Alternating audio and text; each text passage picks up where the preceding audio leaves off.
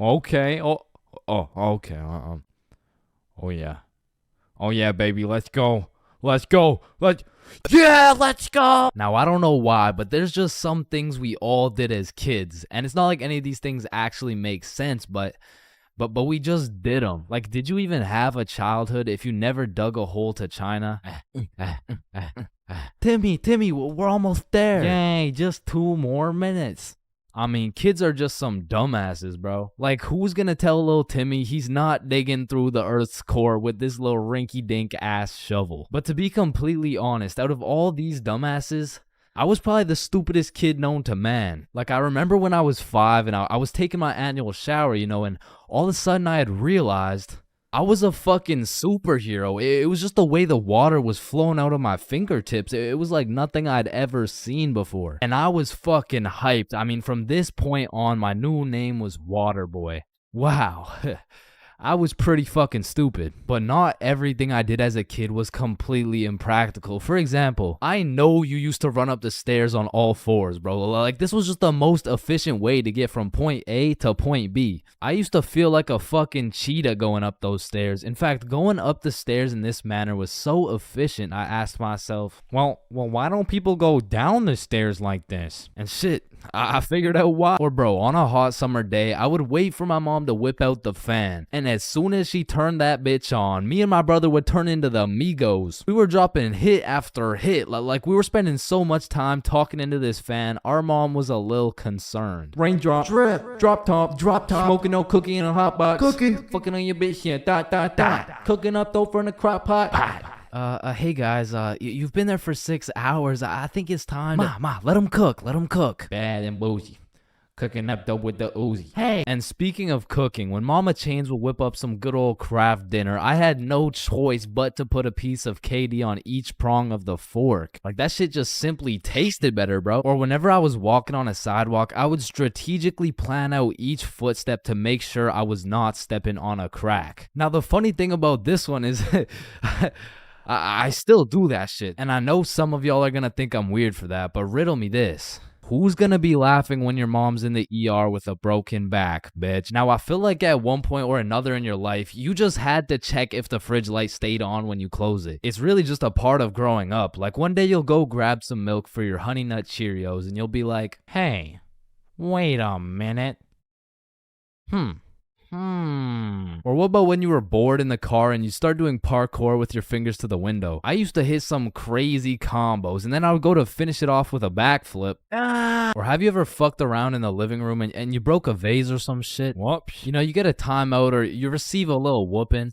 Now, coming out fresh off that whooping, this shit could only go one of two ways. Either you bawl your eyes out and play with this fucking thing for hours, or you would plan to run away, bro. That was it. That was your only options. And I had a few of those moments where I was ready to dip. I would pack an apple and my trusty Minecraft sword for the trials and tribulations to come. And then I would look my sweet mother in the eyes and realize, shit, she's making mac and cheese tonight. I can't leave yet. And you have simply not lived if you never hid a DS under your pillow at night. Like for me, the Mario grind was 24/7. There was no sleeping. But I'm not gonna lie, I had some close calls trying to pull that shit off. Good night, Chains. Sweet dreams. Good night, Ma. Love you. Love you too.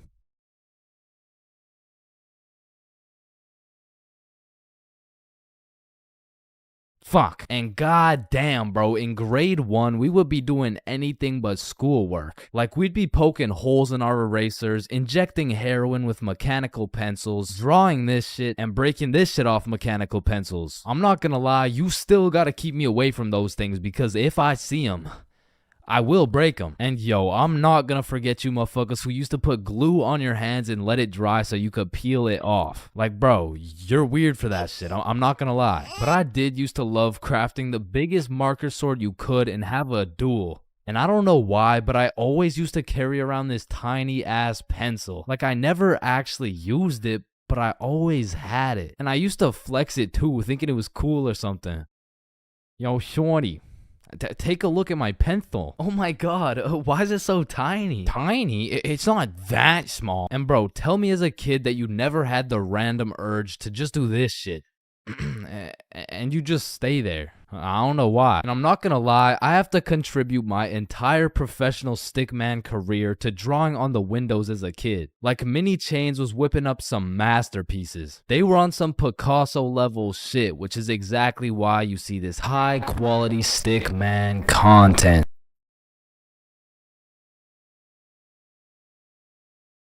Now, I really don't have many fears, but there are 4 things that I would say I'm truly scared of, which are sleep paralysis, being flipped over while I'm in a porta potty, this thing, and public speaking. And honestly, I can't even really explain why I'm scared of public speaking. I mean, sleep paralysis, you'll have demons chilling in your room while you can't move. The whole porta potty thing, that's just some traumatic shit. And this thing is fucking terrifying. But there's just something about talking in front of more than 5 people that has me shitting bricks. Like, my brain will start showing me the absolute worst case scenarios possible. Hi guys, my name is Chain. Get off the stage, loser. No one likes you. Ow. Hi guys, my name is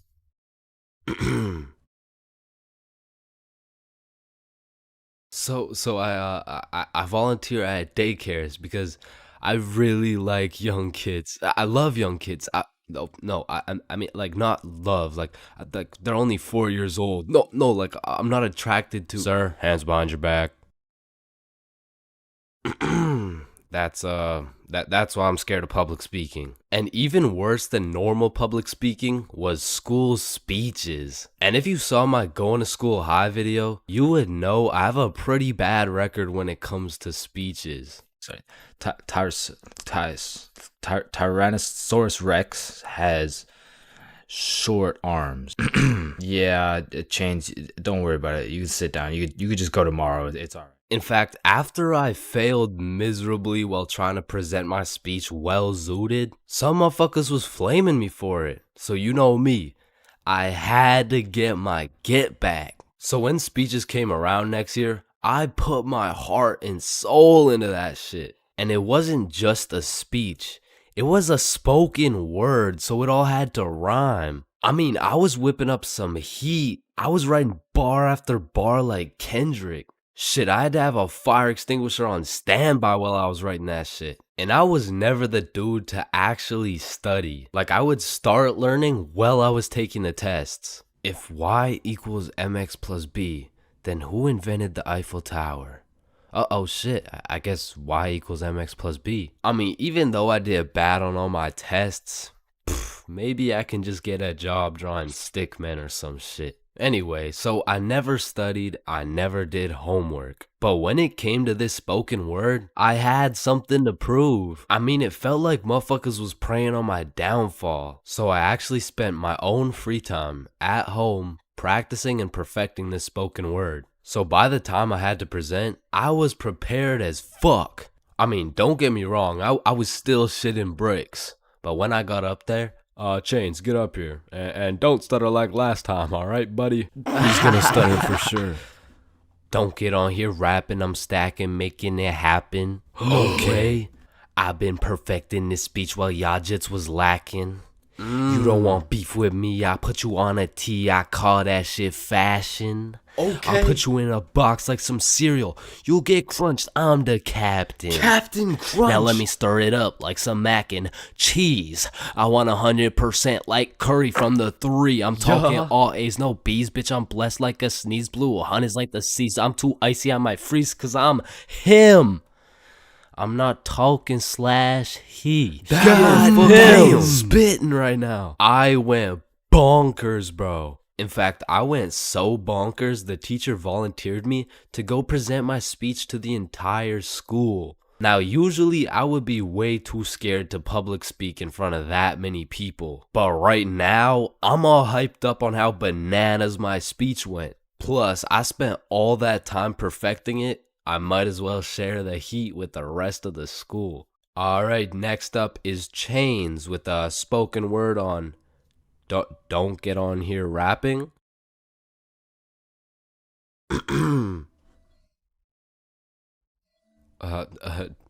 Don't get on here stacking. I mean rapping. Stacking. I'm happing. You don't want beef with me because, quite frankly, I will put you on a t-shirt. I mean, you could call that fashion. So, thank you guys for having me. I fucking fumbled. I folded under the pressure, bro. With the entire school watching my fear of public speaking absolutely crush me. And that is the reason why I have a fear of public speaking.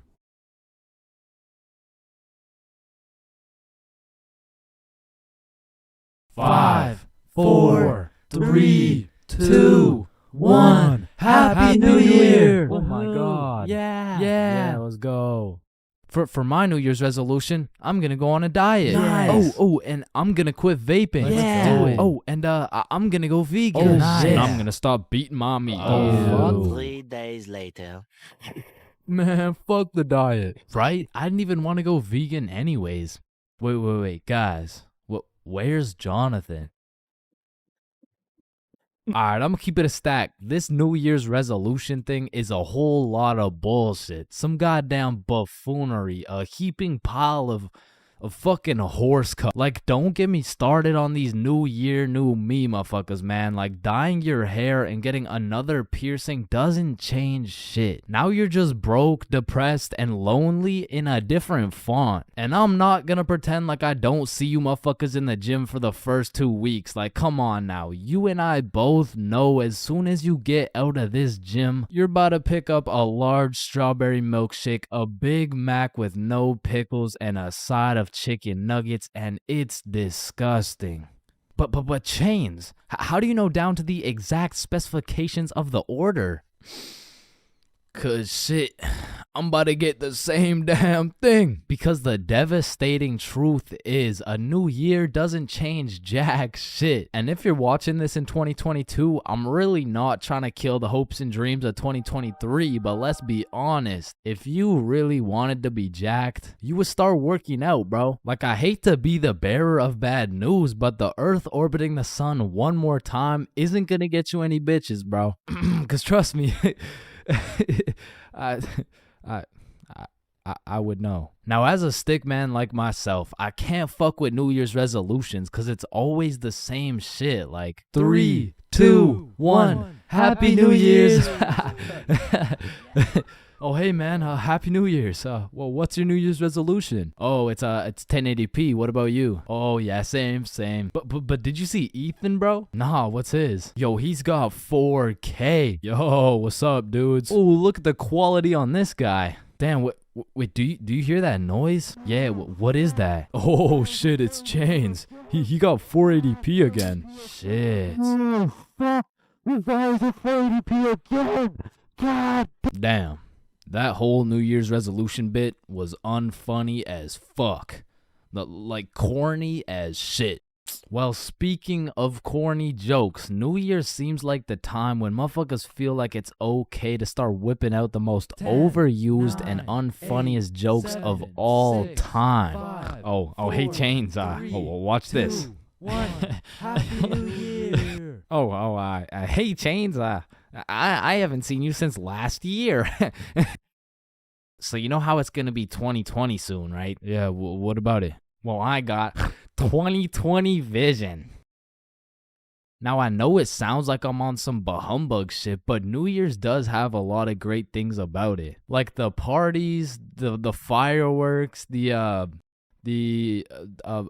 parties. And so you may be thinking, Chains, why are you like the Grinch of New Year's resolutions? Why do you hate New Year's resolutions so much? Well, the truth is, my hatred for New Year's resolutions dates way back to 2016. It was December 31st, New Year's Eve, 11:59 p.m. This was the very day when a young, hopeful Chains decided my New Year's resolution would be to acquire a girlfriend. I tried, but as 2022 comes to an end, my girlfriend remains unacquired. Oh, fuck. Come on. You know what they say, there's a first for everything, bro. Like your first steps, your first dance moves, your first words. Dada. Hey, would you look at that? We gotta get some milk. I'll be right back. Your first stepdad. New dada. Yeah, nah, I'm head out too, actually. And your first kiss. Man, the things I would do to go back and completely erase that shit from existence. Bro, all these Disney movies I was seeing as a kid had these first kisses turning ugly ass frogs into some fucking giga chads and shit. Like, spoiler alert. Fucking ribbon. And on top of that, the fact you have to close your eyes, like, bro, imagine you're learning how to golf and you're about to take your first swing and these motherfuckers are like, yeah, now do it with your eyes closed. bruh, this is my first time. What do you expect to happen? Like, honestly, my first kiss is top 5 worst Chains moments of all time. And let's just say it's not 5 or 4. Or 3. That shit was really bad, bro. So with that being said, this story takes place in grade 7, which is the year I got my first girlfriend. Now, I told this story a few months back, but I purposely left out the part of my first kiss. Well, gosh diddly darn, Chains. Why would you do such a preposterous thing? And the truth is, I was planning on taking this shit to the grave with me, bro, but fuck it. Sometimes you just gotta let the world know. Okay, you're right. I got something to get off my chest. Epstein? Wait, with the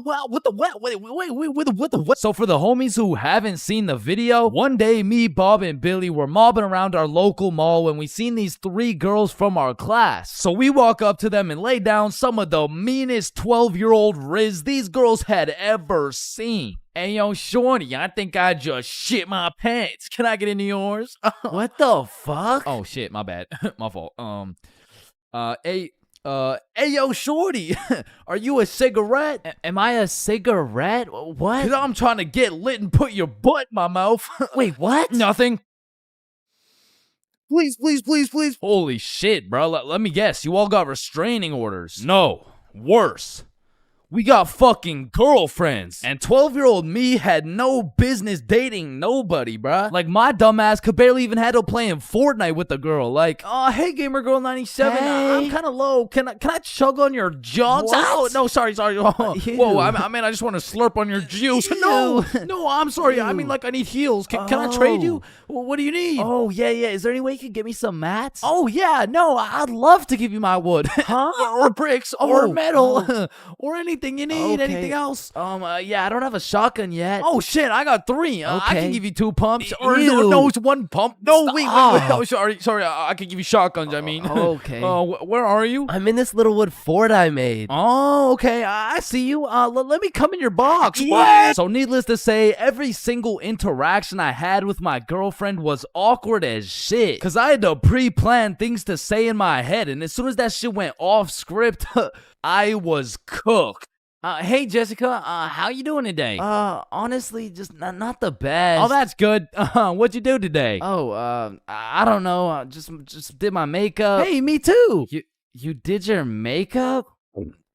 Yeah, we have so much in common. Have a nice day. Fuck! And on one Friday after school, me, Bob, Billy, and our girlfriends all went to the mall together as we did every single day. But on this specific Friday, we rubbed together a few brain cells and realized, yo, do you got money? Nah. You got money? 0. You got money? I'm broke. You got money? No. You got money? Yo, why are we at the mall? I don't Damn, know. that's a good Thought about question. it. I mean, we could all go to my house. Oh, Yeah. shit, let's do it. And so, of course, as the good kid I was, I text my mom to ask her to go. Greetings, mother. I would like to know if it's in the realm of possibility that you would be so kind to grant me your permission to visit the household of my dearest acquaintance, Nikki. Looking forward to hearing from you. Your favorite son, Chains. And I immediately get a call. Let me speak to her parents. Now, I, Chains for real, have never dated a 12-year-old boy in my life, and I honestly don't plan on it. But even in grade 7, I could use my logic and reasoning skills to understand if your boyfriend had to get his mom to talk to your friend's mom for permission to slide to the crib, instant ick, bro. There's just no way. She'd probably break up with me on the spot. So I'm doing anything I can to not let that happen. Hey there, Miss For Real. This is Nikki's mom. I just want to let you know Chains and his friends are welcome over anytime because they're Because they're goated with the sauce. Shit. Oh, hey, Nikki's mom. Sorry, it's kind of hard to hear you over all this bullshit. You're not allowed at her house. Come home now. Chains, are you coming? Look, Mom, I'm not gonna lie, you gotta lock the fuck in right now. This is the first time in my life I ever been invited to a girl's house and there's cheeks up for grabs. Like, Mom, this is my only opportunity. If you don't let me go, the for real bloodline might just end with me. Okay, listen, Chains. I'll let you go this time, but you have to be home at 9 p.m. sharp. Yay, thank you so much, Mom. Now, I'm paraphrasing, but the point is she let me go with a curfew of 9 p.m. So all 6 of us leave the mall, hop on the bus, and get off at Nikki's house. We go inside, sit on the couch, and now it's even more awkward, bruh, because instead of walking around the mall, all we had to entertain ourselves was ourselves. And just like any other awkward middle school scenario, that shit went like... So, truth or dare? Yeah, That's I'm exactly down. what I was thinking. And my heart instantly dropped, bro. Cause I knew if I picked Dare, I would have to kiss Jessica and shit, bro. That's a whole lot scarier than playing Fortnite with Gamer Girl 97. But regardless, Nikki starts the game of Truth or Dare. Hey, Billy, truth or dare? Yo, Truth. What's your favorite color? Blue. Oh, what? This shit's not even bad. Okay, then Chains, truth or dare? Truth. No. What do you mean? No, it's truth or dare. I said truth or dare. Dare. What the fuck? Okay, fine, dare. You have to kiss Jessica. Bro, this time it wasn't a pickup line. When I say I just shit my pants, I mean not literally, but metaphorically, I was shitting bricks, bro. And when I turned to Jessica, she's just sitting there straight-faced as fuck. So, Jessica, are you down? like hypothetically speaking, of course. Mm-hmm. Okay, I'm going in. sorry. Let me just, Hey, bro, I'm not gonna lie, this is fucking weird. You guys are just watching and shit. Like, I don't know, it's just kind of... Oh, so if we weren't watching you do it? I mean, yeah, I would actually. Wait, what the fuck? Every single one of these motherfuckers ran to the corner and started staring at the wall like, Did you do it yet? We're not looking till you do it. yo, hurry up, dumbass. So now I got all this pressure on me to do this shit, but Jessica's out here looking at me like, hey, how was your day? Yo, shut the fuck Just up. kiss her already. What are you yapping about? And Oh. I deadass didn't know how to go about it. I ended up sitting on this couch, nervous as hell, awkward as hell, looking stupid as fuck for 20 minutes, bruh. Now, 20 minutes in general doesn't sound that long, but imagine sitting on a couch in complete silence with everyone just... Bro, just watch this.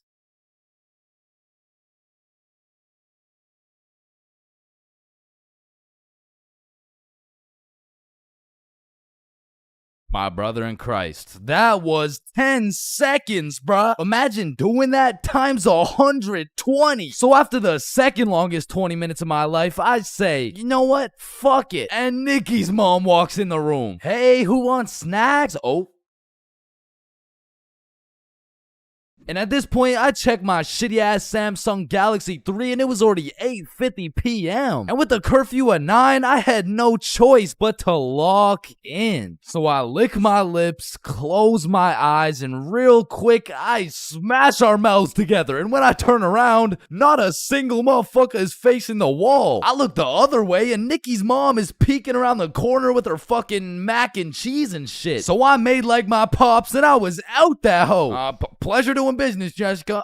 Wait, what? Where are you going? Thanks for having me, Nikki's mom. What the hell was that? And I proceeded to sprint home, making it home at 8:59, exactly 1 minute before my curfew. And that night, when I went to bed, I couldn't sleep, bro. I haven't been able to sleep since. Damn, I should have taken this shit to the grave with me. Fuck.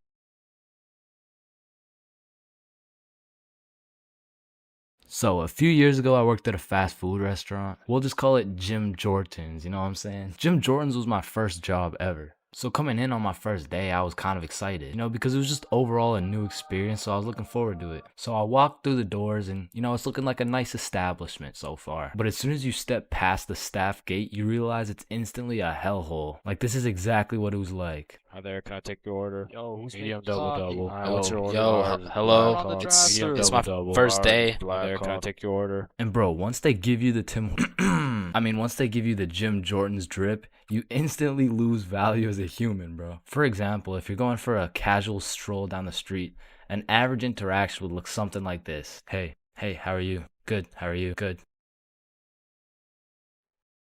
Just average small talk things. But once you throw on that Jim Jordan's drip, hey, what can I get for medium black coffee?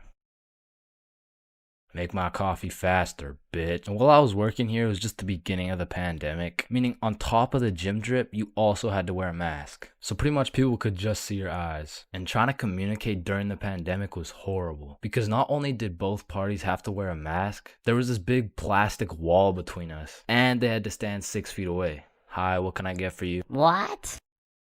I said, hi, Huh? Ma'am, what can I get for you? Oh, I'm good. Thanks for asking. Oh my god, bro.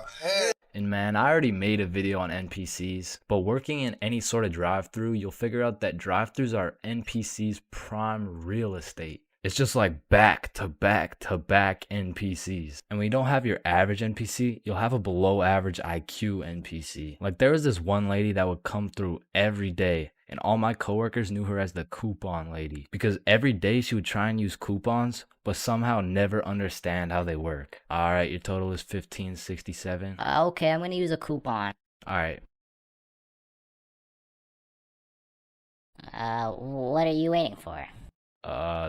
The coupon? Oh, it's just at my house.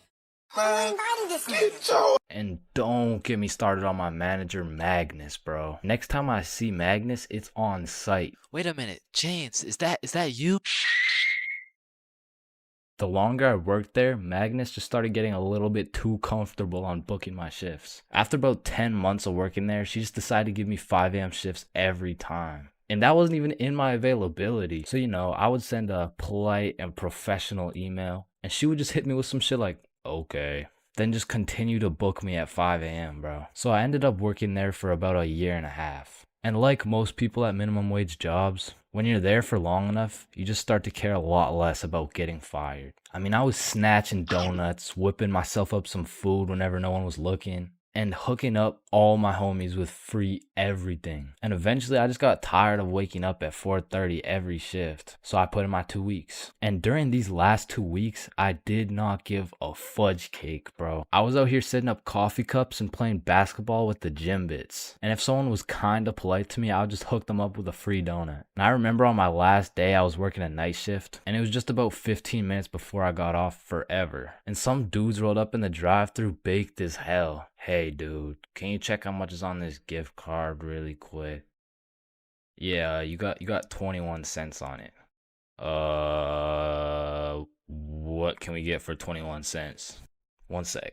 I just went to the back and cleared the shelves of every single donut in sight, and I just sauced them all for free. Yo, thank you so much, dude. You're the GOAT. Can't believe this cost 21 cents. So yeah, that was my experience working fast food, and it's definitely not fun, but I feel like it's a valuable experience. Because now that I know I hate working there so much, I'm gonna work hard enough so you will never catch me working in fast food ever again, bro. Here at Stickman High, we understand the importance of learning. That's exactly why our new curriculum has been perfected to accelerate the learning of each and every student. Like, hey, look at this kid. Wait, what? Look how big his head is. It must be full to the brim with all that knowledge we provide. Hey, it's not that big. No, it's pretty fucking big. Anyways, let's take a look at how the new curriculum pushes our students in the weight room. Oh, wow, impressive. See, I didn't even know legs could bend like that. They can't. All right, stop recording. Stop the recording. Stop the recording. Stop the recording. All right, Stickman High, welcome to the new curriculum, and let's study those textbooks. All right, class, are we ready to learn about this new curriculum or what? Or we could just do a Kahoot? Yes, sir! That's what I've been waiting for. That's what it's all about. Yes, sir! Man, I fucking love Kahoots, and I don't study for shit. Bro, I feel like Kahoots are the exact equivalent of the good old here comes the airplane trick. Like, yo, you want a Brussels sprout? Aw, hell nah, bro. Those are disgusting. Oh, shit. Alright, but here comes the airplane. Hey, Chains, you need to study for this history test. Hell nah, bro. That shit's boring as hell. Okay, yeah, but What? The Declaration of Independence was signed on the Georgia. Because personally, I didn't give a single fuck about what we were learning in school. But I swear they infused the Kahoot music with Adderall or like crack or some shit. Because a game of Kahoot used to have me all the way locked in. And I would be grinding my way up those leaderboards. Like I'd make it to 3rd place and then 2nd place and then 1st. And then the teacher would throw in some bullshit like, now what position was Abraham Lincoln conceived in? So I go for the safe answer, and all of a sudden I dropped 14 places, and I'm getting passed by goddamn Dildo and Duncan McCawkiner. And the teacher's over here yapping about, yeah, guys, you should know this one. It's chapter 13 in your textbooks. Like, bro, why the actual fuck should we know this one? But in these Kahoots, people were coming up with the most outrageous names of all time, bro. I remember anytime a teacher will pull up a Kahoot, the first names will start off normal as hell. Jessica, Eric, maybe a little Bartholomew. But as soon as one dude drops a name that's ever so slightly comical, every single name after that ends up being more and more out of pocket than the last. It's like a competition to see who's gonna push that shit the furthest. Like Richard Long quickly turns into Ben Dover, which nicely parlays into Hugh Janus, which passes it over to I Swallow Cum, who alley-oops it for Wilma Dickfit, which eventually somehow always ends up with the teacher just catching mad strays. Like somewhere along the line, that shit goes from Dixie Normus to Miss Jackson's built like Mike Wazowski. Alright, who said I'm built like Mike? I remember I had this teacher who used to love Kahoots. Shit, she loved her Kahoots so much, we'll call her Miss Cahooters. Nope. Nah, we're not actually doing that. We're not calling her that. I think we'll just go with Miss Kahoot. You know what I'm saying? I think Miss Kahoot works just fine. And every Friday or so, we would walk into Miss Kahoot's class, and she would have a Kahoot pulled up smiling from ear to ear. Which I'm not gonna lie, was really sad to see. Not because she was smiling, but because I knew in 20 minutes tops, that smile would turn into straight anger, bro. Hey class, happy Friday. We're gonna do another Kahoot because I know it's a class favorite. Just please, everyone be appropriate. DJ Bustanut, are you serious? In my 22 years of teaching, I have never. And I felt bad for Miss Kahoot, you know, like I really did, but it was low-key her fault for running it back so many times. Cause DJ Bustanut just couldn't stop catching these dubs, bro. He was a dog. But nah, I really do feel Miss Kahoot, cause sometimes even Kahoot pisses me off, bruh. Cause picture this, I'm here grinding out these answers, giving it my all, even cheating a little off that one smart motherfucker with the big ass laptop, but I still get a few answers wrong, you know, nobody's perfect. But imagine my pain as I read my screen and find out I'm 76 points behind fucking Sebastian, bro. And I look up at Sebastian and this motherfucker doesn't even know what he's playing. He's just happy to be here and shit. But there's only one feeling worse than being 76 points behind Sebastian, and that feeling always came from the easiest questions. It would be like, oh, what? This is a little too easy? How do you say hi in English? And you're trying to speedrun this shit, so you click the first thing that kind of makes a little bit of sense and the answers come up, and you're the only motherfucker to get that shit wrong. No, dumbass was a Konnichiwa. And everyone's looking around for who got it wrong. Like, yo, whose dumbass got that shit wrong, bruh? Top facts, bruh, type shit. Dumbass type shit. The fucking dumbass. Chains? Were you the dumbass who got that shit wrong, bro? Me? Dumbass? Nah, shut up. Shut the fuck up. Nah. It was probably it was probably Sebastian, bro. Just look at that motherfucker. And I feel like there's only 7 types of people in class when you're playing a Kahoot. And the first is Dover. Bend over. We all know him and we all love him. He's got a smart name, but not a smart brain. He might get the first answer right, but then he falls off the face of the leaderboards, never to be seen again. But on the leaderboards, we got Genius George. Cause George actually studied the material like a well-prepared and studious nerd, bruh. Cause George was the type of dude to be like, Calculate for the common denominator. oh man, this one is too easy. Like, bro, if you don't shut the fuck up, I'm about to commonly dominate that ass. No, it's called a denominator. Oh, I know. And I swear every game of Kahoot had that one person who took their sweet time to answer every single question. Like, it could be 1 + 1, and this motherfucker would be 30 seconds deep into the question, like, okay, 1 + 1. Is it a trick question? No, just answer the question. Oh, okay. 1 + 1 equals. The answer's 2, hurry dumbass. up. Okay, can I use a lifeline and phone a friend? All right, chat. How do we kick Jasmine out of the lobby? And then we got Flying Fuck Frederick. And Flying Fuck Frederick doesn't give a flying fuck. Dude will give his best shot at the first question, and then he's aborting mission and playing some goddamn Clash Royale. And then there's always that one dude yelling out the wrong answers. All right, what's the biggest mountain in the world? Ooh, I know this one. Chains. It's blue, bro. Trust. Oh, shit, bet. Wait, no, I meant red. Sorry, my tongue slipped, bro. My bad. Bro. Oh, and it looks like Chains is off the leaderboard. Everyone, let's point our fingers and laugh at him. And we got the radiating Redditor. And I say radiating because that boy is radiating the most profuse body odor known to man. And I don't know, maybe it's all a part of their strategy to win because that shit throws you off your game, bro. They'll be invading your nostrils with a concoction of Doritos, Skibbity Toilet, and Badussy. And if you've ever played against a Redditor in a game of Kahoot, you may be wondering, yo, how is this dude getting every answer right while sitting back drinking Mountain Dew watching Best Sigma Moment compilations? And the answer is he's cheating, bro. And not the normal kind of cheating either. This dude's using a Kahoot bot to get every answer right. And now you may be thinking, nah, why would someone cheat on a Kahoot, bro? It's not that serious. And that's facts, but the thing is, the prize was a gummy bear, and this dude can't leave no calories behind. And then we got the casual Kahooters. Fuck, I gotta stop saying that shit, bro. I was trying to say we got the people who just play the game. They got normal names, they guess some right, they guess some wrong, but at the end of the day, they probably still get their shit yelled at, all because DJ Bustin' couldn't stop catching these dubs.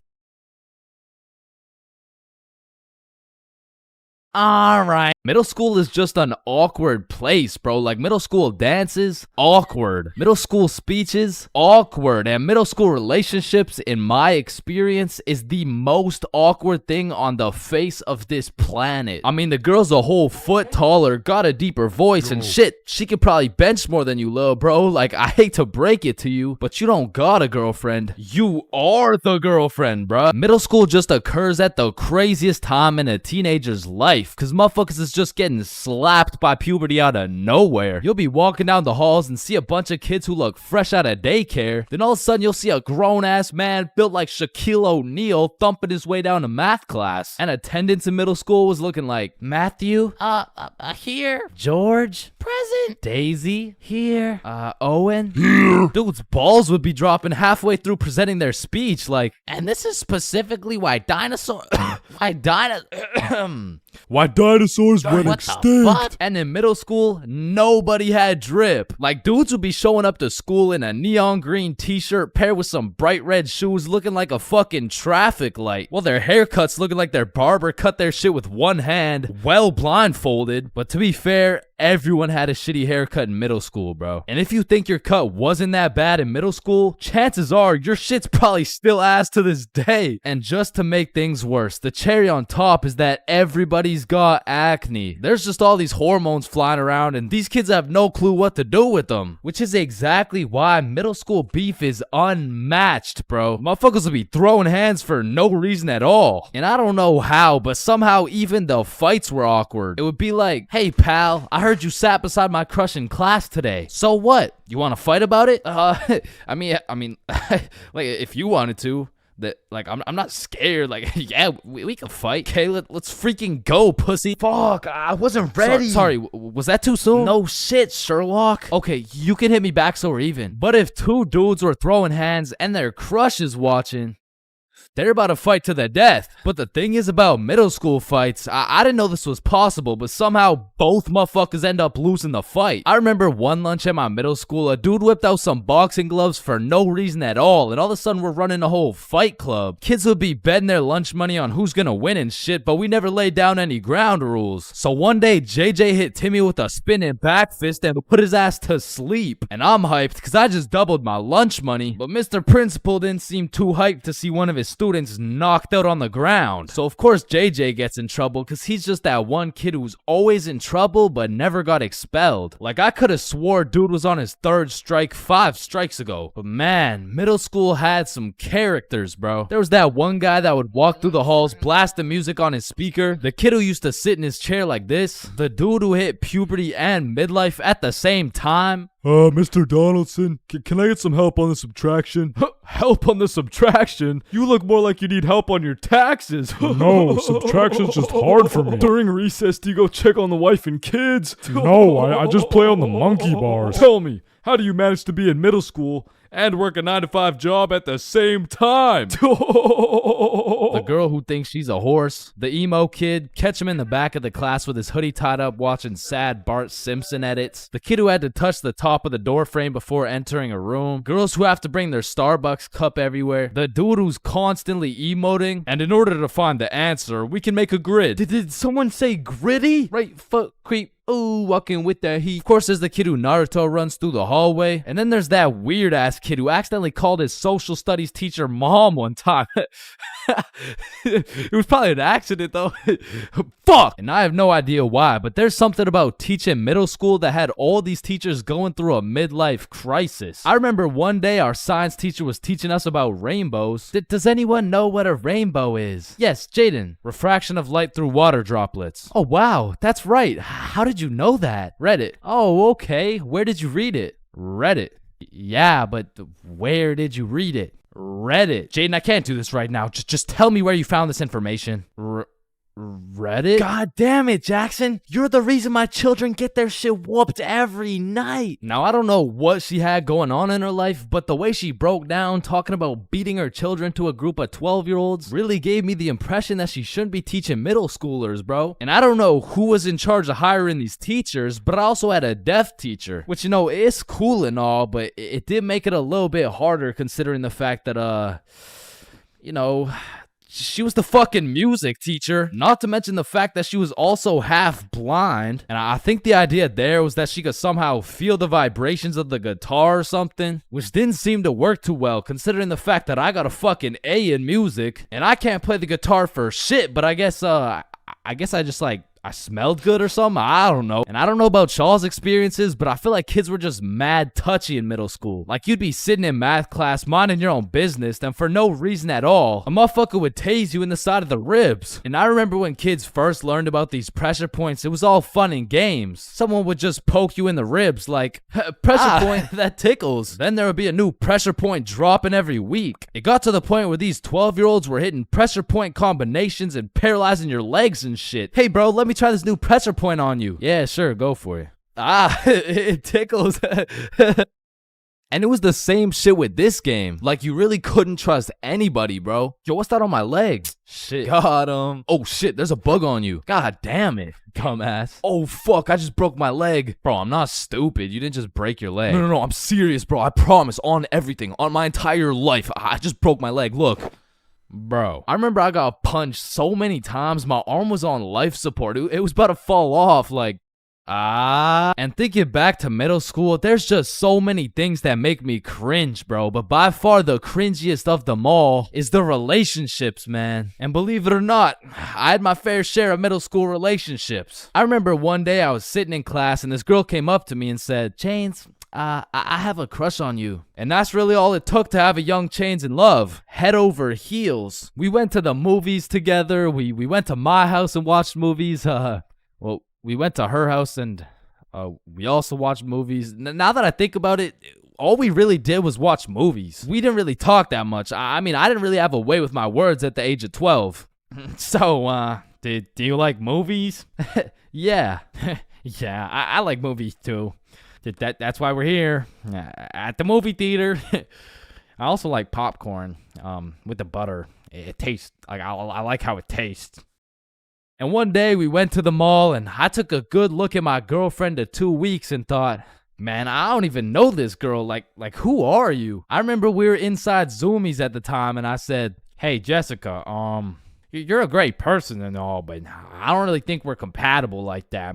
Maybe we should just break up. Which was probably the most words I've strung together during the entirety of our relationship. And she says with the straightest face, oh, okay. And then we proceeded to walk out of the mall and bus home together without saying a word. And I remember lying in my bed that night and thinking to myself, damn, I think I'm supposed to be sad right now. So I threw on my hoodie, tied it up, and watched some sad Bart Simpson edits.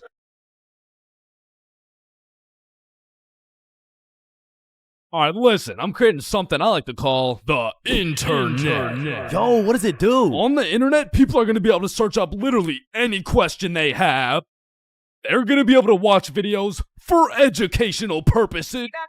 And the craziest achievement yet, you can communicate with literally anyone across the entire world. Bro, this is going to change the world. Bro, I'm not gonna lie, the internet is 100% one of the greatest inventions of all time. Like, that shit's up there with the light bulb, the airplane, the Testacuzzi. Like, they're all groundbreaking inventions, but the internet just has to be number one, bro. Like, imagine telling a caveman you had a magical box where you could make anything pop up in 2 seconds. Yo, Caveman Dave, I got a magical box where you can make anything pop up in 2 seconds. Oh, shit, cool. Do you know her or something?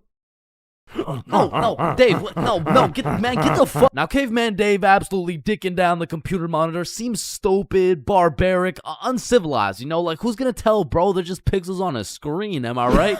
Facts! Yo, Caveman Dave is a dumbass! Facts! Yeah, no, let me see your search history. You know, we don't gotta do all that. You know, oh, okay. Monstrous KFC mukbang. I like KFC. Fat motherfuckers eating a lot of food. I was hungry. Yo, big butt booty Latina oiled up, shaking that diggity dump truck, dog. What are you searching? Okay, listen, like my finger slipped. Yeah, bro. 2025 is the weirdest time to have access to the internet, and that's just cause everybody has that shit. Like, I got it, you got it, my grandma's got it, Kanye's got it. Man, you and your grandma. Kanye still got it. And I fucking hate so everything, and I'm done. Okay, yeah, well, not anymore, but I don't know if it's just me, but recently the internet has been getting more and more out of pocket, bro. Like, I'll be having a fantastic day, just chilling, until I pull up Instagram and see some shit talking about, imagine your car declines at the abortion clinic and the doctor start nutting in you. Yeah, this motherfucker's never getting a job, bro. Like, his digital footprint's up there with fucking Kanye, bro. Ah, hell nah.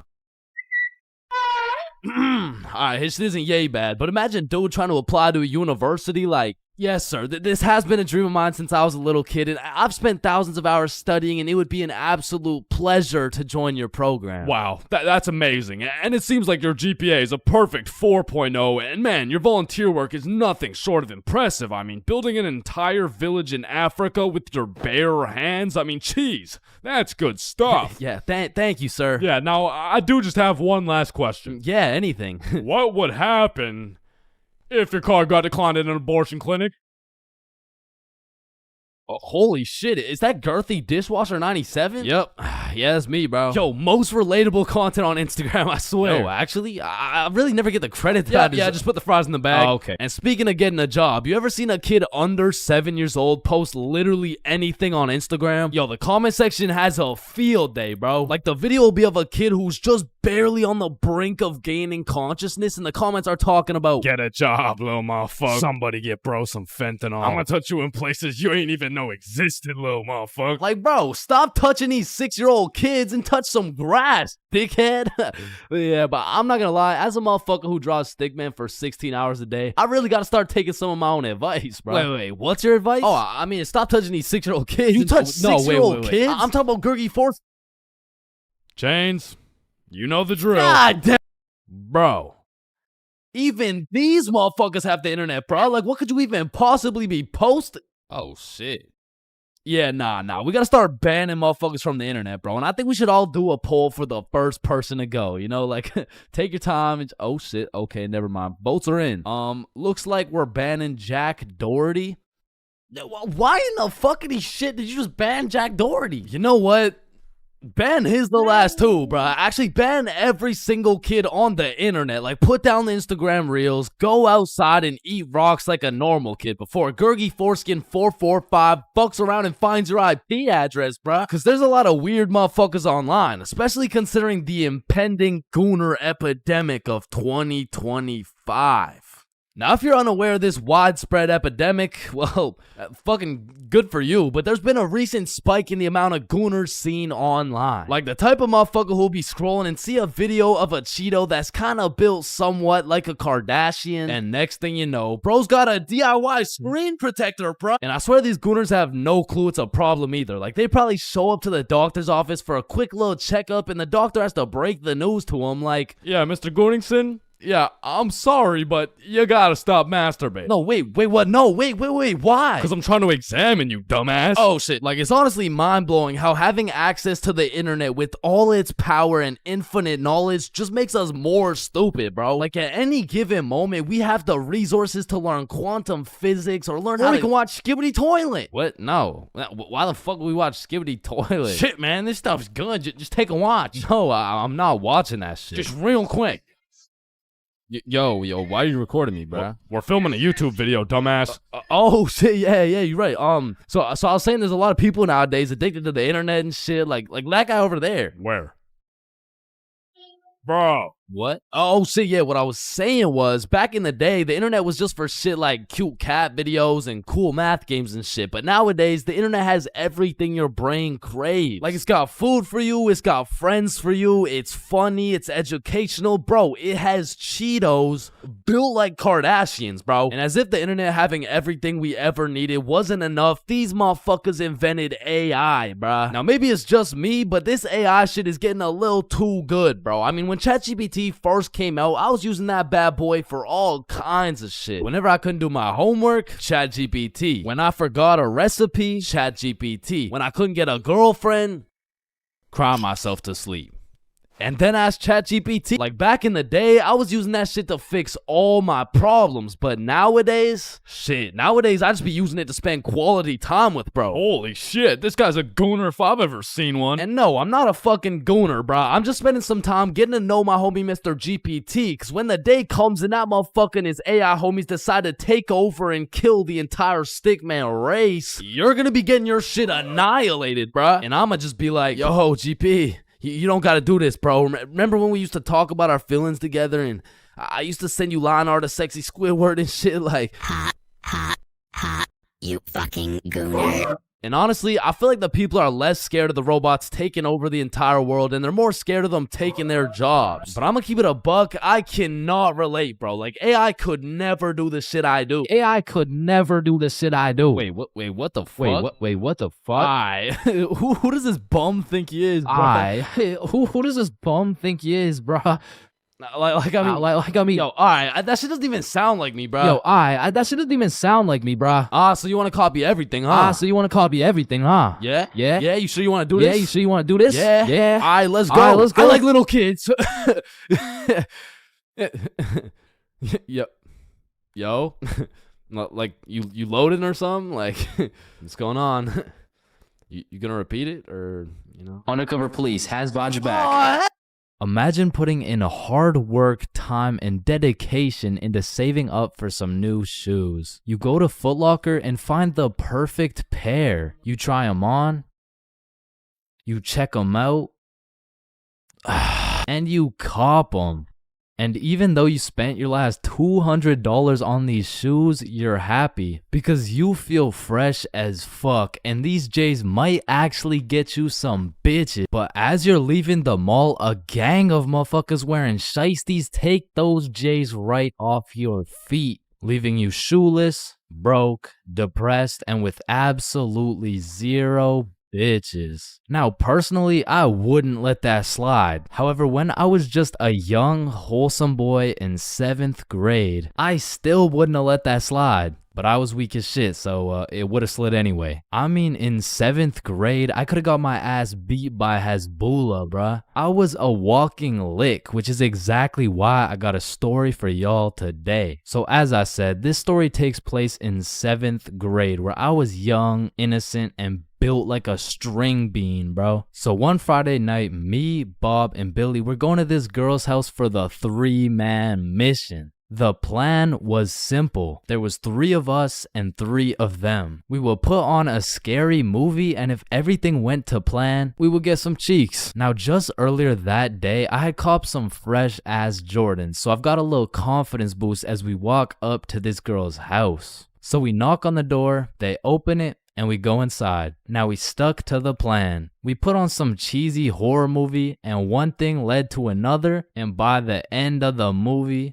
Bob had all 3 girls, bro, and me and Billy were in the corner playing Bloons Tower Defense. Don't ask me how this shit happened, I don't want to talk about it. So after hours of me and Billy straight fumbling, we all decided to go home. And although I was a little disappointed in my performance tonight, I put on my brand new uncreased Jordans and I remembered, damn.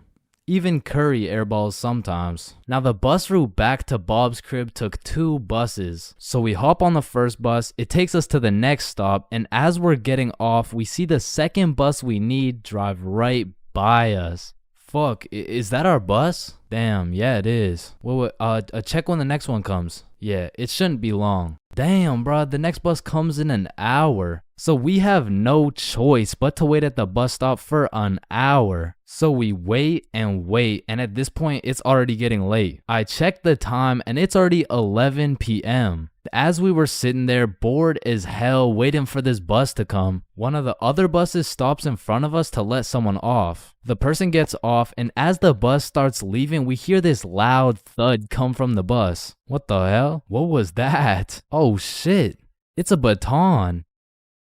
And as we're analyzing this baton that seems to have fallen out of the sky, some motherfucker wearing a shiesty walks up to Billy like, "Give me that shit," and straight snatched the baton out of Billy's hands. And Billy froze up. Bro was scared shitless, straight bamboozled. And the way the bus stop was set up was there was a main road, the bus stop, and behind the bus stop was a small hill with bushes on top. And when I say this shit looked like something out of a movie, I mean this dude wearing a shiesty walks back up to the top of the hill and a group of 5 other dudes walk out from behind the bush and they're shiestied up too, bro. They had to have been in at least grade 12, and to a 7th grader, that is scary as fuck. And I was no genius, but as that group of shiesties came out of the bushes looking like a GTA 5 cutscene, I came to the consensus that they were up to no good. Yo, those Jordans are looking my size. And this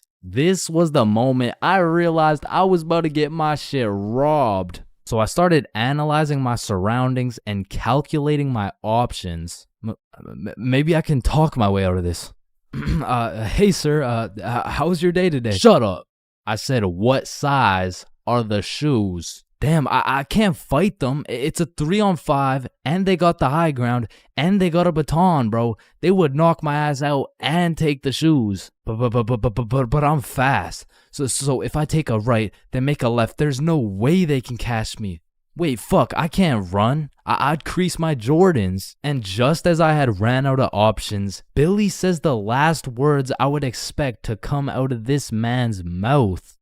Wait, Ethan? Yo, who the fuck? Oh shit, Billy. Oh, I didn't know it was you, bro. Man, Ethan, you had me scared for a second. Damn, man. My bad, pimp, my bad. No, you're good. How's your mom doing? Oh, yeah, she's doing good. Yeah, it's great to see you, man. Yeah, you too, bro. See you around. All right, peace out. Y'all, don't worry. I seen a kid over there with some new forces we could snatch. Oh, bet. Yes, sir. I bet. Man, he's a good dude. Nah, bro. He just tried to rob me. Who the fuck was that? Oh, that's my longtime homie Ethan. Why do you know him? Oh, yeah. We went to the same preschool. Same preschool? That dude looks 20, bruh. Oh, yeah, no, he is. He just got held back a few times. Held back in preschool? How the fuck do you get held back in preschool? Oh, he used to beat up the other kids and then take their toys. Oh shit. Makes sense. So we bust back to Bob's crib, and as we're walking to Bob's front door, I stepped in mud.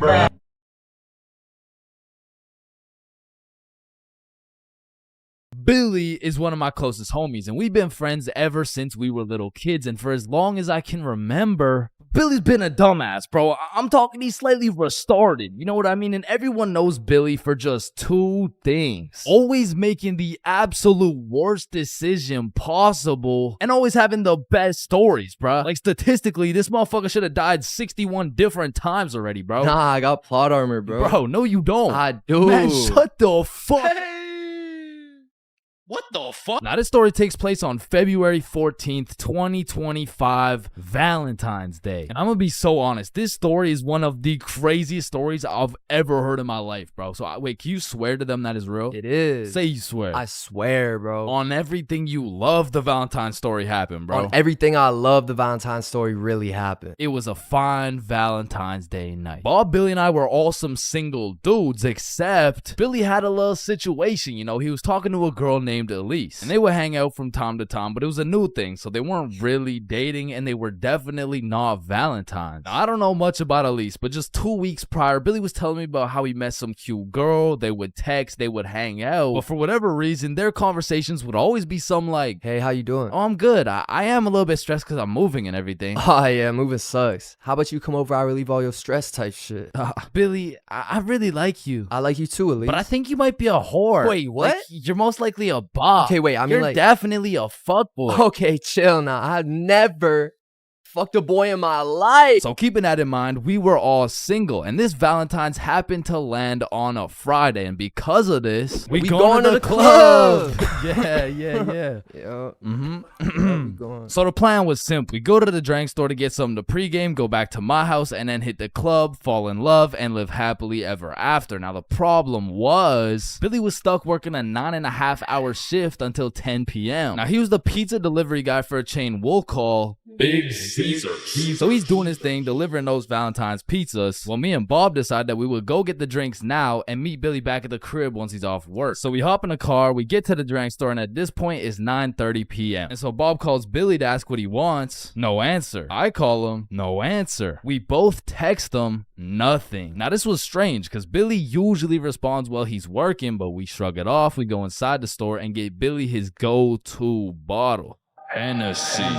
So we go back to my house and get to my room at about 10 p.m. and still no word from Billy. So we're waiting for a good 20 minutes and then I get a text message from Billy. The craziest shit ever just happened. So I'm like, what happened? Bro, it's so crazy, I need to tell you in person. So Billy whips it over to my house, kicks down the door, and instantly starts breaking down the craziest plot I've ever heard, bruh. Yo, listen, this story takes place 1 hour ago. It was 9:30 p.m. and Billy was finishing up a long 9.5-hour shift with his very last delivery of the night, but the problem was his phone was on 1% and he didn't even have a charger. So Billy locks in and memorizes all the directions to get there right before his phone dies. So from one side of the city, Billy goes 100% straight off the dome to the other side of the city for his last delivery on this fine Valentine's Day night. Billy hops out the car, walks up to the house, knocks,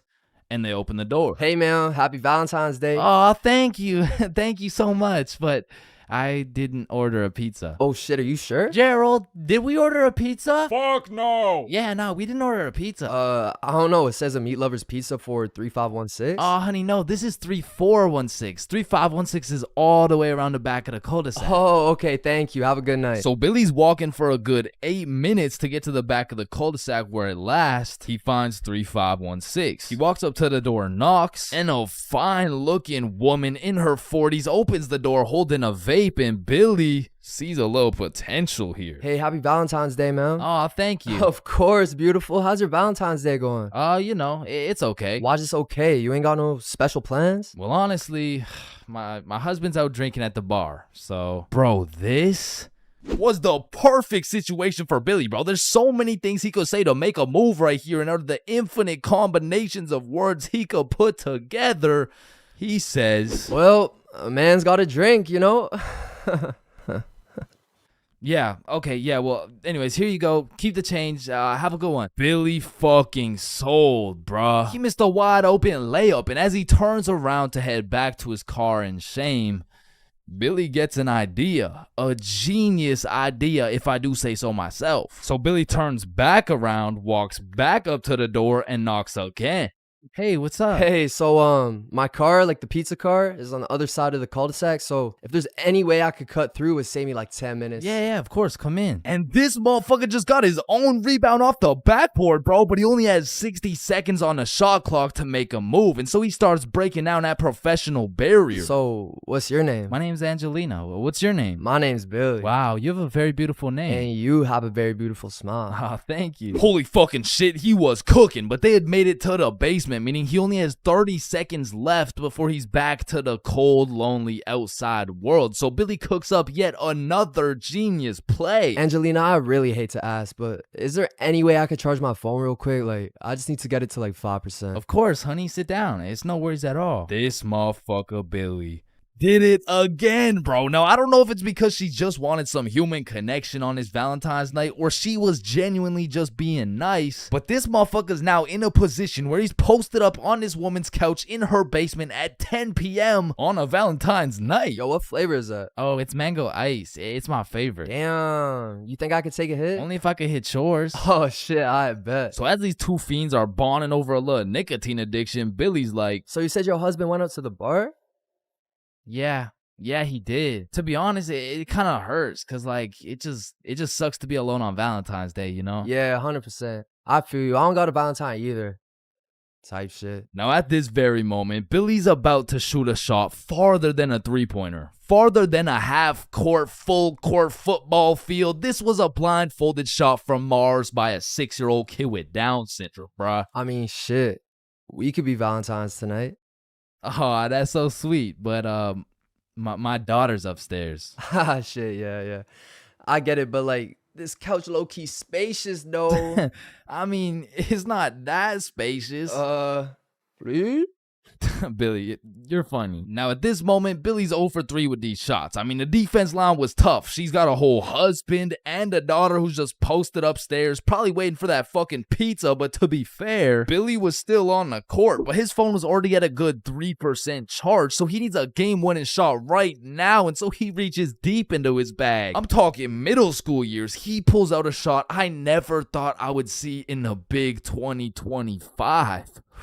This flavor's fire. Yo, let me show you a new trick. Yeah? What is it? Alright, so it's called a transfer. Basically, me and you just transfer the smoke. Okay, teach me. You gotta come closer though, alright? This motherfucker Billy switched the shot, bro, against all odds. Just 15 minutes ago, he was some bum delivering her Big Caesar's pizza. All of a sudden, now she's hot and ready, bruh. And so Billy's making out with some random dude's wife for a good 5 minutes. Then she's like, is your phone charged? Yeah, I appreciate it. You know, let me charge everything. Of course, honey, it's my pleasure. Alright, I'm gonna text you. Okay, drive safe. And Billy leaves this married mother's house after making out with her as the fucking pizza delivery guy. Bro, what the fuck? Billy, are you dead ass? I swear to God. Bro, that story is fucking insane. I mean, shit.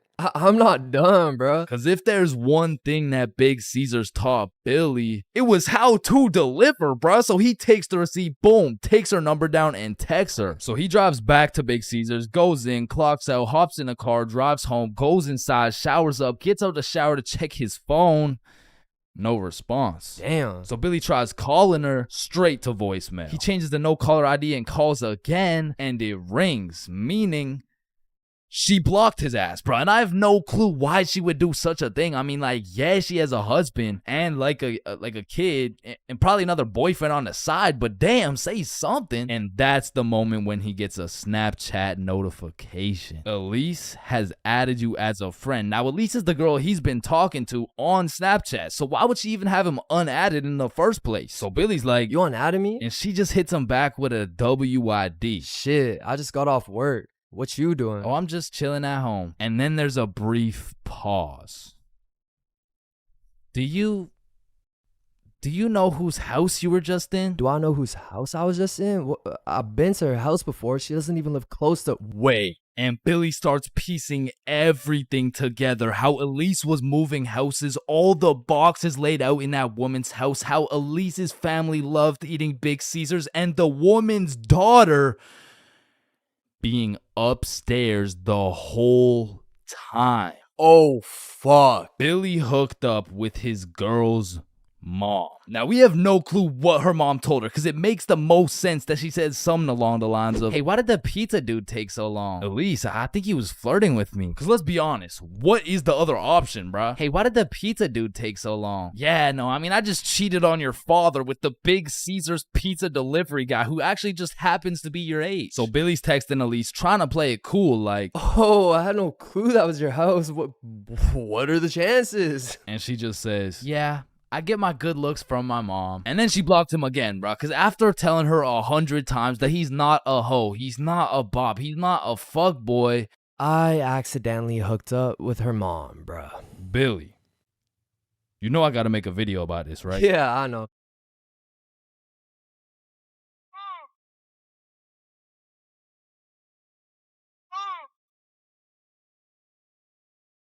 Being absolutely faded in math class is one thing, but pulling up to school while you're hammered, wasted, absolutely plastered is simply a different ball game. Cause there's lots of people who can properly utilize that Mary Jane on a daily basis. For example, tattoo artists. In fact, I feel like majority of tattoo artists would say, it helps me work better, dude. And I would happily trust this man to do his best work knowing he's baked as shit. However, if this dude was wasted, it's a little bit of a different story.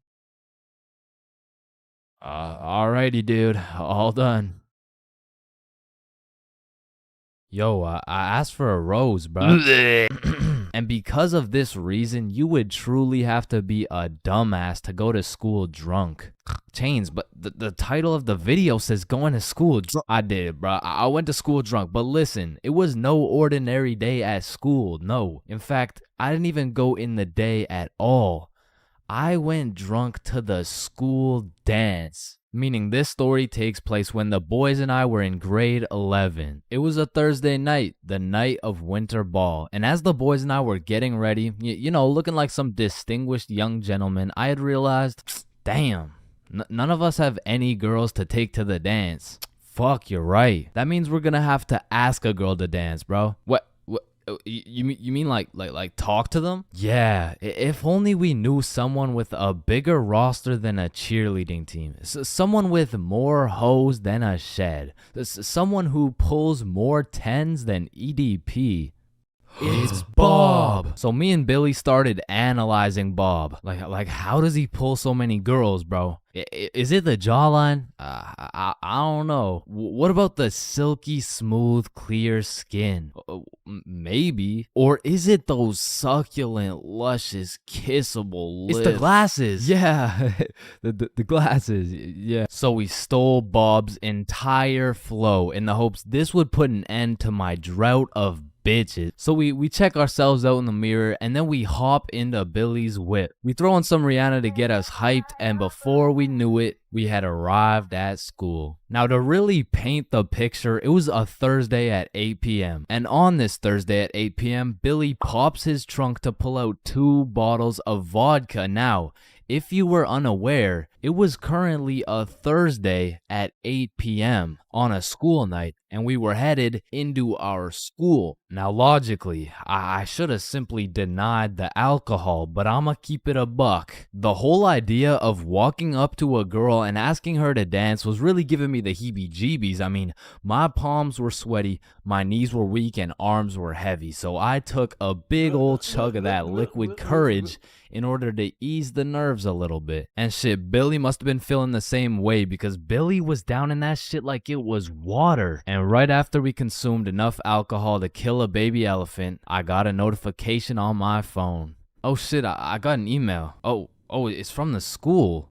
It says, if you come to the winter ball under the influence of alcohol or any drug, you will face suspension and will lose your right to walk across the stage for graduation.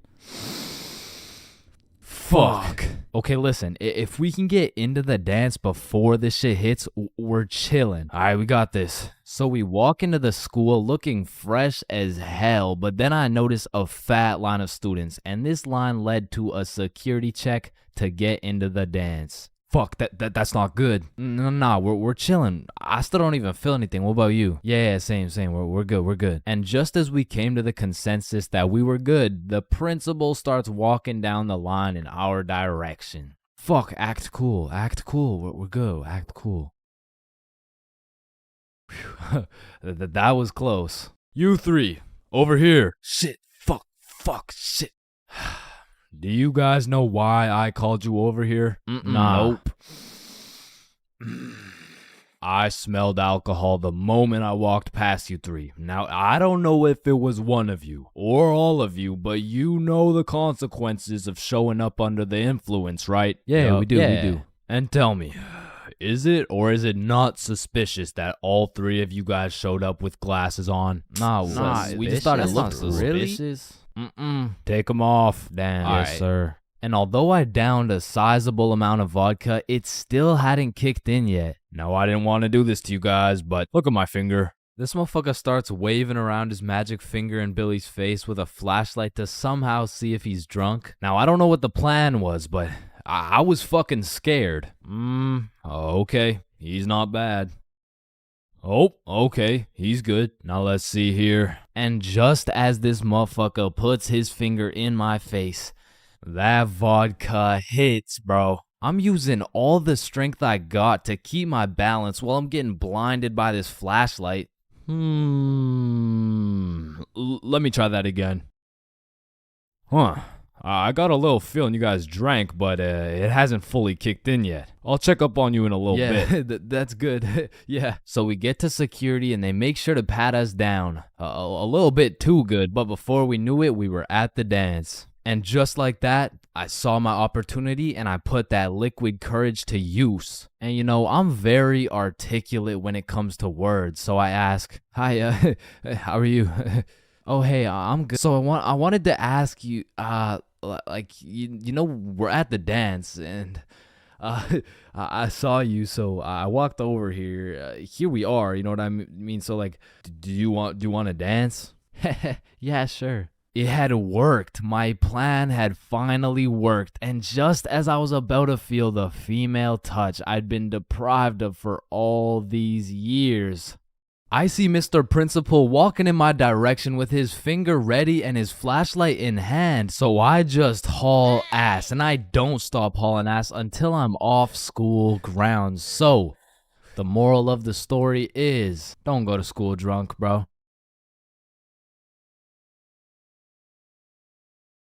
Man, sometimes this world can be a little cold. It can get a little gray, but there is nothing that can bring more excitement and vibrance to your life than having a crush. I mean, it gives you something to wake up for, something to smile for, someone to impress, and someone to be absolutely crushed by, leaving you more depressed than ever before. Which is when you get a new crush. I mean, crushes make the world go around. Everyone's had a crush at some point in time, and sometimes that shit gets too serious. I mean, I've had homies prepared to throw away their entire lives just to impress their crush, bro. Oh my god, look at these big weights. I wonder if anyone's strong enough to lift these.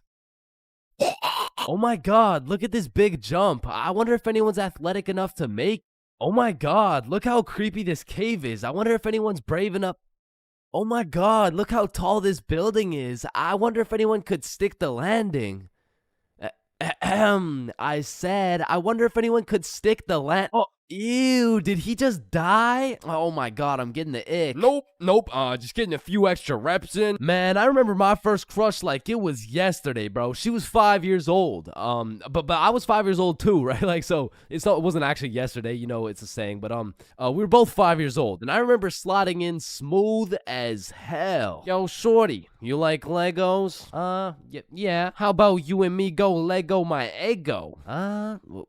what does that even mean? Shit, I don't even know. I seen it in a commercial once. And after that day, me and Rose hung out all the time. We'd be playing Legos, we'd link up at recess, and I couldn't help but let her know how I truly felt. Hey Rose, I like you. Oh, I like you too. And that shit had me thinking, damn, this life shit is easy as hell. I'm barely 5 years old and I already got a wife to raise my kids. Little did my dumbass know life wasn't all sunshine and rainbows, cause when I came to class the next day, I saw Rose playing Lego with another dude. And that was the day I realized crushes cause nothing but pain. Especially before high school, cause let's just think about the 3 possible outcomes. 1, you have a crush on this girl and you decide to tell her, cause what's the worst that could happen, man? You guys are right. Stacy? Yeah, I have a crush on you. You're ugly as fuck. Or 2, you never build up the courage to tell her and end up watching your crush sit in a tree with the faster kid who had the light up Skechers and the Charizard EX. And we all know what happens when Stacy and Jimmy are sitting in a tree. Or outcome 3, you confess to your crush and it's the perfect scenario. I like you too. Now you've officially started your first middle school relationship, which is probably the worst outcome of all, bro. Cause now you've been sentenced to 14 days of relentless cringe and countless awkward scenarios. And I say 14 days because that shit's lasting 14 days max, bro. Hey, Stacy, do you want to be my girlfriend? Yeah, okay. Oh, yeah, awesome. Yeah, awesome. Woohoo. So do you want to like hold hands or something? Yeah, sure. So, Stacy, I've been thinking. I don't think this whole thing's gonna work out. Oh, okay. It's not me, it's you. Oh. Wait, what? Yo, fuck my ass, bro. Or what's even more tough than having a crush in middle school is having a crush on a fictional character, bruh. Cause it's like you'll just be chilling, watching some Teen Titans, eating cereal or whatever. All of a sudden your crush is kissing other dudes right in front of you and you can't even do shit about it. I remember back in my day, I was down horrendous for Lola Bunny, bruh. And I really don't know how I feel about admitting my attraction towards a 2D cartoon bunny, but you gotta remember, this was in the past. Like, this was at least at least 2 months ago. And maybe I'm tweaking on this one, but the red fish from Shark Tale, bruh, she was different, bro. And her name, I think it was Lola as well. Shit, maybe I just like cartoon girls named Lola or something. That's exactly what I want to hear. No. And I don't know about you, but for some reason, whenever I would talk to my crush, it was like I got an instant nerf, bro. I'm talking minus 10 charisma, plus 15 stutter, minus 5 strength, and plus 350% chance of getting put in a random ass headlock. Like I could be in the worst scenario of all time with a girl who has 5 kids and is married to a member of the cartel. And just cause she's not my type, I'll get an instant stat boost that'll have me pulling like Mr. Duke Dennis himself. But put me in a room with my crush and all of a sudden I got the same charisma as fucking McLovin. Hi. Hey, it's 10:33. What? AM. Like in the morning. Like I'm saying, it's 10:33 in the morning. Fuck. And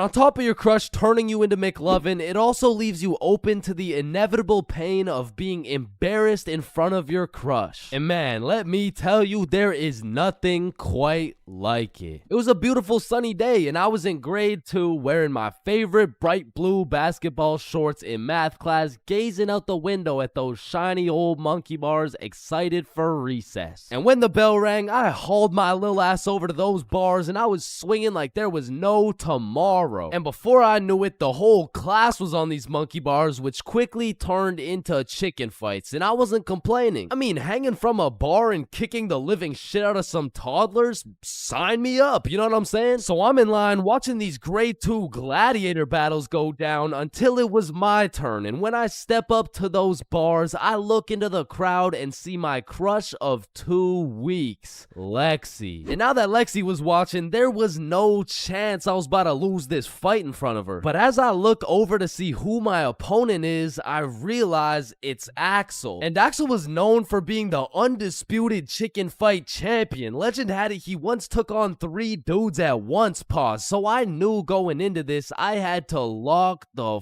fuck in, bro. So we climb over to each other and he's kicking my shit in off rip until I hit his ass with my specialty move, the Python Squeeze. And in 10 seconds flat, let's just say I folded that motherfucker's clothes. With him still in him, and everyone was hyping me up because I just did the exact equivalent of dunking on Michael Jordan in his prime with Beyonce watching. So of course Axel's pissed. Hey Chains, you, me, rematch now.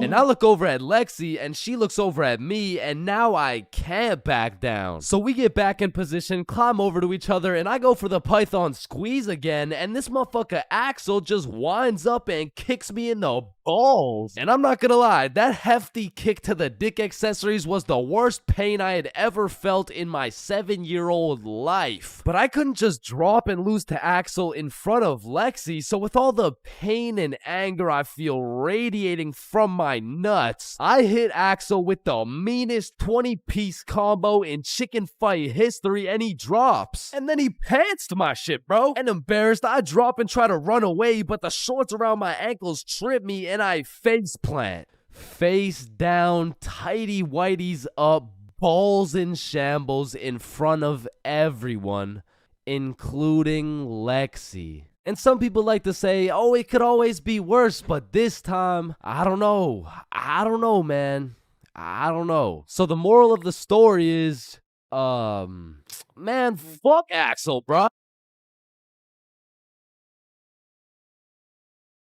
First dates have the potential to be magical, fantastical, romantical, a night you will never forget. But they also got the potential to be straight booty. I mean, first dates are just a gamble, bro, especially if it's from a dating app. Like, you could show up to your first date with a 5'4" blonde Tinder girl and end up finding out she's 5'9". And she's brunette. And she's a dude. I mean, first dates from dating apps is kind of like buying one of those SpongeBob popsicles from an ice cream truck. Like, you know it's not gonna look the same as the advertisement, but the question is, how fucked up can it really be? And let me just say, extremely fucked up. I'm talking massive buck teeth, eyes crossed with a bite taken out of it, and I'm not talking about the popsicles. And these are the exact reasons my very first date was not from Tinder. Also because I was in grade 7. And that would be illegal. And when I was in grade 7, I was 12, as most grade 7s were. And for whatever reason, me and my homies loved going to the mall after school, which was weird because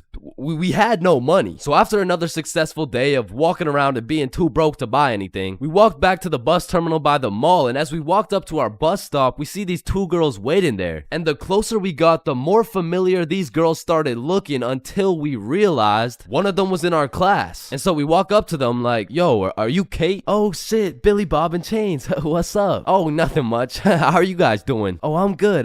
This is Jessica. She's new to our school. Hi. What's up? Hello, Jessica. What brings you guys to the mall? Oh, nothing much. Just walking around and not buying anything because we don't have any money. Yo, us too. And so we all get on the bus and we're just talking and shit for a good 20 minutes until my stop comes up. So I'll pull the thingy, but before I get off the bus, I ask Jessica, yo, Jessica, do you Snapchat by any chance? Yeah, I do. Let me add you. What's your Snap name? And I remember I had some shitty ass username like, oh shit, it's MLG Pro No Scoper Illuminati confirmed. Yo, kid, get the fuck off the bus. Sorry, 1 second, please. Where was I? MLG Pro No Scoper Illuminati confirmed. And when I got home, I went on Snapchat, accepted a request, and we started talking. And we snapped all night to the point I was smiling, kicking my feet in the air and shit. Yo, I'm coming in. No, wait, don't. I'm beating my meat. Wait, shit. Yo, what boy has you smiling like that? Boy, it's a girl. Man, shut the fuck up. Oh, Oh shit, you're serious? Wait, so the whole time you were watching Powerpuff Girls? It just had a good plot. Okay, bro. Okay, so this is what you gotta know. And my brother started running me through the do's and don'ts of being in a talking stage. Alright, listen. Don't text her too much, but don't text her too little. Don't talk to too many other girls. Yep, nope, that won't be a problem right there. Yep, I know, buddy. And you also gotta talk to her at school. So the next day at lunch, Bob, Billy, and I walk over to Jessica and her two friends, and we start talking again, and we make plans to go to the mall together. And boom, all of a sudden we started forming a little friend group. It was me, Bob, and Billy with Jessica, Kate, and Nikki. And we started hanging out damn near every day, hitting the mall, buying nothing, going to Nikki's house, doing nothing. But we had fun, and so inevitably, Bob and Kate start having a thing, Billy and Nikki start having a thing, and that just left me and Jessica. And so one late night, we're on Snapchat with my feet kicking in the air faster than ever, and Jessica hits me with a, so I've been thinking, well, I like you. I like you back. So, and I typed up, do you want to be my girlfriend? I fucking threw my phone across the room, nervous as hell. I get the notification, and when I go to check what she said, she was like, yes, I do. And call me Josh Giddy, the way I just bagged this 12-year-old. But the next day at school, when me, Billy, and Bob walk up to our girlfriends, I started getting all nervous and shit. There was something about the title of being a boyfriend that just had me shitting bricks, bro. It was like, hey, Chains, how are you? Oh, you know, I'm good. Oh yeah, how are you? Oh, I'm good.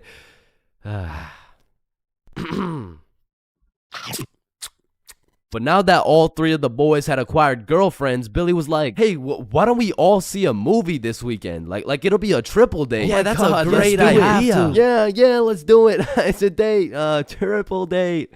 Yeah, fuck yeah. And by the time the weekend rolled around, I was still terrified of the fact that I was going on a date. And to be honest, I was also scared of the movie, bro. We came to watch It, which as a 12-year-old sounded like straight nightmare fuel, bro. But nonetheless, me, Bob, and Billy hop on the bus and arrive at the movie theater fashionably late. And so when we walked through the doors, there was our three little girlfriends excited for our first dates. So we all walk up, hug, and then go to get our tickets. And I dropped my entire life savings on her ticket and then go into debt for mine. But nonetheless, we head to the theater. Wait, should we get popcorn? Oh yeah, of course. Hey man, how much is a large popcorn? Large popcorn, that'll be $10. Bill! What happened? Are you okay? Yeah, I just realized they ran out of popcorn. Are you fucking stupid? Yeah, no, don't worry. Thank you, man. It's no problem. Have a good day. And we got to our seats and sat down, and the movie began. And as the movie progressed, I realized it wasn't even too scary, but about 20 minutes deep, I get a tap on my shoulder from Bob. And he gestures to me the fact that him and Kate are holding hands. And I look over to Billy and Nikki, and they're all cuddled up and shit. Which meant I had to make a move, bro, which inconveniently made my hands start sweating bullets. So now I was in a position where I couldn't just grab her hand while my shit was sweaty as hell, cause then she'd think I'm weird. But then I also couldn't just sit there and do nothing the whole time, cause then she'd also think I'm weird. So I just started doing the only thing I could think of, which was blowing on my hand like some hot soup, and believe it or not, made me look fucking weird. But at least my hand was dry, so I go and hold her hand, but when I do, I make a grave mistake. A tactical error, bro. When I held her hand, my hand was on top and hers was underneath against the armrest, and my dumbass was scared I was gonna crush her arm or some shit. And I don't know where I got the idea that I even could crush her arm from, bro, because those 12-year-old stickman arms couldn't crush a fucking pretzel if they tried. But for whatever reason, I decided my best option would be to hover my arm slightly above hers so my 1-pound arm couldn't come down and fucking demolish her forearm. And you know, this was cool for about 60 seconds until I started feeling the burn, which started hurting so bad that I forgot I was even watching a movie. I was just 100% focused on thugging this shit out. And about an hour into the movie, I was just fucking shaking relentlessly. I mean, at this point, it wasn't even about not having this girl think I was weird, because Lord knows it was too late for that shit. But now it was about proving to myself that I could finish the movie this way, and sure enough, I did. But at what cost? Wow, you were so scared you were shaking, huh? No, I wasn't scared at all, actually. Oh my god, are you sweating? No. So, you know, looking back, it wasn't my best performance, you know what I'm saying? But with that being said, after that triple date, Billy's girlfriend Nikki ended up breaking up with him and gave up on dating dudes as a whole. So, I mean, it could always be worse, bro. Man, you could be the 47th president of the United States and you'd still get flamed at school. It's just inevitable. It could be your haircut, your clothes, and bro, even when there's nothing to roast, somebody's gonna try and spit out some bullshit anyways. Hey, yo, why does Carl's face look like Spider-Man's left nut? Yo, I can't see it. How do you know what his nuts look like? And bro, when I was in middle school, all my clothes were hand-me-downs I got from my neighbor, and this motherfucker just didn't want to see me win, bro. Cause I was getting piles of V-neck shirts and jeans that didn't even fit. And not only did my neighbor have no drip, but dude was 10 years older than me, so every fit I made was just a decade too late. And pulling up to school and that shit had me feeling like a rotisserie chicken, the way I was getting cooked at a 360-degree angle, bruh. But my fit wasn't even the only thing that was outdated, cause my phone looked like the first phone ever created. And it acted like it too. I mean, I would have to click the screen 5 times and then send a prayer to the heavens just to turn that shit on. And only real G's know the pain of having to whip out an old ass phone around someone else. Like, I remember this one time a girl came up to me and asked if she could add me on Snapchat, and when I gave her my phone, my shit crashed, bro. I think your phone just ran out of battery. Oh no, don't worry, sometimes you just gotta. Yeah, here you go. Actually, I have a boyfriend, so... Wait, what the fuck? And ever since that day, that phone was my #1 op, bro. So much so that the next time a girl came up and asked for my Snapchat, I started fucking malfunctioning, bro. Hey, can I get your Snapchat? No. Oh. Okay. No. It's just cause I don't have Snapchat. Oh, well, what about your phone number? I actually don't even have a phone. You don't have a phone? Oh, well, I did, but then my dog ate it. You know? Oh my God, is your dog okay? Sorry, I don't even have a dog. I don't have one. Then who ate your phone? Fucking I did. Wait, was that? Nope. Like, I do appreciate all the hand-me-downs, because without them, I would be walking through the school butt-booty naked. But to be honest with you, if it was a choice, I would have rather been butt-booty naked. Because these V-necks were straight girl-repellent. Like, there's birth control, there's condoms, and then there's V-necks, bruh. Well, shit, I mean, you could still pull a lot while wearing a V-neck, but it's just like... It's just gonna be dudes. And just when you think I couldn't have been more roastable, my mom will be like, oh, sweetie, you need a haircut. No, please, mom, no.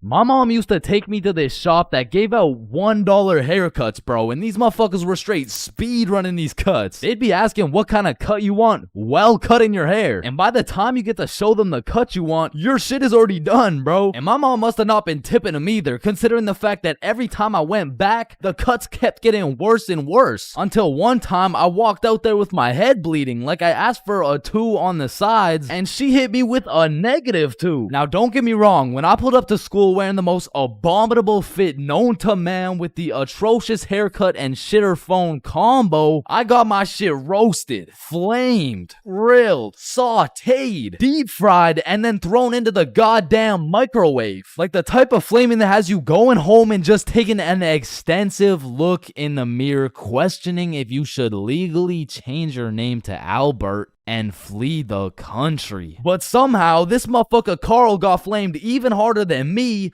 just for being Carl. Like, whenever a friend group is created, there's just one dude selected to be the punching bag for the entire group. And you know, I feel bad and shit, but like... it's better Carl than me, bro, so I'm gonna slip a few jabs in if I have to. Yo, what the fuck is Carl eating, bro? Oh, hell nah. Wait, whoa, Chains is eating the exact same thing. Nah, what? Your shit looks like it tastes like cardboard with honey mustard. Wow, how did you know? Like, Carl can't even get a little chuckle out without getting crucified, bruh. Damn, he's fucking that shit up. Looks like he hasn't eaten in weeks, bro. Oh, hell nah, Carl. I know you're not laughing. Yeah, no, I'm not. You're built like SpongeBob Round Pants. You look like a malnourished Santa Claus, bro. Like, god damn, that's a face only a mother can love. What did I do? Now, getting roasted around your boys is tough, but that pales in comparison to the pain and embarrassment of getting roasted in front of your crush, bro. Yo, Chains, what did you get on the science test? I'm not gonna lie, I got like a 76. I'm surprised you're not smarter with that big ass head of yours. Good one, Joe. No, like for real, your shit is massive. Like the sheer amount of brain you could fit in that bitch should make you Einstein. You look like you should be pulling 10,000 IQ plays right now. You look like you got the solution to world hunger somewhere hidden in that big ass noggin. Like how do you even stand up straight with that absolute cranium for a head? But I remember this one time I got my shit flamed so hard in front of an entire audience that I was brought to tears. But I mean, I was 6. I was 6 years old. And the day was December 24th, Christmas Eve. So my mom brought me and my brother to this improv play, and as we sat and waited for the show to begin, this little elf walked up to us like, hey, do you guys want to be a part of the show? Yeah, let's do it. Okay, yeah, I'll do it. And once the show began, they called me and my brother up to the stage and asked us a very simple question. So, what do you guys want for Christmas? Oh, I want a Minecraft sword and a creeper stuffy. And, what about you, little man? And as I looked into that crowd with dead silence, my brain stopped braining, bro. Hey, don't worry, it can be anything. Shit. I want, Just, kid, what do you want? I wanna... Man, I wanna... Fuck off the stage, I don't even know what I want. Yo, who brought this fucking dumbass on stage, bro? Get the fuck out of here. Now I'm paraphrasing. I mean, I was 6. I don't remember exactly what he said, but that's what it felt like. And as we walked back to our seats, I was super embarrassed. But as the show started, it was actually pretty funny, and people had probably forgot about it by now. But 10 minutes into the show, a character walks on stage with some goofy ass buck teeth. Yo, this guy looks stupid as hell. Oh shit. And this dude proceeds to absolutely cook 6-year-old me with no remorse. Hey, what's your name? I don't know. What? Okay, how's your day? Day? Day? What the fuck is a day? I don't know. Well, what do you know? No. That's just it. I don't know. I just don't know. Shit, I don't think I know anything. And that shit had the whole audience laughing harder than ever. And as I looked around, my brother was laughing and even my mom was laughing. And it was this very moment that I had hit rock bottom. And at the age of 6, I realized I would be put on this earth simply to suffer, and it made me cry, bro. I cried in the middle of this theater. Then the next morning I woke up and it was Christmas. And under the Christmas tree, I saw the best gift of all. It was a Bob pocket tee from ChainsClub.shop. That's right, it's brand new. You can wear it around your homies. You can wear it at school. You can wear it around your mom, your grandma, your great-grandma, maybe not your great-grandma, but damn near anywhere else, and Bob will be posted in your pocket the whole time. Wow, what a perfect thing to get someone for Christmas, am I right? yeah, I'm right. Yo, Chains, I'll pay you $5 if you pull that fire alarm right there. Oh, Yo, run. Chains, do you know why I've called you into my office today?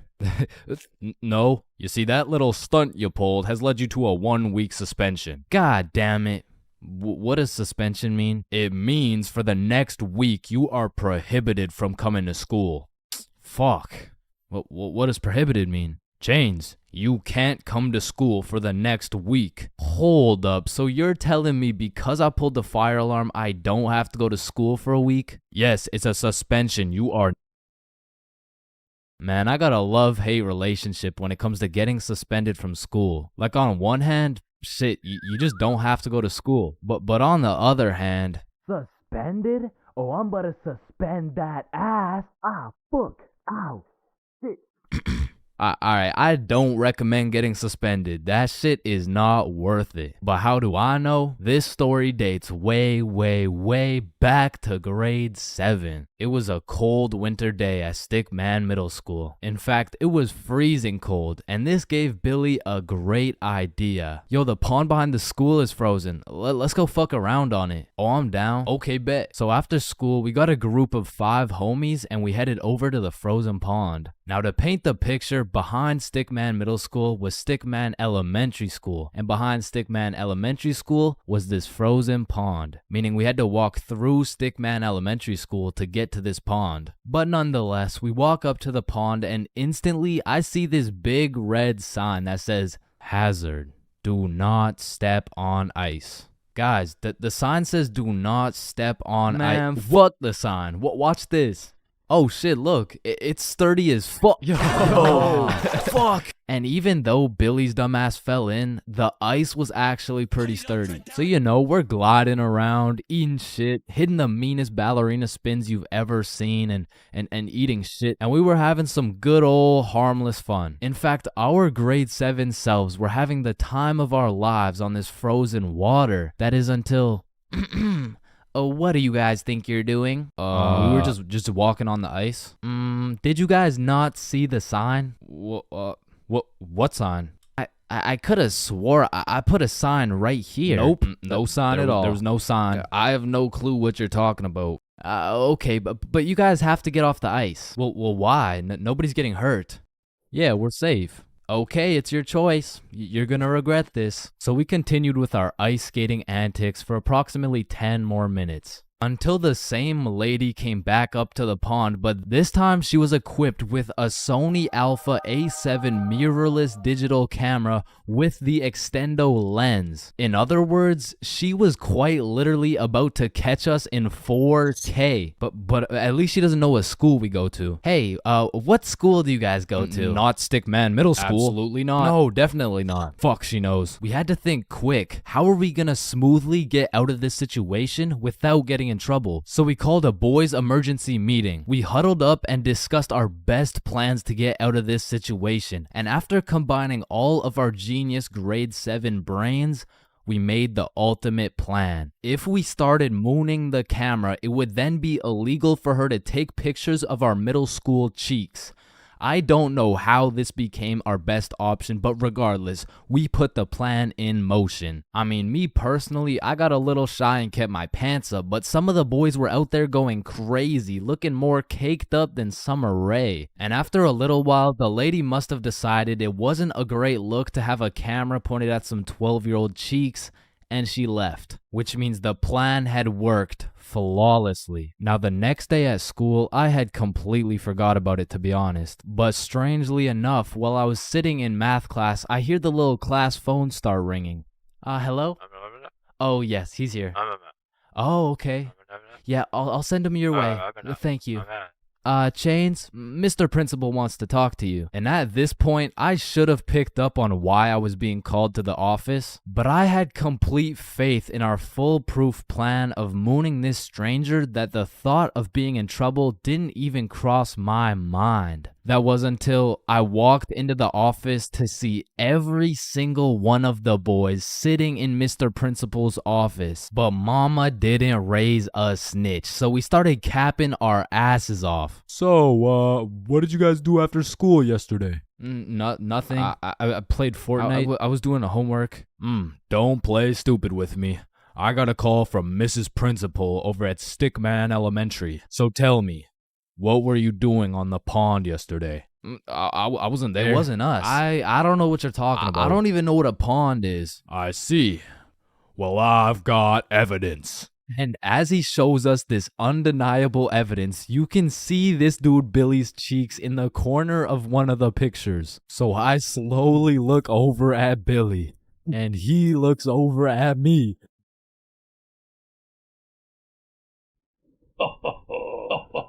If you don't stop laughing right now, you're all suspended.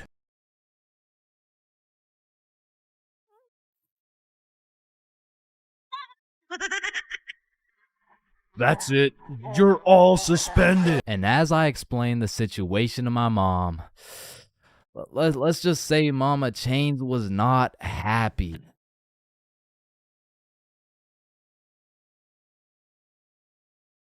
Hello, can I get a green apple and bubblegum, please? Of course, that'll be 25 cents. Oh, gee, what a deal. Life sure is good, huh? Oh, it sure is.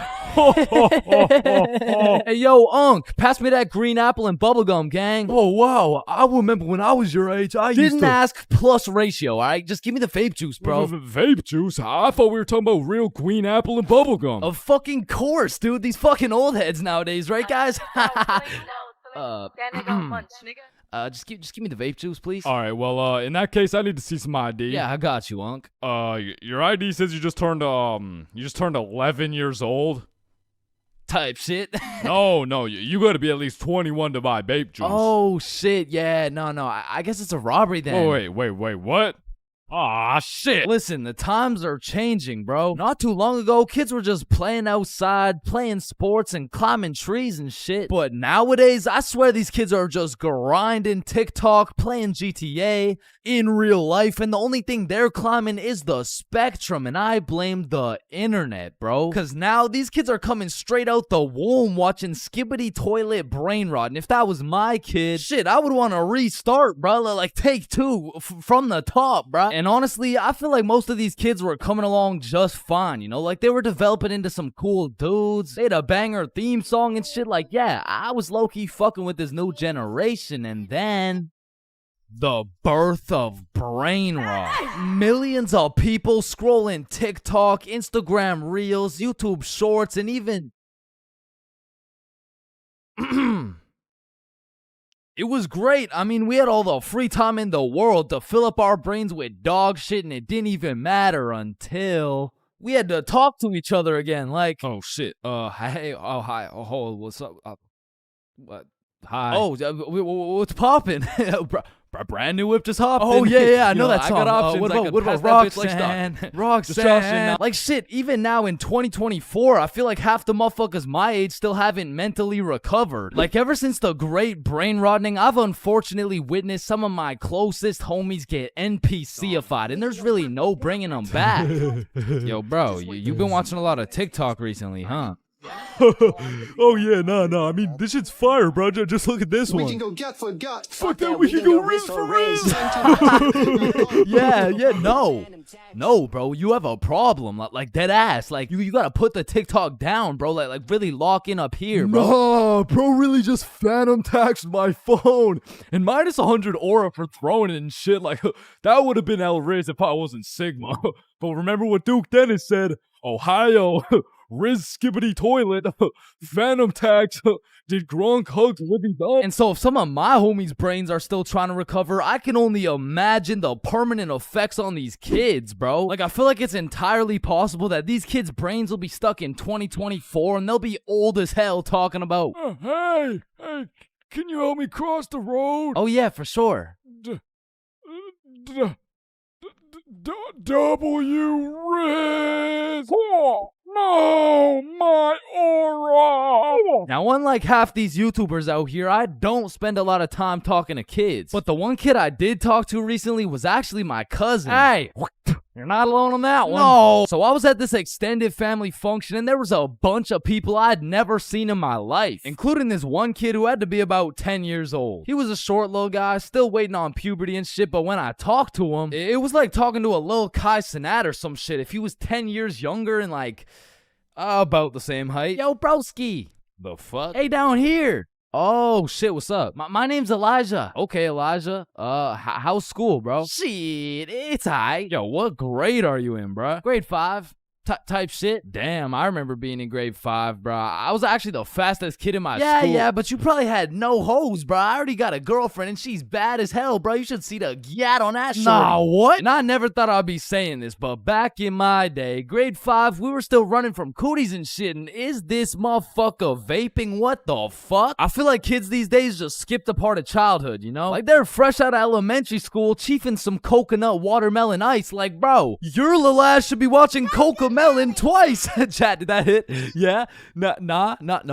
Shut the fuck up, Grandpa. Okay. It's because when I was born, everyone was given a good 10, 11 year grace period where you could be as cringy as you wanted. Like, you could make shitty YouTube videos. You could wear those smart ass t-shirts. You could even get away with saying shit like, man, yo mama's so stupid. She brought a spoon to the Super Bowl. Oh, yeah? Well, yo mama's so fat. When she walked in front of the TV, I missed 3 episodes. Okay, but yo mama's so fat, she takes selfies in panoramic mode. Well, yo mama's so nasty, she got fired from a sperm bank for drinking on the job. What's a sperm bank? Shit, I don't even know. And I feel bad for this new generation because they don't got no cringe grace period or anything, bro. They just pop straight out the womb like, and it's a boy. Yeah, I'm a dude, whatever. Now snip me up, bro. I can't have the host seeing my foreskin, dog. and maybe I'm just jealous, but to me it's wild that these kids are getting new ass phones in elementary and middle school. Cause they'll never understand the absolute crucifixion I would get every single time I whipped out my phone, bro. Like that shit was staying in my pocket unless it was 100% necessary. All right, class, everyone get your phones out for our end of year Kahoot. Let's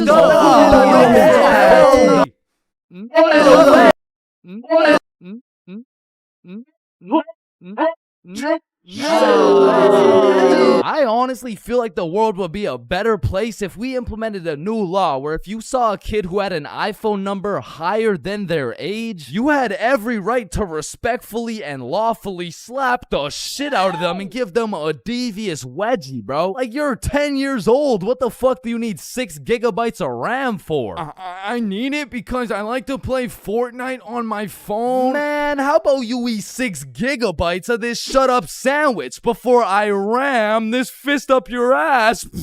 Alright, chat, I know that one hit, bro. What do we think? Stickman Police Department donated $1. Wait, what? Look behind you, Chains. Oh my. And it's the same with these kids' fits, bro. Like, whatever happened to wearing neon shirts and light up Skechers? Like, why am I seeing literal children walking around in Jordans, bro? Like, I didn't even know what Michael Jordans were until I was getting my shit cooked for walking around in some Michelle Gordons, bro. But I mean, that shit was necessary for my character development. And that's what's wrong with these kids, man. They're straight up skipping out on some of the most crucial moments of their lives. I feel like we could low-key do them a favor. Next time you see a kid walking around on the street thinking life is all sunshine and rainbows and shit, you could just give him a little character development and like maybe roast his cut or something, you know? Like, hey kid, you look like you cut your hair with a fucking pencil sharpener.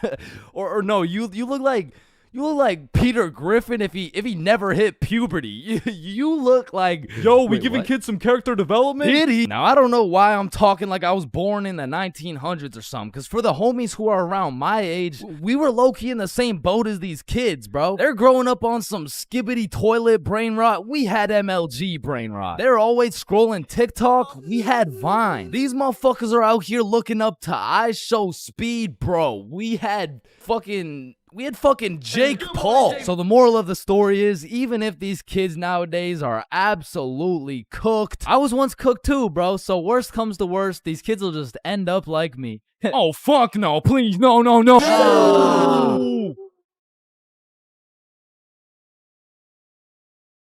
Okay, Chains, welcome to your first day at Jim Jordan's. These are our new product, Bieber Bites. Just smile and remember. The customer is always right. Okay, yeah, nah, I could do that. All right, I'll leave you to it. Okay, yeah. Hey, sir, Hey what can there, can I get some Bieber Bites? Yeah, how many? Right. How about this? Hey, let me get a pack of Justin Bieber's balls. Funny, yeah. How many you want? Hey, let me get a pack of Bieber's sack. Okay, yeah, how many, bro? Hey, let me get a taste of Justin Bieber's wiener. Back in my day, I used to work at a fast food place called Jim Jordan's. Now, for legal reasons, this is not Tim Hortons, okay? It has J's and shit. Like, they don't even look that similar, bruh. But honestly, working at Jim Jordan's, I felt like Johnny Sins, the way I'd put on my uniform and go to work just to get the soul sucked out of me, bruh. And instead of dealing with a bunch of fat asses, I'm dealing with a bunch of fat asses talking about... Alright, so I ordered an extra large BLT with ranch, extra bacon, no veggies, and I only got 5 strips of bacon. I want a new one. Okay, yeah. Where's the sandwich? I ate it. Of course you did, bruh. Like, you do not need more food. I don't think your arteries could compensate for any more bacon. No. My doctor said I'm in shape. I mean, yeah, bro. You're in the shape of a circle. I mean, I don't even know how you made it through the door. Oh, shit, damn. Now, believe it or not, I was a Jim Jordan's Hall of Fame employee. Shit, I was the best in that whole goddamn establishment, bro. And no, it's not because I was the sexiest, hardest working, strongest, most intelligent dude they'd ever seen. It's because everyone else was ass, bro. On the drive-thru, we had the Indian homie Dill Preet, and the only English he knew was the Jim Jordan's menu, bruh. Welcome to Jim Jordan's. What can I get for you? Hey, just give me a moment. I give you donut. No, I need time to think. You need chai, tea, drink. No, can you wait or not? Okay. One tater tot. No! Wait! You want it? No! Okay, stop it. You know what? Okay. Chocolate donut. Then over making the food, we had this sweet 83-year-old lady Linda who was 20 years too old to be doing this shit. Okay, Chains. Here's the cheese bagel. Thank you, Linda. But this is the 9th cheese bagel you've given me in 20 minutes. Oh my good gracious. I'm sorry. I'm sorry. Oh, what's this? Oh, cheese bagel coming right up. And overworking the counter, we had Sebastian. Now, don't get me wrong, Sebastian was a really nice guy, but he had a little hint of the tism, you know, no, he had a lot of the tism. Like, it was more like the tism had a hint of Sebastian, which is cool, of course, but it did mean that he would absolutely yap at every single customer who came in the store. Shit, I'll never forget this one time a girl came in the store and just ordered a muffin, like, welcome to Jimmy's, what can I get for you? Hey, can I just get a fruit explosion muffin? Can you guess what Sebastian said next, bruh? Maybe your total is $175? Cash or card? For here or to go? None of the above, bruh. The sentence that came out of this motherfucker's mouth was, a food explosion muffin? Yes, please. That sounds an awful lot like a hate crime to me. Yeah, can I get my muffin, please? Do you get it? Yeah, you get it? Yeah, I get it. Okay, listen. It's like, you really okay, don't need to explain. Explosion, okay. Sir, it's like if you took a bunch of gay people. So that's Sebastian. And over on drinks, we had this dumbass 15-year-old who's always spilling and shit. That was me. Yeah, that was me. I was ass too, but like I was still the best by default though. So the point is, our Jim Jordan's crew was looking like a group of clumsy villains from a Disney movie. But just because we were all really ass at our jobs doesn't mean we were useless. Because if there's one thing we knew how to do, it was making people's days even worse than they already were. You pull up to our drive-thru all happy, just wanting a small coffee? Shit, you're leaving with a small hot tea and some suppressed anger you'll probably bring home and let out on your wife and children. You pull up to our drive-thru just wanting a breakfast sandwich? You're leaving with nothing because we ran out of eggs and cheese and bread and the breakfast and the sandwich. You pull up to our drive-thru pissed off, complaining about how there's not enough mayo in your wrap? Bro, you're leaving with a wrap filled with super special secret Sebastian sauce. So I'm sure you could probably tell, but we had to do a lot of customer service and talk our way out of a lot of mistakes. And by we, I mean me, bruh. I was the designated customer service dude, because before it was me, it was Dilpreet, and that shit would usually go something like, hey, I just took a bite out of my chicken wrap, and it literally tastes like someone busted a nut in that shit. A nut? Yes, someone busted a nut in my goddamn food. You want a donut? No! And then before Dilpreet, it was Linda. Hey, I just took a bite out of my chicken wrap and it literally tastes like someone busted a nut in that shit. Oh my heavens, that's horrible. I'm sorry, I'll get you a refund right away. Thank you. Hello? Hello. Welcome to Jim Jordan's. What can I get for you? God damn it. And before Linda, it was Sebastian. Hey, I just took a bite out of my chicken wrap and it literally tastes like someone busted a nut in that shit. Oh yeah, that was me. Now, of course, our elite Jim Jordan's crew had a manager, Magnus. Now, Magnus was strict as hell, but she would only show up like once a month. But whenever she did show up, she was running this Jim Jordan's like it was the military or some shit. Because usually I'd be 54 minutes into my 30-minute break playing Clash Royale. But when Magnus was there, bruh, shit, I'd clock into my break, make eye contact with her, shit my pants, and then clock right back out. She was so intimidating that whenever she would show up, I would never spill a drink. Sebastian used real mayo. Dilpreet spoke fluent English, and Linda would be so stressed out she'd forget to forget. She was running this place so much like the military, she had my ass waking up at 4:30 every day. And when Magnus was teaching me to do customer service, she really loved to say, the customer is always right. So of course I listened, but it was low-key a crazy statement, because honestly, the customer is never right, bro. It doesn't even matter what we're talking about. It could be like, hey, how you doing? Hey, I'm doing good, can't complain. I mean, it's a nice sunny day outside and all. Damn, this chicken wrap is good as hell. I am 100% sure nobody busted a nut in this.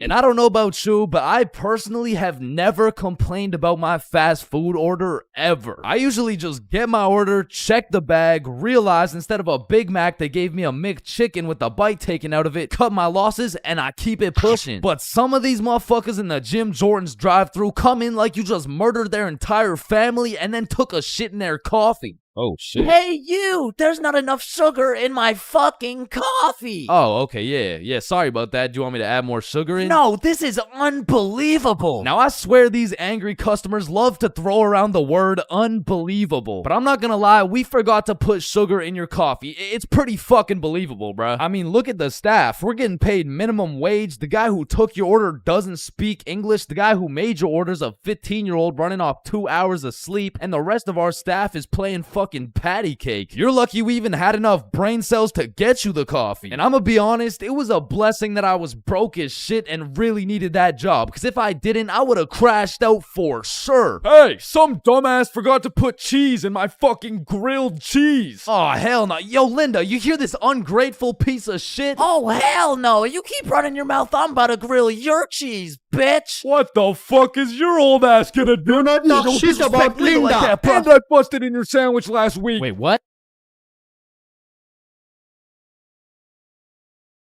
Bro, in life, there's so many things you can cheat on. Like, you can cheat on your diet, you can cheat on your girlfriend, you can cheat on your barber, you can cheat on your girlfriend with your barber. Shit, you can even cheat on your taxes. So compared to everything else, cheating on a little math test is not that bad. Like, compared to your taxes, you know what I'm saying? Like, oh shit. Hey, we've all cheated on our barber, but you cannot cheat on this math test. Oh shit. Damn, bro. I know we've all cheated on our girl, but you cheated on me, dog. Oh shit. Babe, I know we cheated on our taxes, but you cheated on me? Oh shit. Listen, in our entire lifespan, we've all cheated on something. Whether it's a game of Uno, your girlfriend, or your other girlfriend, it's usually not worth it, because congratulations, bro, you won the game of Uno, but now you have to look yourself in the mirror knowing you're a cheater and a liar that has 3 Uno cards up his ass. But when it comes to school tests, cheating is 100% worth it, bro. And I'm not condoning cheating at all, but let's just think about this logically. Like why are we at school in the first place? We're at school to learn things and skills that we can use in real life. Now, are we really using trigonometry in real life? Well, effectively, this depends on what career. Hell nah, bro. It was a rhetorical question. We are not using trigonometry. But you know what we will use? Creative thinking, communication, social awareness, logic, and reasoning, and most definitely our fucking phones. All 5 of which are strongly developed through the act of cheating on a school test. And on top of becoming a better human, better grades, it's the ultimate win-win. Your teacher feels like they did a good job teaching, your parents think they didn't raise a dumbass, and if you're good enough at cheating, you might just fuck around and get into Harvard. But once again, I am not condoning cheating, you know, just throwing that out there, you know. But yeah, as I was saying, you shouldn't cheat, right? Like it's bad. Cheating is not good, but you do know what they say. If you're not cheating, you're not trying. Facts. Yeah. Wait, no. What? So if cheating in school is so valid, why doesn't everyone do it? And that's because if you get caught, let me tell you, bro. This story takes place in grade 9 when me, Bob, and Billy were some straight freshmen, bro. And coming into high school, you get your shit absolutely clapped by double the workload. But lucky for me, Bob and Billy were both in my math class, which meant we had triple the studying power. But we also had triple the fucking around power, and we used that shit to its maximum capacity, bro. But you know what they say, the more you fuck around, the more you find out. And when we got our first test back, shit, we found out. We found out we're a bunch of dumbasses who were about to fail grade 9 math, and we couldn't let that shit happen. So for the next test, we studied extremely hard. off George's math test during the test. I mean, we were cheating with maximum efficiency. Like, we had a whole assembly line where Bob would look at George's test, throw up the number, and Billy would pass it along. And all of a sudden, our grades are making the meanest comeback Mr. Matheson had ever seen. I mean, life was great. We went to school, cheated, played some Fortnite, succeeded, browsing history, deleted, and then repeated. I mean, we were just living life with no worries until the polynomials test. I walked into this test thinking, I know what a polygon is. I should be chilling. And when the teacher handed out the test, I was bewildered to see all these fucking letters on my test. Like, is this math class or English, bruh? Yeah. I think I got the wrong sheet. Huh? No, that's the right test. Well, what's the deal with this? I mean, that's just polynomials. Dog, I can name every single polygon, but who the fuck wrote Elon Musk's son name on my goddamn math question? Yeah, Chains. That's what we call a variable. It's called a variable. Yeah, I know. I know that, and I knew it before you said it too, cause we learned about it in class. Yeah, right. Right. Now, this would have been extremely bad if we didn't have the ultimate method we like to call George. Because George was one of those dudes who loved studying. Like, he'd wake up and go to school, then come home and study till he dropped, bro. Like, if you kidnapped George's whole family and told him you'd only give them back if he answered this equation, this motherfucker would just be happy he got more homework, bruh. And cause of this, we had a little deal going with George. If he let us cheat off his math test, we would teach him how to be a normal dude. We were teaching this kid how to dap someone up, how to use slang, and all I'ma say is, this motherfucker should have just stuck to math, bro. Yo, Chains, sauce me a bite, big dog. I got you. Shit, Chains, you just busted in my throat, gang. Hey, yo. George, what you just said right there sounded gay as hell. Type shit. No. So as I was saying, I'm looking at this math test with more letters than numbers, and it would have been raps for me if it wasn't for the George method. So I'm looking at Billy, Billy's looking at Bob, and Bob's looking at George's test, and we're absolutely flying through this polynomials test. And about halfway through, I look up to get the next answer, and I get jump scared by Mr. Matheson mean mugging my shit. And you can see it in his eyes. He knew exactly what was going down, and he took me, Billy, and Bob's tests and took us to the hallway. What do you guys think you're doing? Polygamy. I'm pretty sure it's like Why did I see you three throwing up your fingers during our test? Well, you see, Mr. Matheson, we're gang affiliated. No, bro, what the fuck? All right, you three, cut this shit. I caught you cheating. All three of you are getting zeros on this test, and I don't want to see it happen again, or I'm contacting your parents. All right, it won't happen again. You're right. We're not in a gang, by the way. Yeah, I know, buddy. Well, shit. Yo, what happened to you, Jits? Are you chilling? Bro, Mr. Matheson caught us lacking real bad. Yeah, he gave us all zeros on the test. Holy shit, it sounds like Mr. Matheson just absolutely railed you guys. No cap now. And all three of us proceeded to absolutely shit the bed on all of our next tests. And it was at the point where our grades were on life support and our math final was coming up. So if we didn't get our shit together for this final, our parents were about to put us on life support with that leather belt. So we put our cheating ways in the past and locked in, bro. We were focused in class, and after we went to Bob's crib and kept studying there. And then it clicked. We all finally understood polynomials. And so the next day we walked into class confidently, knowing we were equipped with hours of studying. We lock in, sit down, and then the teacher gives us our test. And as soon as we lay our eyes on that very first question of the test, we were fucked. Now, don't get me wrong, we could do polynomials all day long, but we forgot this was a final. Meaning, we forgot to study numeracy, exponent laws, rational numbers, linear relations, inequalities, geometry, probability, and statistics, and in other words, we didn't know shit. And before I can even make eye contact with the boys to tell them I'm fucked, these motherfuckers already hopping back on the George method. And listen, bro, as you can tell, I'm no mathematician, and I did not study probability probability or statistics. But from what I'm seeing at this very moment, I have two options. I can do the test legitimately and have a 99% chance of failing grade 9 math and getting my shit whooped while simultaneously having my entire family realize they raised a dumbass who won't go anywhere in life and is destined to draw stickman for all of eternity, or I could cheat.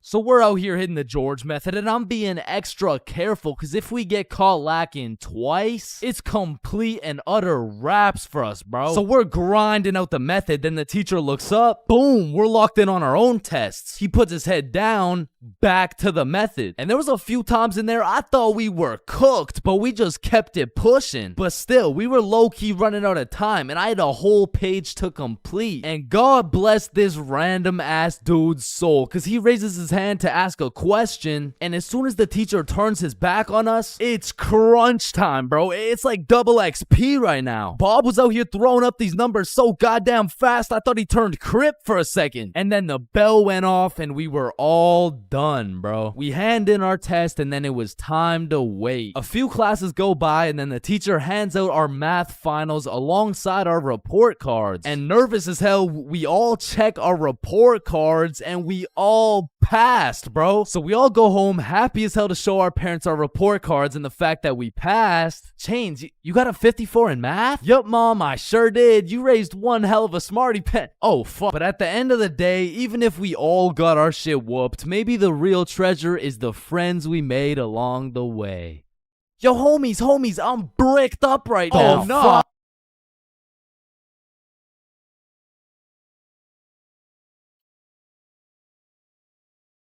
Yo, I just got robbed by a gay homeless dude in Japan. Who's with me? You know, like anyone. Anyone. Yo, is this not relatable? Bro, ain't no fucking way. Nah, bro. How the fuck does that even happen? Not again, bro. Now, I'm not gonna lie. Japan is one of the safest countries in the entire world. And apparently there's only 3,065 homeless motherfuckers in the entire country. So in order to get robbed by a homeless dude in Japan, you either need to be unlucky as fuck or just a complete dumbass. But way back when this story took place, I was a certified dickhead, bruh. At the time, I had the critical thinking skills of a newly born chimpanzee mixed with the spatial awareness of a fucking Joe Biden on top of the decision-making skills of Joe Biden's son. So with that being said, this story takes place way back a few weeks ago when me, Bob, and Billy hopped on a flight to Tokyo. And as soon as we arrived in the city, we started absorbing all that food, bro. Sushi, ramen, fucking cow testicles, you name it, we ate it. And after an entire week of decimating every last crumb of food in Tokyo, we thought, well, that was fun. I guess it's time to go home. Yeah, I guess so. And as we're ready to pack it up, we overhear a few people talking. Oh, hey, konnichiwa. we come from the United States of America. How do we go to Osaka? Yeah, man, Osaka has some of the best food in Japan. Just take this train right here and you're there. Wow, you're English. Very good. I'm from Washington, dipshit. Oh, I see. Washington dipshit. Is that Chinese or? Holy shit, did you hear that? Yeah, no, that guy's fucking clueless. No, I'm talking about Osaka. Apparently the food's even better over there. Oh shit, yeah, but don't you think we had enough food already? I mean, shit, we are in Japan. Fuck it, bro, let's go. So we hopped on the train and got off in Osaka. And like the certified fat asses me and the boys are, we were looking around for some food. And the moment we seen all-you-can-eat Wagyu beef for just 30 bones, we all knew what had to happen. We walked in that bitch and wasted no time. We were running through that meat like Tiana Trump in her prime. Cause sometimes we were burning the meat, sometimes we were taking it raw. But at the end of the day, the meat filled us up and made us happy. So we thanked the owner, left the shop, and headed back to our hotel. And man, I was full as hell. For like an hour, and then I was like, yo, who's trying to get some more food? The fuck? Bro, we just ate a whole goddamn cow. Yeah, we did. Like, we probably just canceled out the life work of 5 vegans in one sitting. Type shit. And it's already like 8 p.m., bro. It's dark as hell. Well, I'm gonna go out anyways. You know why? Why? Cause we in Japan. Man, get your fat ass out this goddamn hotel. So I got my fat ass out the goddamn hotel and started walking around. And all I took with me was my phone, the key to the hotel, about $100 worth of yen, and a smile smile on my face knowing I had never in my life been robbed by a gay homeless dude in Japan. But little did I know, all that was about to change on this wild-ass Friday night. Now, if there's one thing I learned about Japan, it's that everyone there is very kind, extremely polite, and a raging alcoholic. I'm talking they clock out of work at 6 p.m. and they clock into the bar at 6:02, and they don't leave until... they don't leave until it's time to go back to work, bruh. Because the Japanese people work hard, but their liver works harder. But regardless, I'm casually walking through the city when I hear someone yell from across the street. Yo. So naturally, I'm like, yo. And they're like, come here. And I'm like, shit, okay. So I walk across the street and see 3 individuals posted outside this little bar shop thing like, yo, I'm Yuto. This Emi. This is twin sister Shigo. Hey, it's my first day working here. Come inside, come inside. Shit, I don't know. I'm just trying to get some food somewhere tonight in Osaka. I don't know if it's like... you want Osaka fucking night food? Yeah, I guess I want Osaka fucking night food. Read the sign. Osaka fucking night food. Oh, okay, yeah, fair enough. Shit, You know what? Come get shots. I pay. Shit, we in Japan. So they take me inside and everyone there is just happy as fuck. They got Rihanna playing on the speakers, dudes bringing out shots, and the chef was turning up so hard, dude started twerking, and damn, that boy was cooking. Bro, what? Shit, he was cooking with the food, like... Man, fuck. But the vibes were just so good and inviting that I felt like I just got welcomed into this Japanese family. And so we all cheers and take the shots. And now I'm drinking. And I'm drinking with only one goal in mind. And that's to keep up with my newly found Japanese family. And so to prepare my stomach, I get me some Osaka fucking night food. And it was scrumptious. But as I'm slurping up this kebab, I see Emmy come back with 3 more shots. And she's like, you want one? Shit. We in Japan. So we take the shots and I'm talking to Emmy, and one way or another we start talking about our alcohol tolerance. Yeah, I'm not gonna lie, it takes a lot for me to get drunk. Not as much as me. Whoa, is that a bet? Yeah, it is. Bitch. So we're drinking everything in sight. Vodka, soju, sake, tequila. It's a competition. Now, I made the bet in the first place because I'm twice her size. But one thing I forgot to account for was the fact her entire lineage had been training generations for this very moment. So she's taking these shots to the face like... Well, shit, like Tiana Trump in her prime, and I'm going shot for shot with her. And after taking about 8 shots, I was feeling it, bruh. Yo, let's go play darts. I never really played darts in my life, but shit. We in Japan. So we pull up to a darts bar, just me, Emmy, and Yuto. And I had never played darts a day in my life. But you ever just try some shit and you're just inherently good at it? Yeah, right? Yeah, that shit was not me, bro. I was dog shit. I was out there looking like I was drunk as hell.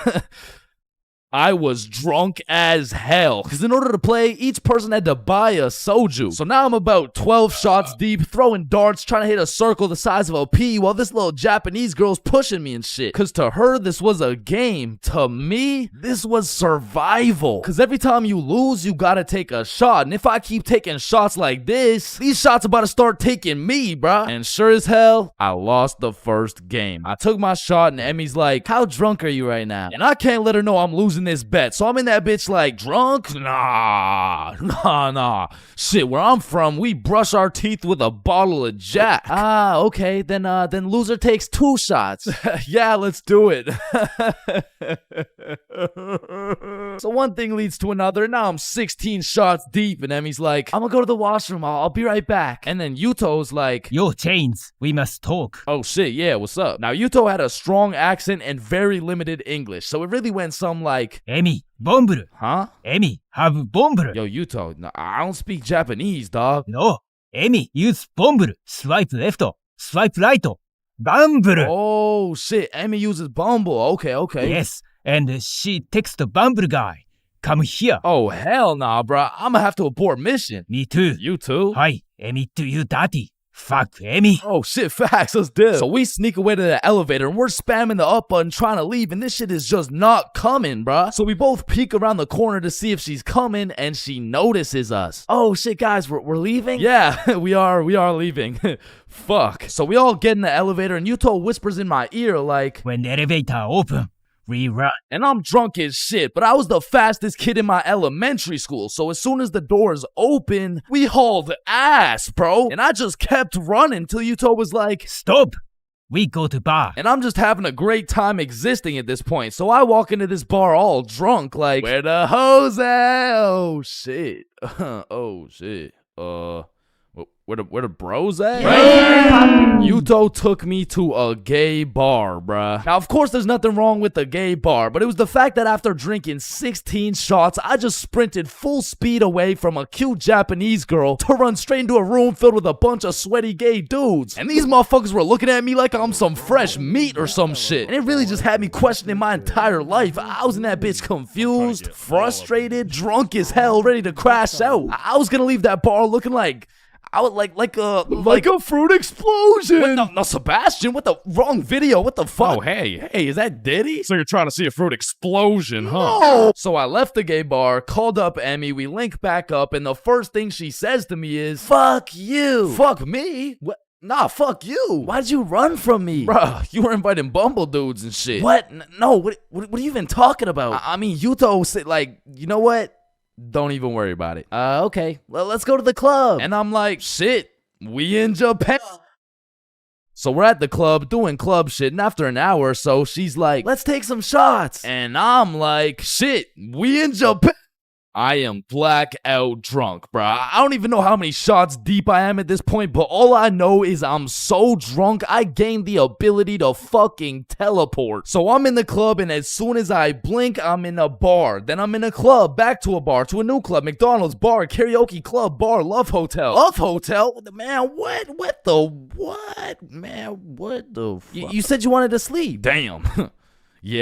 Yeah, nah, I probably said some shit like that. I don't fucking know. So we walk into our room, and the very first thing I notice, the hub on the TV, vibration devices on the bed, protection everywhere. Shorty just lured me to the Japanese freak chamber, bruh. I blink, and we teleport to the bed. But we were just talking like, yo, Yuto said you were inviting dudes from Bumble. Oh my god, okay, Yuto's a liar. Listen, I gotta tell you something, but you can't tell anyone. Nah, I won't tell a soul, you know? I will not post this on YouTube, clip it up, post it on TikTok, Facebook, LinkedIn, Instagram, Reels, or anything like that, you know? Like, yeah, that'd be weird. Okay. So Yuto's homeless. Wait, what? Yeah, like, he just goes to the gay bar and then goes back to a dude's house and sleeps there. Damn. Oh, man, I didn't even know. And then he steals their money. Wait, he what? Yeah, he just steals their money. Wait, but it's just the gay dudes, right? Yeah, it's mostly just the gay dudes. I check my pockets, the money's gone. Fuck. You said it's only the gay dudes. Yeah, nah, he just steals from the gay dudes. Fuck, I want to go home, bruh. So I leave the love hotel, and at this point, the sun is coming up, and I'm still drunk as hell, walking like a zombie. I pull out my phone to go use Google Maps, and that shit dies, bro. So now it's just me and my last few brain cells trying to make it to my hotel before I pass out. And I'm stepping over Japanese motherfuckers blackout drunk, sleeping on the sidewalks, thinking I can't end up like them. But honestly, I have no clue where I am, no clue where the hotel is, and no clue what time it is. And after what felt like hours of aimlessly walking around, I blinked and I fell asleep, bruh. And when I woke up, I was in my bed. I genuinely don't know how, who, what, when, or why, but shit, I wasn't complaining. But by the time I got out of bed, it was 6 p.m. and I didn't remember shit. I had to go through my camera roll and piece everything together like The Hangover. But at least that Friday night, I learned a very valuable lesson. Don't try to outdrink the Japanese motherfuckers, bro. You'll lose every time.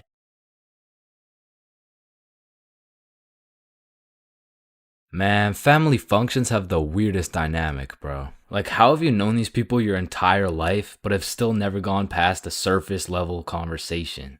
I mean, let me know if it's just my family, but every function is the same. The whole gang links up, and everyone just asks the most generic small talk questions to each other. Hey, how's that new place you bought? Oh, yeah, you know, it's good. And how's the kids doing?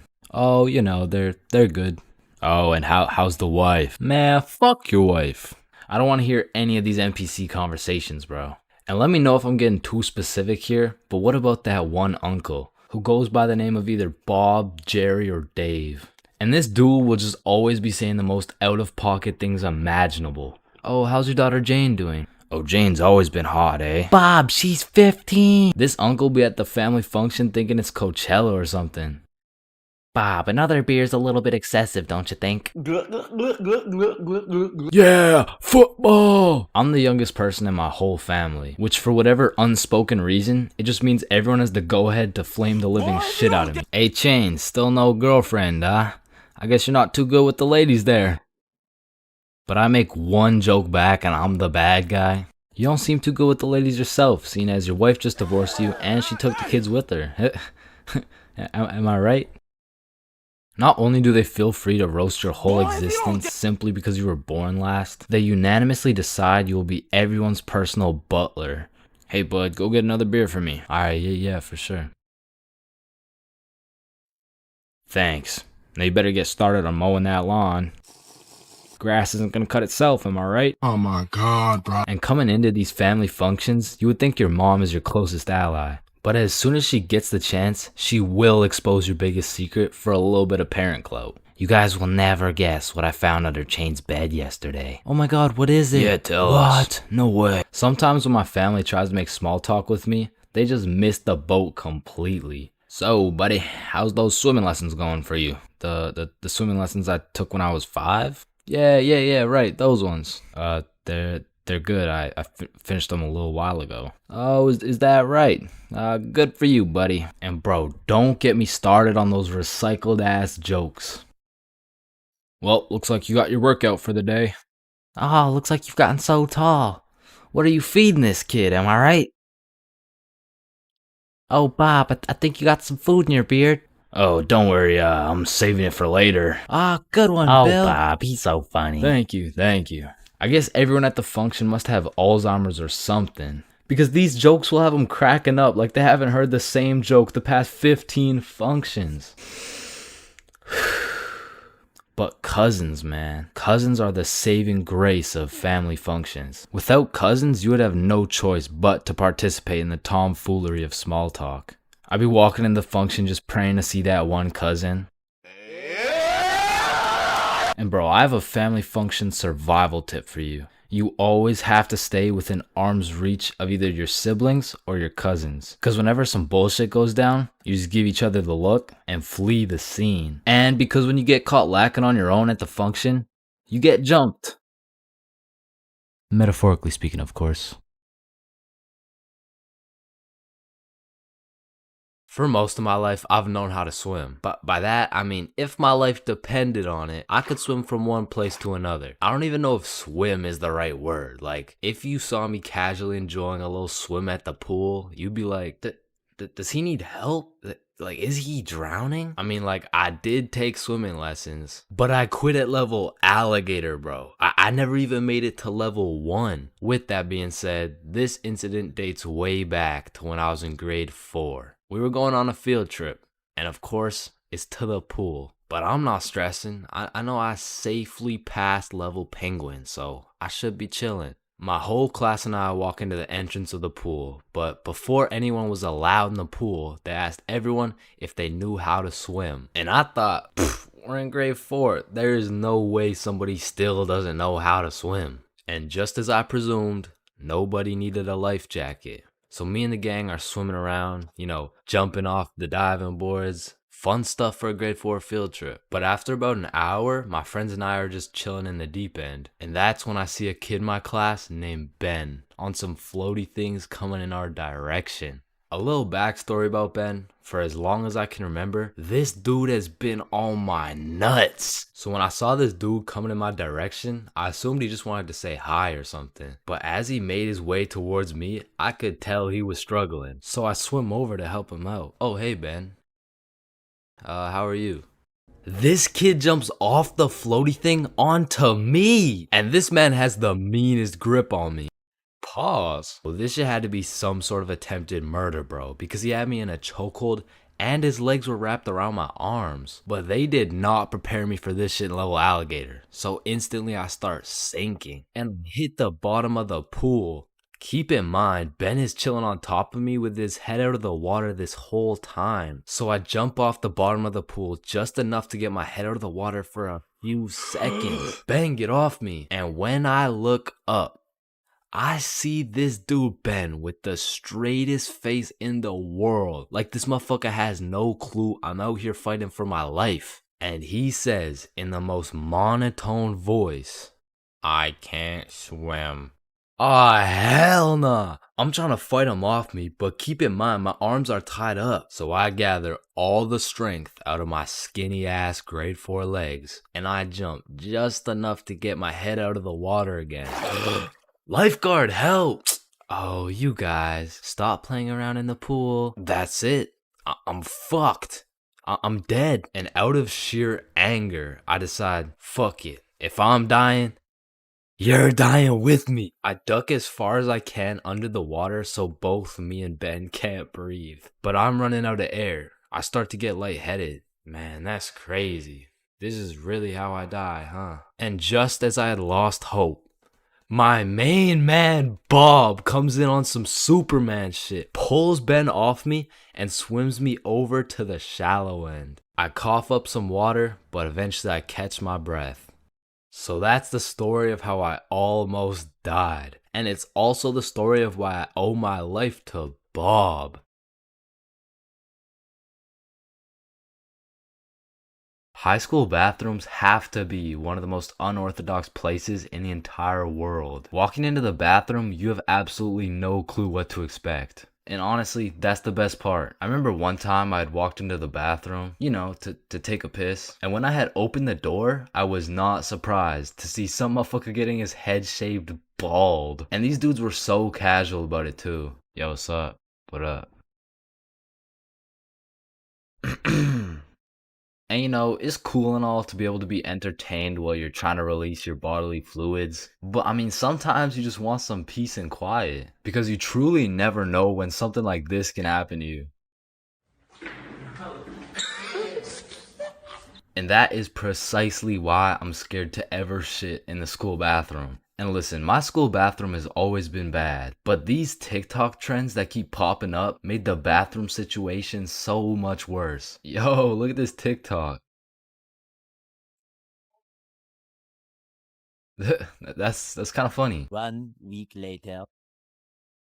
Damn, someone took the soap dispensers.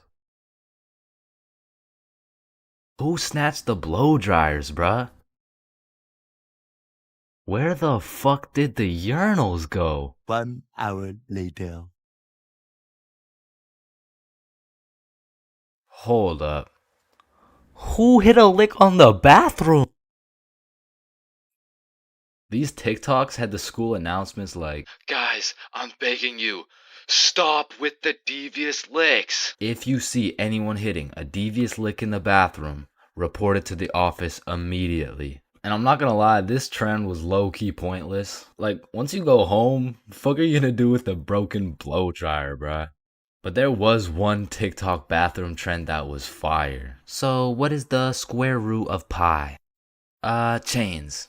Yeah, can I go to the bathroom? Be quick. Am I tripping or did I just hear?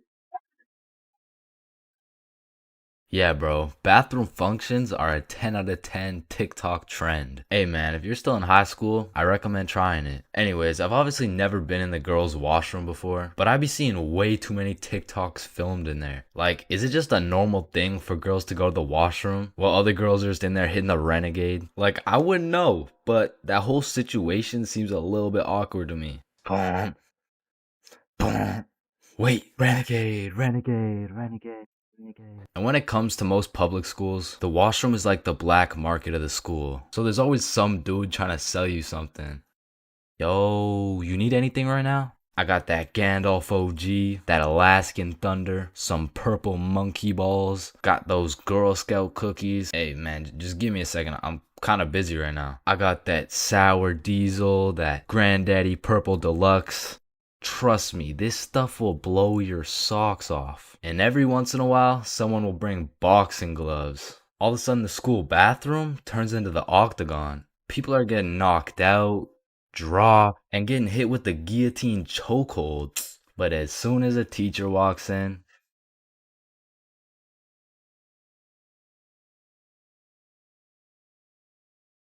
When you link a girl and you both bring a friend, man, what could possibly be better than a 2-man mission? 3-man mission. And when you go on a 3-man mission, you need to be able to trust those homies with your life, bro. Cause I don't know why, but 100% of the time you go on a 3-man mission, somebody's gotta take one for the team, bro. Like, it's just inevitable. And if your homie isn't willing to eat the shit sandwich in order to see the gang succeed, the entirety of the gang is eating the shit sandwich, bro. And on top of that, you need your homies to have your back when you crack a shitty ass joke. Cause if you're in a group of 6 people and not a soul laughs, nah, you're done, bro. Like, you're cooked. You're sauteed, bro. Like, pack it up. It's over with. Like, yo guys, what do you get when you mix human DNA with goat DNA? Oh my god, what do you get? Wait, no, let me guess. No, I don't know. What do you get? Kicked out the petting zoo.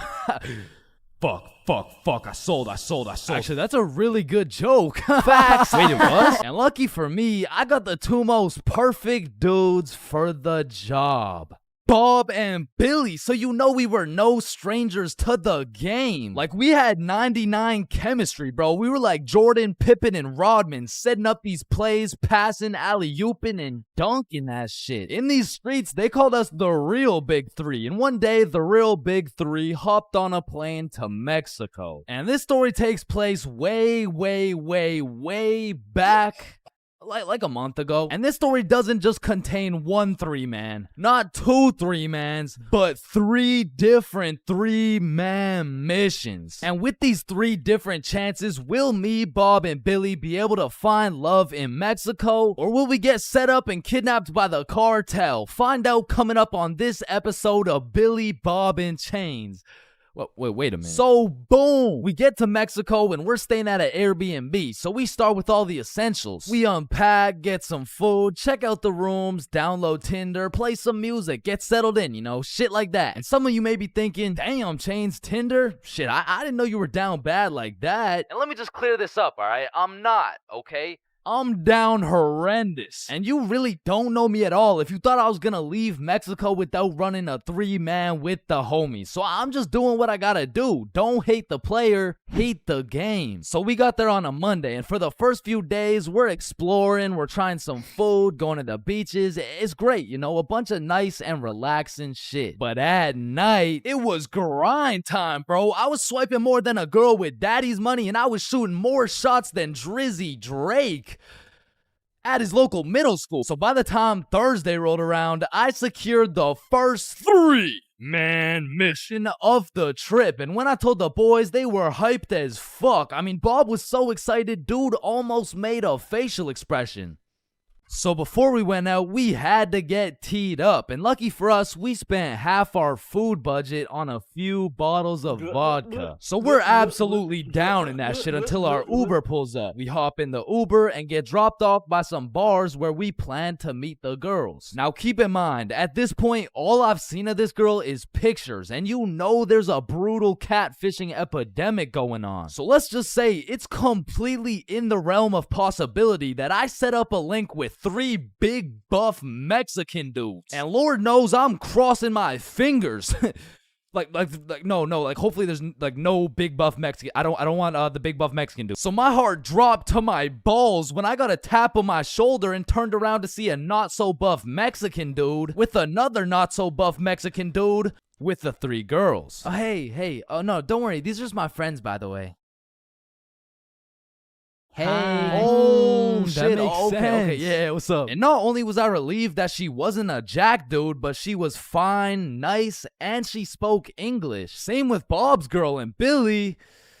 Yeah, nah, he had to take one for the team for sure. Hey, bro, I'm sorry, but this is just the way the cookie crumbled. Shit, bro. Can we get another cookie? It's too late, bro. It's already crumbled. And Billy took that shit like a champ, bro. So all 8 of us go to a bar and we're just talking, getting to know each other and shit. And I notice Billy just keeps the tequila shots coming. I mean, we were only 10 minutes into the conversation, but this dude is 10 shots deep at this point. And all of a sudden, this dude starts laying down that Google Translate riz, and he's dropping hard-eyed cry emojis and shit, and I'm like, damn, respect. I mean, he's taking this extremely well. And after about 30 minutes of talking to this girl, I look over at Billy and I start to see some wild ass emojis being thrown around. Like, oh shit, Bob. Yo, I think Billy forgot he's the one taking one for the team. So me and Bob cut him off of the tequila, and then my girl is like, hey, do you guys want to come over to our place? Yeah, I'm hell yeah!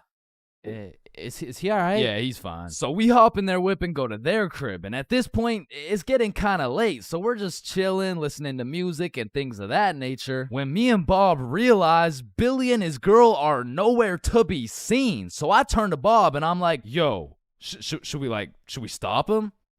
Damn, bro, you're right. We can't let him do that shit. And listen, bro, I've never been the type of dude to cock block, but if it's the homie who's about to interlock with the chalk chick at this o'clock, I'll walk up, knock, unlock, and block that cock if I have to. And so I did just that. I walked up, knocked, of course, unlocked the door, and respectfully, I blocked that cock. Yo, what are you doing? I'm taking one for the team, remember? Nah. I think the team's doing just fine, But bro. you know me. I was gotta do it for the team, like for I don't think the team needs this one, gang. No. Remember, I'm supposed to be like taking it for the like this for the.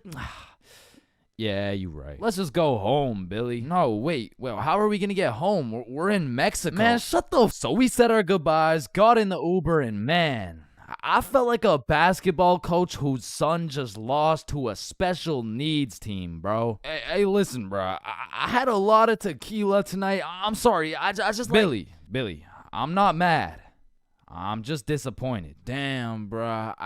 And the next morning we woke up, and I'm not gonna lie, we felt it a little bit, especially Billy. Billy was in physical and mental agony, but we have a secret method to get rid of any hangover instantly. It's called vodka. So we're practically eating this bottle for breakfast, and once everyone was healed up, we hit the beach and had a fantastic day. It was stupendous, really, and once the sun started to set, we got some food, and man, it was gas, bro. I had the best nachos of my life. And as I'm consuming this orgasmic meal, I get a little notification on my phone from a new girl. Yo, you got any friends? Oh, shit. And I'm like, hell yup. Then she's like, I'm going out with some friends tonight. You guys should come. And I'm like, hell yup. And just like that, we secured our second 3-man mission. So we absolutely house that fucking meal, go back to the crib, get ready, tee up, you know the drill. We hop in the Uber and get dropped off in the same area where the clubs and bars are to meet these girls. And when we get there, Bob and Billy are both praying they don't gotta take one for the team this time. And I'm there just chilling like, yo, this is why I set up the 3-mans, cause then I never have to take one for the Chains, is that you? Shit. Who's asking? It's me, Sarah. Oh, no way. Really? like really? Yeah.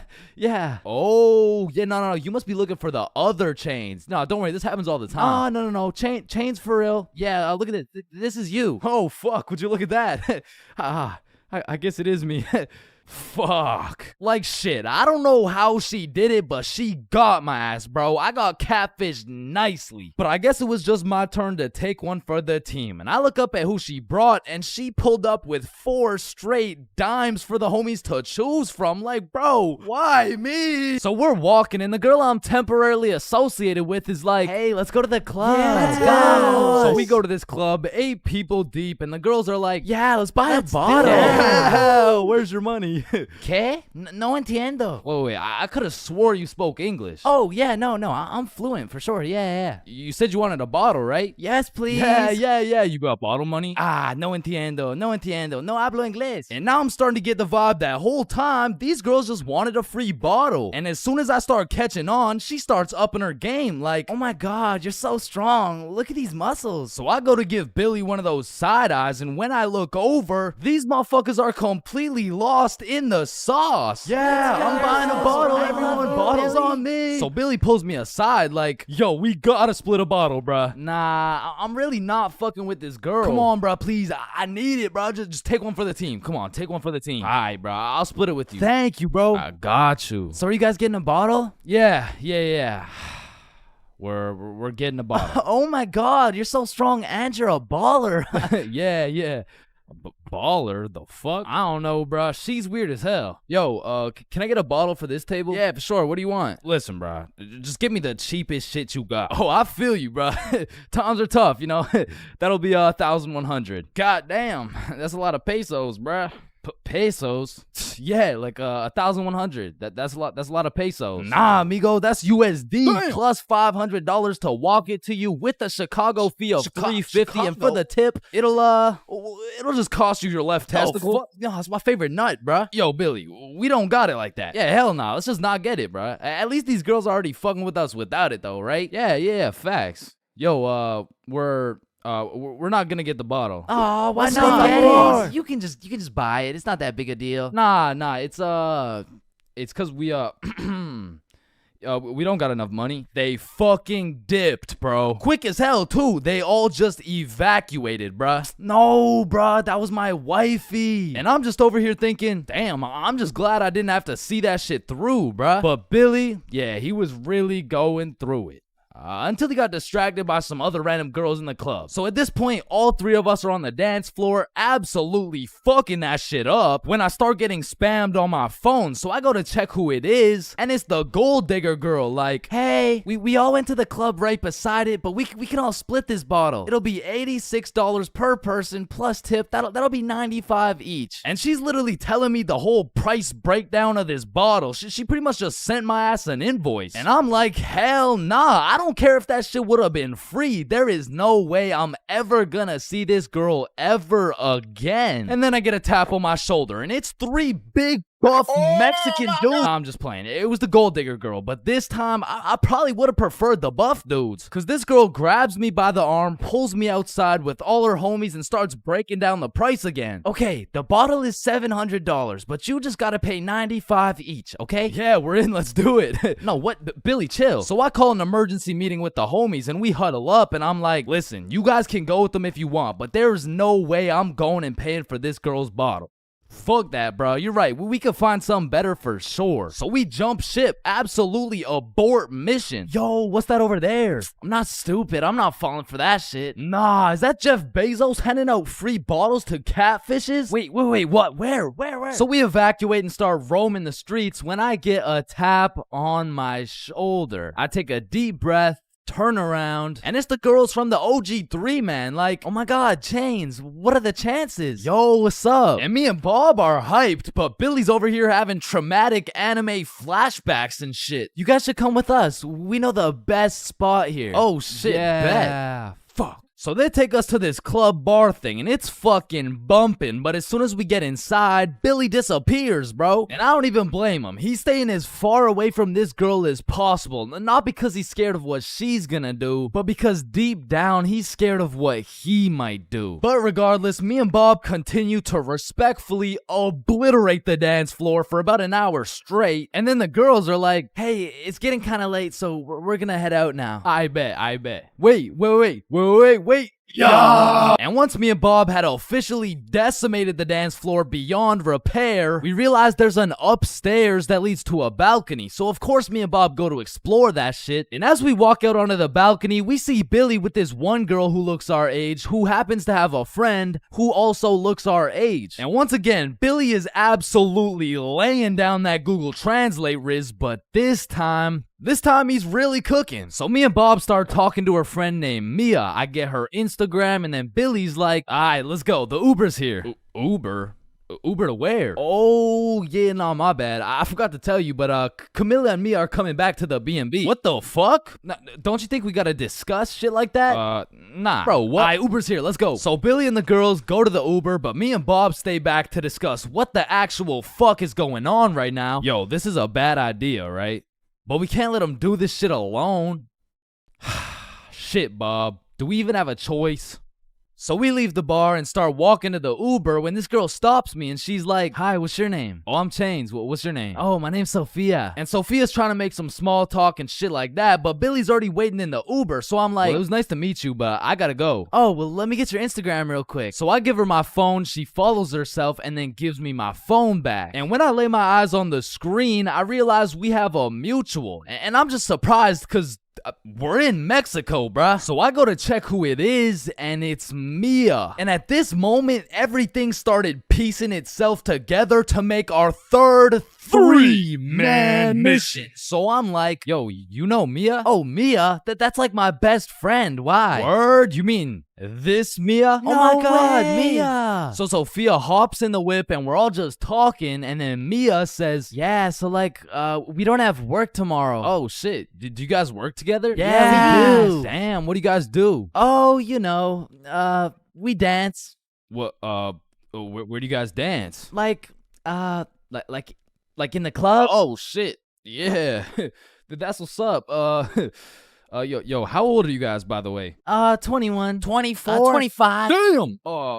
Sorry. Do you guys happen to have any you guys happen to have kids by chance? Of course, I have two. I have a baby boy. One of them is a 3-year-old boy. I also have two daughters. Oh fuck. Yo, Bob, you think it's too late to abort mission?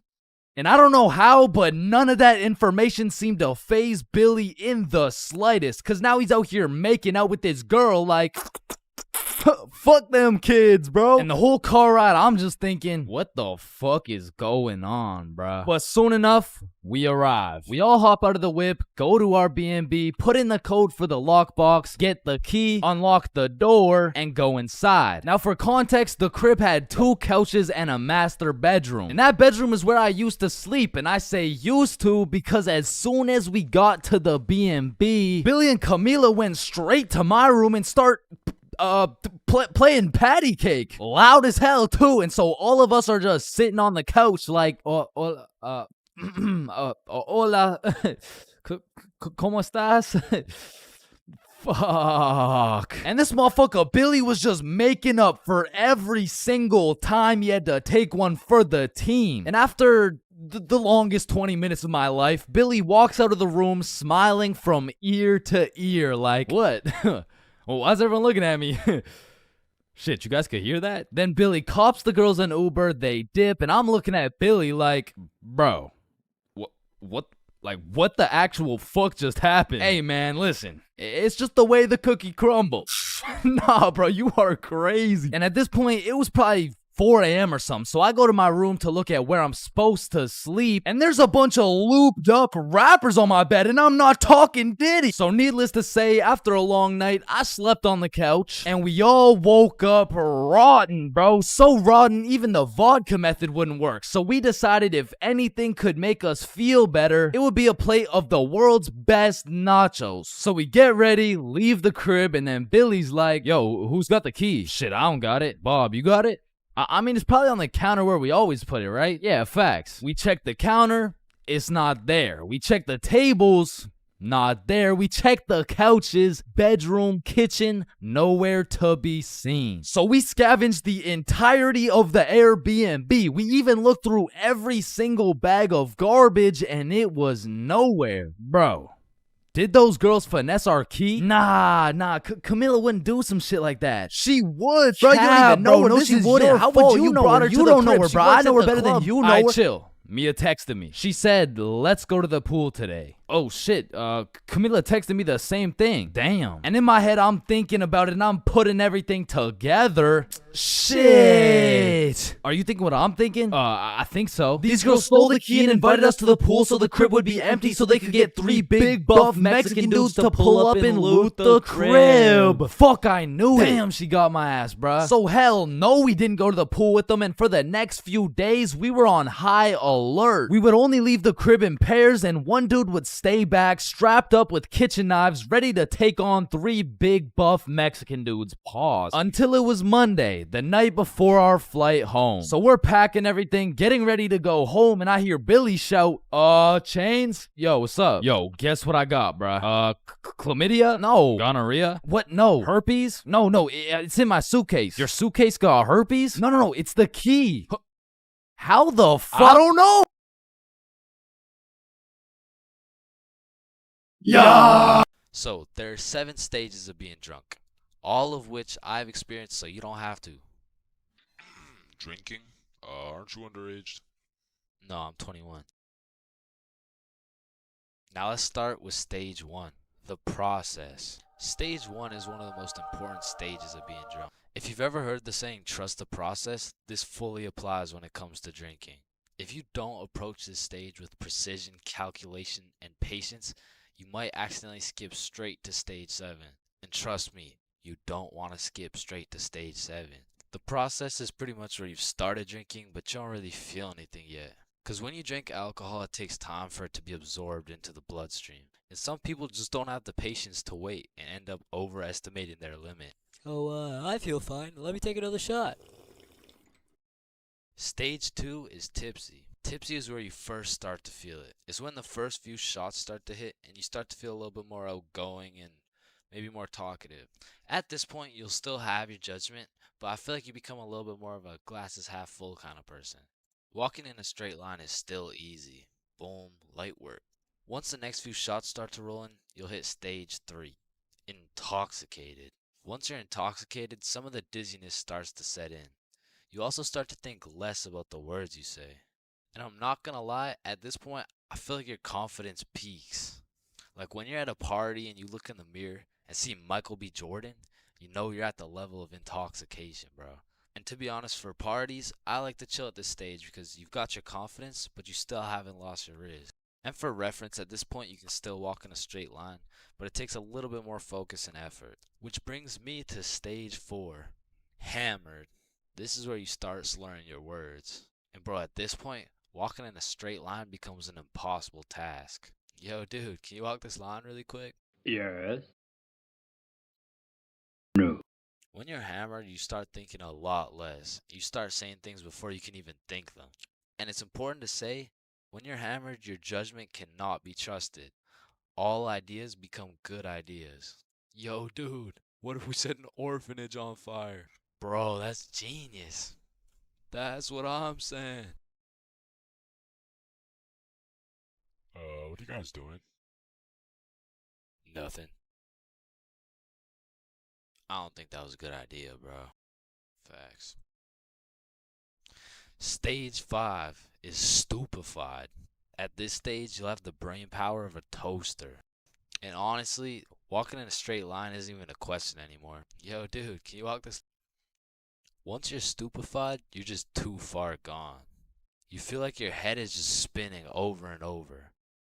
Now, at this stage, I would recommend leaving whatever party or setting you're at because you can't function properly. Probably end up regretting some of the shit you say or do the next morning.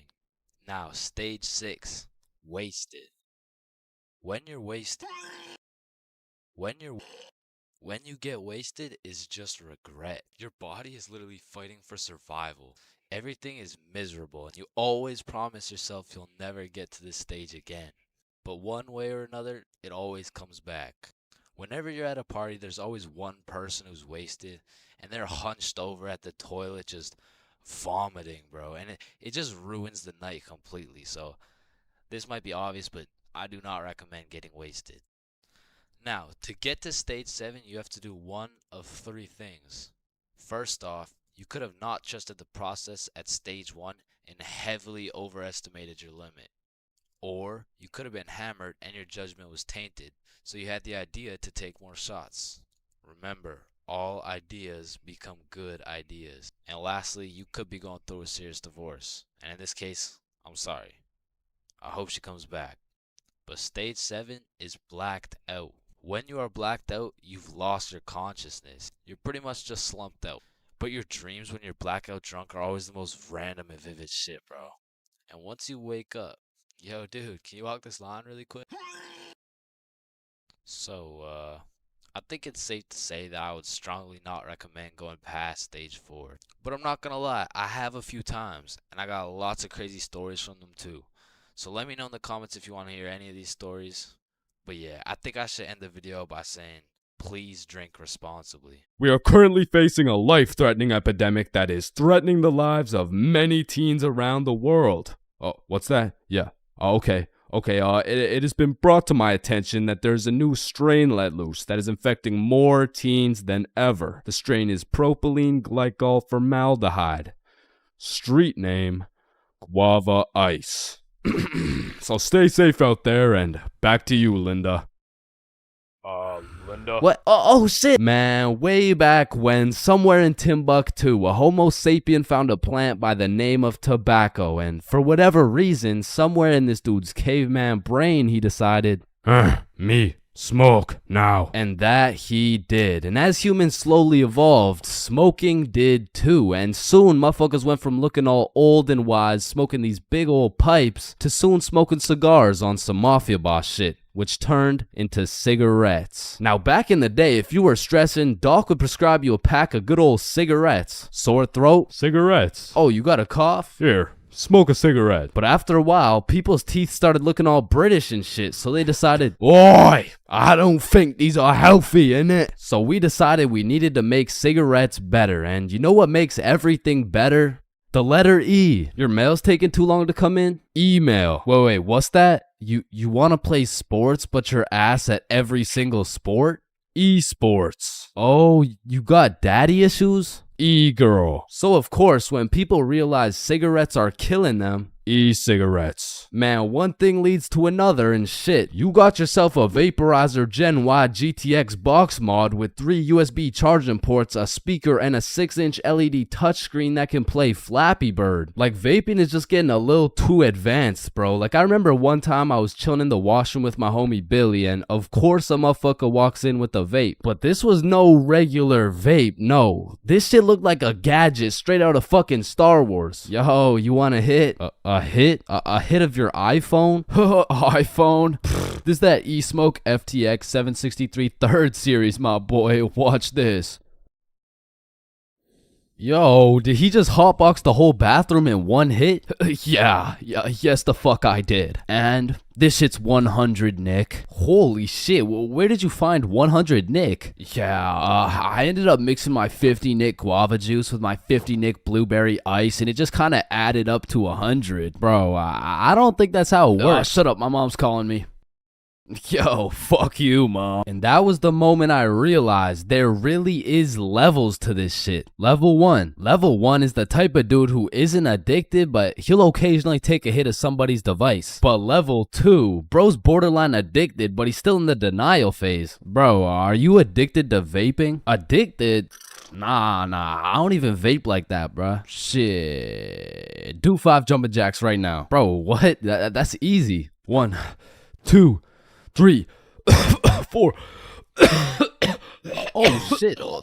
Level 3, the Fiend. This motherfucker is strapped up with some nicotine at all times, and even when he has a vape in his hand, this dude will ask for yours. And God forbid, if this Fiend loses his vape, this motherfucker will be stressing like he just lost his only child. A Fiend without a vape is the exact equivalent of one of these purple minions. Dude will be itching for that shit, and Lord knows what that man will do for a fix. Level 4, the Fiend who sells vapes. At this point, this dude's whole life revolves around vapes. In fact, I'm pretty sure they don't even breathe oxygen anymore. Like, in order to breathe, they need to inhale some chemicals that I can't even spell. Which honestly, it doesn't even say that much. Like, I can't spell a lot of shit, but what I'm trying to say is their bodies have just fully adapted in order to consume as much nicotine as possible. They breathe that shit, they drink the vape juice, and when they're hungry, shit, they just munch on the vape itself. And the worst part is they can't even run out of vapes. Like, shit, they are the plug. This motherfucker's just the CEO of getting high on his own supply. Like, dude is his own #1 customer. Level 5, this motherfucker, bro. Like, why do you need a LED touchscreen on your vape, bro? Like, you already have a phone. Wait. Did you just order that pizza from your vape? Shit. Where'd you get this from? And don't get me started on these flavors, bro. Like, tell me why these motherfuckers can make a vape juice and call that shit early riser. And that shit literally tastes like a Wednesday at 6 a.m. Like, what the fuck type of ingredients mixed together to taste like a Wednesday at 6 a.m.? But early riser isn't even the weirdest flavor on the market, because if you're feeling the family dinner vibes, you can get a rotisserie chicken flavor. Or if your breath is smelling nice and fresh, you could fuck that shit up quick with some garlic flavor juice. And they even got bacon. Yeah, I'm not gonna lie, that shit sounds fire as fuck. And lastly, now I don't even know if I can say this on YouTube right now, but shit, you can even get yourself some Worcestershire. Worcestershire. Worcestershire. But regardless, I think we all know the home of nicotine, the eternal hot box, the communal vape sesh. It's the high school bathrooms, man. You walk into one of these joints and there's at least 15 dudes hotboxing that shit at like 10 a.m. You come in trying to take a piss and now you got a head rush. You walk over to the urinals, but it's so goddamn hotbox, you start pissing all over the walls. But shit, you can't even piss on the walls in peace, man. You got that one fiend coming over to you trying to suck your device dry, and dude's so down bad for that hit that's not the only thing he'd suck dry. And listen, you may be thinking, Chains, how do you know what you know about vaping? And that's a great question. Back in the day, I was a curious little George, man. And back in grade 7, I was chilling at my friend Becky's house. And when I walked into Becky's crib, I was nothing but an innocent, curious young man. But little did I know, I would leave Becky's crib far different than I entered. So you know, me, Bob, and Billy are posted in Becky's room, and I was sitting with Becky. So Becky asked me, have you ever hit a vape before? Hell no, I hadn't, but you know I had to play it cool around Becky, so I said, yeah.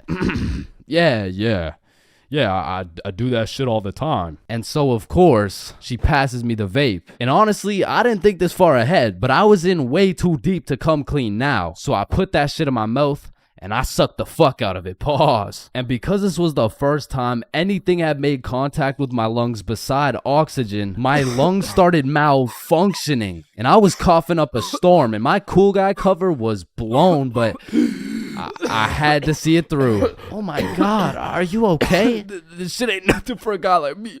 Guys, I think Chains is dying. And as I went on with my life, I would hit a device here and there, and eventually I even learned some tricks and shit. But one day, me and my homie had to run to catch a bus. And so we start running, but the homie doesn't even make it 100 meters, and he starts rolling on the floor, coughing up blood. And I was like, no, fuck that. And you know,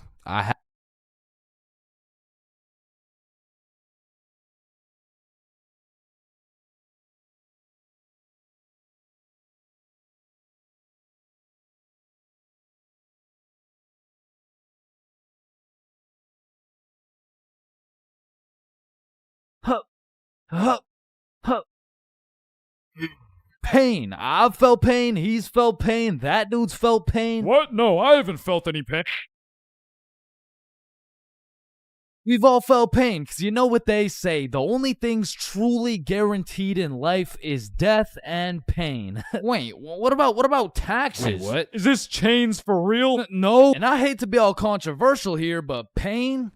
That shit hurts, bro. Specifically, the little shit that just does 1 damage has no business hurting so bad. Like stubbing your toe or biting your tongue or fucking paper cuts. Like, that shit shouldn't even hurt, bro. It's paper. It's not scary. Oh, shit. And I still remember the first time in my life I ever took some real damage and felt some real pain. And it was back when I was 4 years old. Which meant I was still learning the controls of life and shit. Like, yeah, I could run, but it was low-key like watching a dude play Fall Guys. If he was drunk and fried and asleep. But regardless, one day I was bored doing 4-year-old shit, and then I seen my arch nemesis, a fucking chair. And I instantly knew what had to be done. I had to assert my athletic dominance by running and jumping over this chair. So I take a deep breath, I run up, jump, and clear this chair clean as hell. Now keep in mind, I was 4 years old, so that was probably the coolest shit I'd ever done in my entire life. So you know I had to show my mom to make her proud of the man I've become. Hey mom, watch this.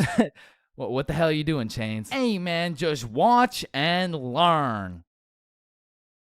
Oh, I fucking ate it, bro. Like, that was the type of pain that hits so hard you can fucking taste it, and damn, that shit tasted ass, bruh. Like, have you ever taken a soccer ball straight to the schnoz? Cause that shit will have you smelling pain, tasting pennies, and seeing tears. Which is bad, but like, who the fuck invented the funny bone, bruh? Cause that shit ain't funny. Like, bro, you can't just call some painful ass shit funny and expect it to be humorous. No, the bone is called a humerus. Yeah, shut up. How humorous is this, buddy? Not humorous. Yeah, that's what I thought. And in fact, I think it's the opposite of humorous. Like, yo, did you guys know 1 in 4 dudes is gay? Wait a minute. Gee, I sure hope it's Owen, because he's sexy as hell. Y'all hit the funny bone too? Yeah, I did. If I had a pain tier list that went from shit ain't nothing to... I'd probably rate hitting your funny bone a solid. It's the same as stubbing your toe real hard. Like, you just need a moment to take a few deep breaths and say a few slurs, and that shit just heals itself. But if we're looking at some top tier, brutal, agonizing, excruciating pain, getting kicked in the balls.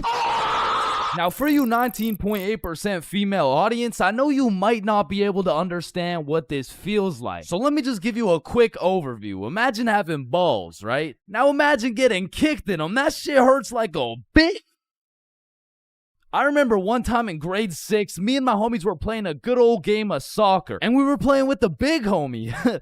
I mean the really big homie. Like, the dude had more chins than a Chinese phone book. Like, last time we went to a restaurant, bro looked at the menu and said okay. And I couldn't even tell you how big he really is, because last time he stepped on the scale, it said 1 at a time, please. So what I'm trying to say is he was a big dude, and big dudes got big legs, and big legs produce hard kicks. And during this grade 6 soccer game, I unfortunately found myself legs spread wide open, freshly dropped testes exposed to this absolute unit, wound up to kick the ball, and well, pain. Just pain, bruh. Followed by a moment of silence from everyone on the field. And I don't know if the moment of silence was for me or for my next generation of kids the big homie just wiped out, but I felt that shit. And I felt it in my stomach. And there was really only one sound I was able to make in that moment. Now, I know what a lot of you guys are thinking. Getting kicked in the balls is nothing compared to childbirth. Childbirth is so much worse. This guy's a misogynist. And no, I don't give people massages. And I might be the first to tell you this, but I've experienced both getting kicked in the balls and childbirth. And honestly, childbirth wasn't even that painful at all for real. But to be fair, it was probably a little worse for my mom, so like... Now, we all know physical pain very well, but what do you call that deep, torturous pain you feel when your dog dies? In Minecraft, that's that psychological pain, like the pain you feel when you're watching a banger YouTube video and an ad interrupts you out of knowledge. Or like the pain you feel when you just got done making some toast and peanut butter and that shit flops on the floor face first. It doesn't hurt physically, it hurts spiritually. Like, there really is levels to this shit, bro, because now when you start adding psychological pain onto the physical pain of things, we gotta start adding new tiers to this tier list. Because imagine peacefully sleeping in your bed and you get woken up to the pain of your girlfriend kicking you in the balls, which of course hurts physically, but then you realize you don't even have a girlfriend and you live alone. So just to knock a few more off this tier list, a razor scooter to the shin, stepping on Lego is a solid. Now, getting socked in the face is an interesting one, because that shit can range anywhere from all the way to getting the sonic rings knocked out of you. And if that shit's a good enough punch, you might not even feel anything. Now for the tier, I would say that's the shit where you just take one damage, like eating some food that's too hot, or getting a brain freeze, or when you're laying in bed with your phone and that shit slaps you across the face. Like, it's just minus 1 HP. And minus 5 IQ. And if anyone's seen that shit, it's probably a lifetime debt of aura. Now, I'm gonna keep it a stack. For something to be in the shit ain't nothing tier, it's just gotta be a good ass day, bro. Like, some days I'll just be feeling invincible, bro. Like, wake up, roll out of bed, shit ain't nothing. Eat a nice hot breakfast, shit ain't nothing. Stub my toe while simultaneously getting socked in the face, shit ain't nothing. Get a bad phone call? Yeah, Chains, this is Dr. D's. I'm sorry to break the news to you, but you know, you tested positive for chlamydia. Hey, man, shit ain't nothing. Oh, shit, who's this? Yeah, I wasn't finished. You also tested positive for herpes, syphilis, gonorrhea, hepatitis. You got a whole ecosystem on your shit. Honestly, at this point, our best bet is just to chop that thing clean off. What? Shit ain't nothing. No, yeah, no, it's definitely something. We're chopping your meat off. Yeah, but on some days, bruh, it's just like, yeah, no, that's it. I quit. I'm done. I'm going to sleep. Good night. And I know this might sound like some freaky ass shit, but I feel like some pain low key feels good, bro. Like in school, I used to always put the front chair legs on my feet just to feel the pain, or even like eating some spicy ass food, or like, oh yeah, or like getting spanked. No, no, fuck, nah. I was thinking something more like taking a really hot shower or like getting whipped. No? Yo, George, shut the fuck up, bro. I'm trying to make a video and Sorry, shit. my fault, pimp. My fault. Yeah, all right. Or what about when you like getting slapped in the face? Bro, shut the fuck. Hey, yo.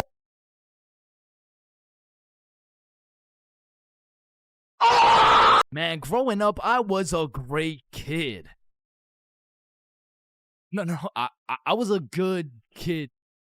Man, growing up, I was a kid, bro. And as a kid, you hit a certain age where your own parents become your number one up. Like, hey, Mom, can I go to this girl's house? No. Hey, Mom, can I sleep over at Billy's crib? No. Hey, Mom, can I go do crack under the bridge with my new friend Jorge? Hey. Hell no. Come on, all my friends are allowed to. Yeah. Okay, well, if all your friends jumped off a cliff, you're not just gonna...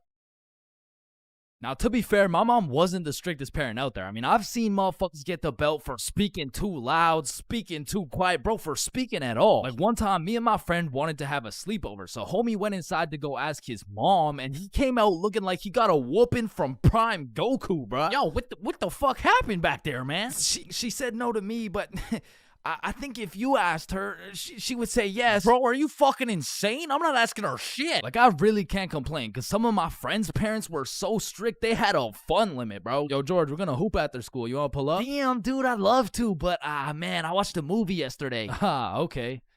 So do you want to play basketball? Dude, I want to, but my fun meter's maxed out, man. My mom won't let me leave the house till Monday. Holy shit, fun meter maxed out for a week off a movie? Yo, what's this movie, bro? Yeah, what? Yeah, no, it was good, man. It's called the Veggie Tale movie. Yo, George, I feel bad for you, bro. Because don't get me wrong, I've seen a lot of kids with super strict parents turn out to be straight A students, go to good colleges, stay with a good crowd of people.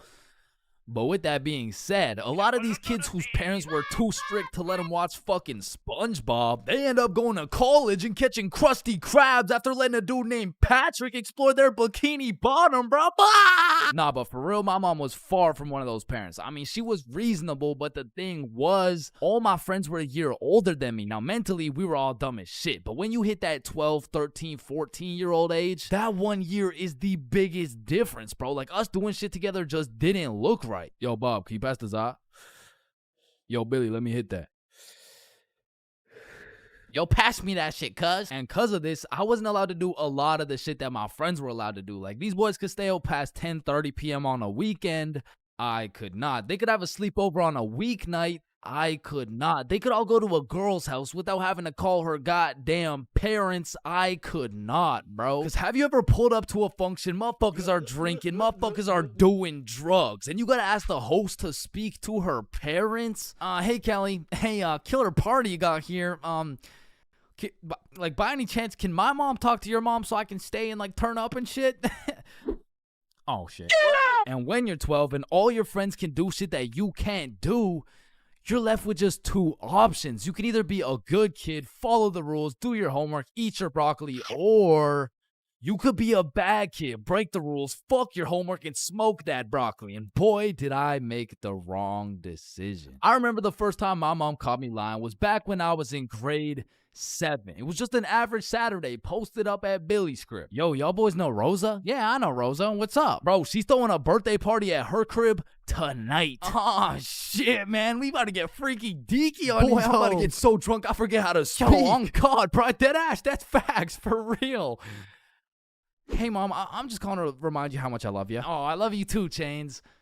What do you want? So, me and my closest friends got invited to a small little get-together at my friend Rose's house. Can I go, please? Let me talk to her parents. Okay, now I was actually friends with Rosa, but she was 2 years older than me. So I swallowed my pride and text Rosa something along the lines of, "Hey Rosa, my mom wants to talk to your mom before I can come." And she's like, "Aw, baby boy needs permission." Fuck. And then she sends me her mom's number. So I connect my mom with Rosa's mom. My mom gives me the green light, but says, "You have to be home at 10:30 p.m. sharp." Say no more, mom. So me and my homies start getting fresh. We're all up in Billy's dad's expensive cologne collection. I take the coolest looking bottle, little spray here, little spray there. Had me smelling like Tom Ford, still looking like Thomas the Tank Engine, but after looking as fresh as possible, we head to Rosa's crib. So we hop on the bus, hop off the bus, walk up to her house, knock, and the birthday girl opens the door. Happy birthday! Hey, Billy, Bob, and Chains. I was waiting for you guys. Happy birthday, Rosa. Oh, damn, Chains, you smell good. Appreciate it. That's that Thomas Fordinson, you know what I mean? So Bob, Billy, and I go inside, and we realize the gravity of this situation. Oh, shit. God damn. Rosa invited like 10 of her girlfriends and like 2 of her cousins, bro. We were completely outnumbered in the greatest way possible, bruh. As I'm just doing some quick math on the ratio, there's a knock on the door. Rosa opens it, and it's Dennis holding a bottle of vodka. Now, we're friends with Dennis, Rosa's friends with Dennis, but to put it simply, Dennis was a bad kid, bro. This motherfucker was living life with no precaution, no regrets, no morals, but to be fair, he was fun as fuck, bro, because when Dennis pulled up, the party got lit, bro. We were taking shots, dancing, playing beer pong, taking more shots. We were having a marvelous time, and I was drunk, okay? Not too drunk, but not just tipsy. I had hit the perfect sweet spot of drunk. I got all the stat boosts of being funnier, more confident, more smiley, but I still had full control of my body, so I started applying that pressure, bruh. Hey, don't y'all both have ugly boyfriends? No, what the fuck? No. Shit. Y'all want one? What? Damn, you smell good though. Appreciate it. I showered this week. Now, I don't remember what I actually said, but all I know is that in grade 7, cologne was overpowered, bro, because nobody was smelling good. And if they tried, they would just smell like Axe, dog. So I'm over here combining the powers of Tom Ford with the confidence of Smirnoff. Had me feeling like I'm him, bruh. So how y'all feeling? Honestly, feeling good. amazing. How you feel? Shit, I'm feeling good. Just a little, Just a little bit tired.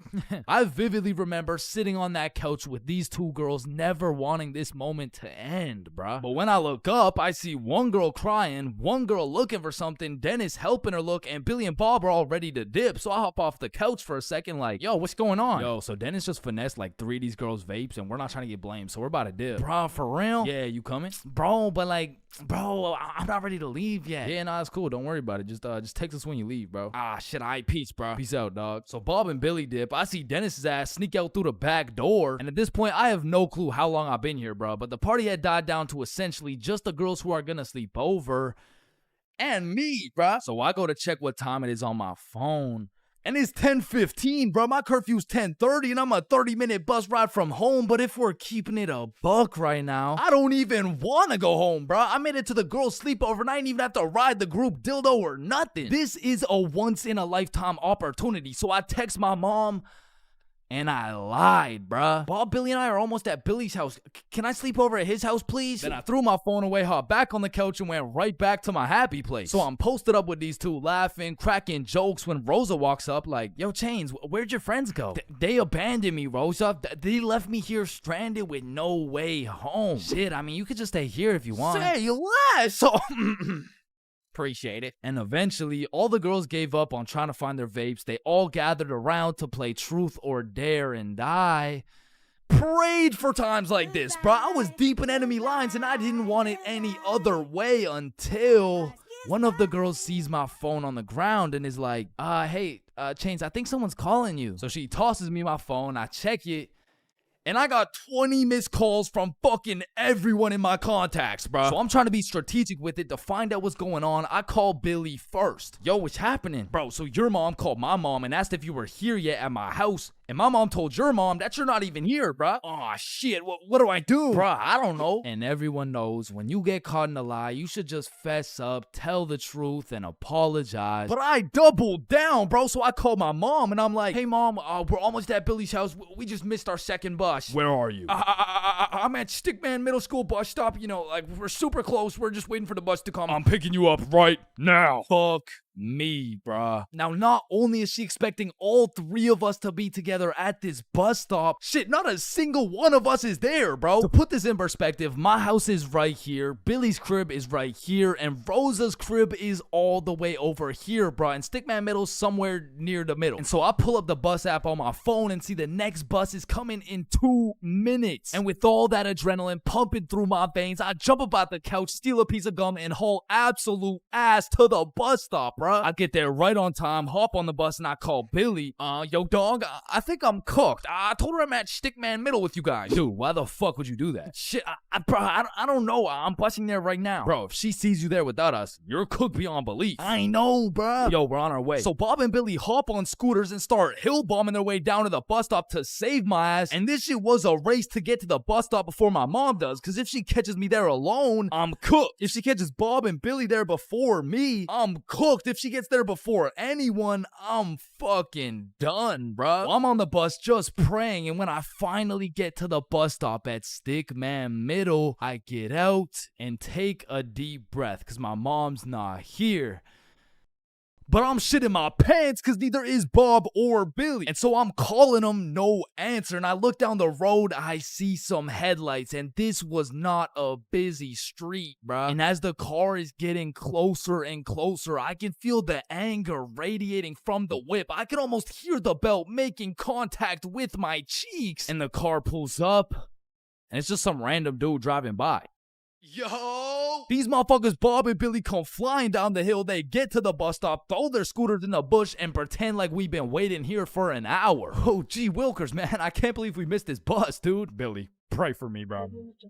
Get in the car. I get in my mom's car. I'm stone fucking sober. My heart is pounding. Why did you lie to me? Well, I honestly wanted to spend more time at my friend's house because we were just having fun. I'm not mad.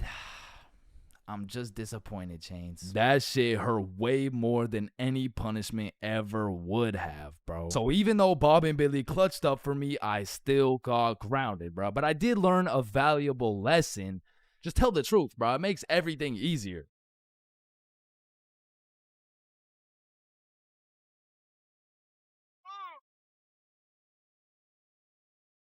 Bro, when I was in middle school, every time I would walk by the high school, the freshmen deadass looked like adults to me, bro. The sophomores looked like tax-paying citizens. I saw juniors as grown men with a wife and kids, and seniors, bro. I couldn't tell the difference between a senior and a senior citizen, bro. And that's because in grade 7, I saw me and all my homies as fully developed, mature, and respectable humans, and that was simply cat. Because now when I look back at a picture of us in grade 7, I see a bunch of little babies, bro. Yada, yada, yada. What does this have to do with stealing a guy's vape? We stole a vape from a senior in high school, and we were in grade 7, bro. And when I say we, I mean Billy. Billy stole that shit, and me and Bob were accomplices. Now, if you ask me back in the day, ChainsFR, you're awfully small. Scrawny, weak, ugly, chopped. Yeah, okay, sir. What's the question? How do you expect to win this fight against such a bigger opponent? Listen, Joe Rogan, it's not about the size of the dog in the fight.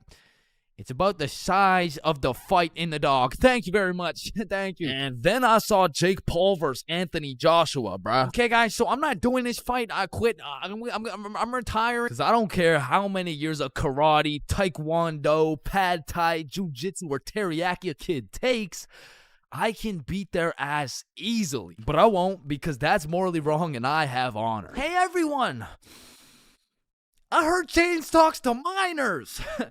What the fuck? And I heard he fakes all his stories. Man, I do not fake my stories, bro. Sorry, anyways, as I was saying, this story takes place in grade 7. It was a summer day, and it started off pretty slow. You know, me and the boys were just chilling at Bob's crib, playing a little Rocket League and whatnot until we got bored. And when me, Bob, and Billy get bored, it's a problem, bro. Because every time we were bored, we would do one of 5 things. Light public garbage cans on fire, ding-dong ditch houses, light more shit on fire, buy things from 7-Eleven, with the 100% discount, or climb our middle school, bro. Yo, let's go let some garbages on fire. Yo, I don't know if there's any left at this point. Alright, let's ding dong ditch. Man, I'm not really trying to do all that running right now. Shit, should we climb Stickman Middle? Yes. So we pull up on a scene, Shiesties activated. We scan the area for witnesses, nobody. We identify all security cameras and move forward with the plan. So, Stickman Middle Rooftop was about 20 feet up, far too high to reach. However, it had a playground with one of those spiderweb johns, and this playground was fenced off, and this fence is what we call the method. So one at a time, we climb up this metal fence, stand on top of it so we were just tall enough to jump and grab the roof, and we pull ourselves onto the rooftop. So Bob and Billy got up first. I jump and get my hands on the rooftop, pull myself up, and the view was insane, bro. Sun setting and everything. So me and the gang are sitting on the roof of our school. Bob brought some of those good old sweet heat Doritos, and we have ourselves a nice little romantic afternoon. When all of a sudden a car pulls up to the courtyard. A dude hops out of the driver's seat. 3 girls hop out of their whip. They're probably 19 or 20, and one of them looks up like, Hey, what the fuck? Hey. Yo. Oh shit, how'd y'all get up there? Shit, it's easy. I mean, we just climbed this fence. You want to try? Yeah, okay, yeah. What do I do?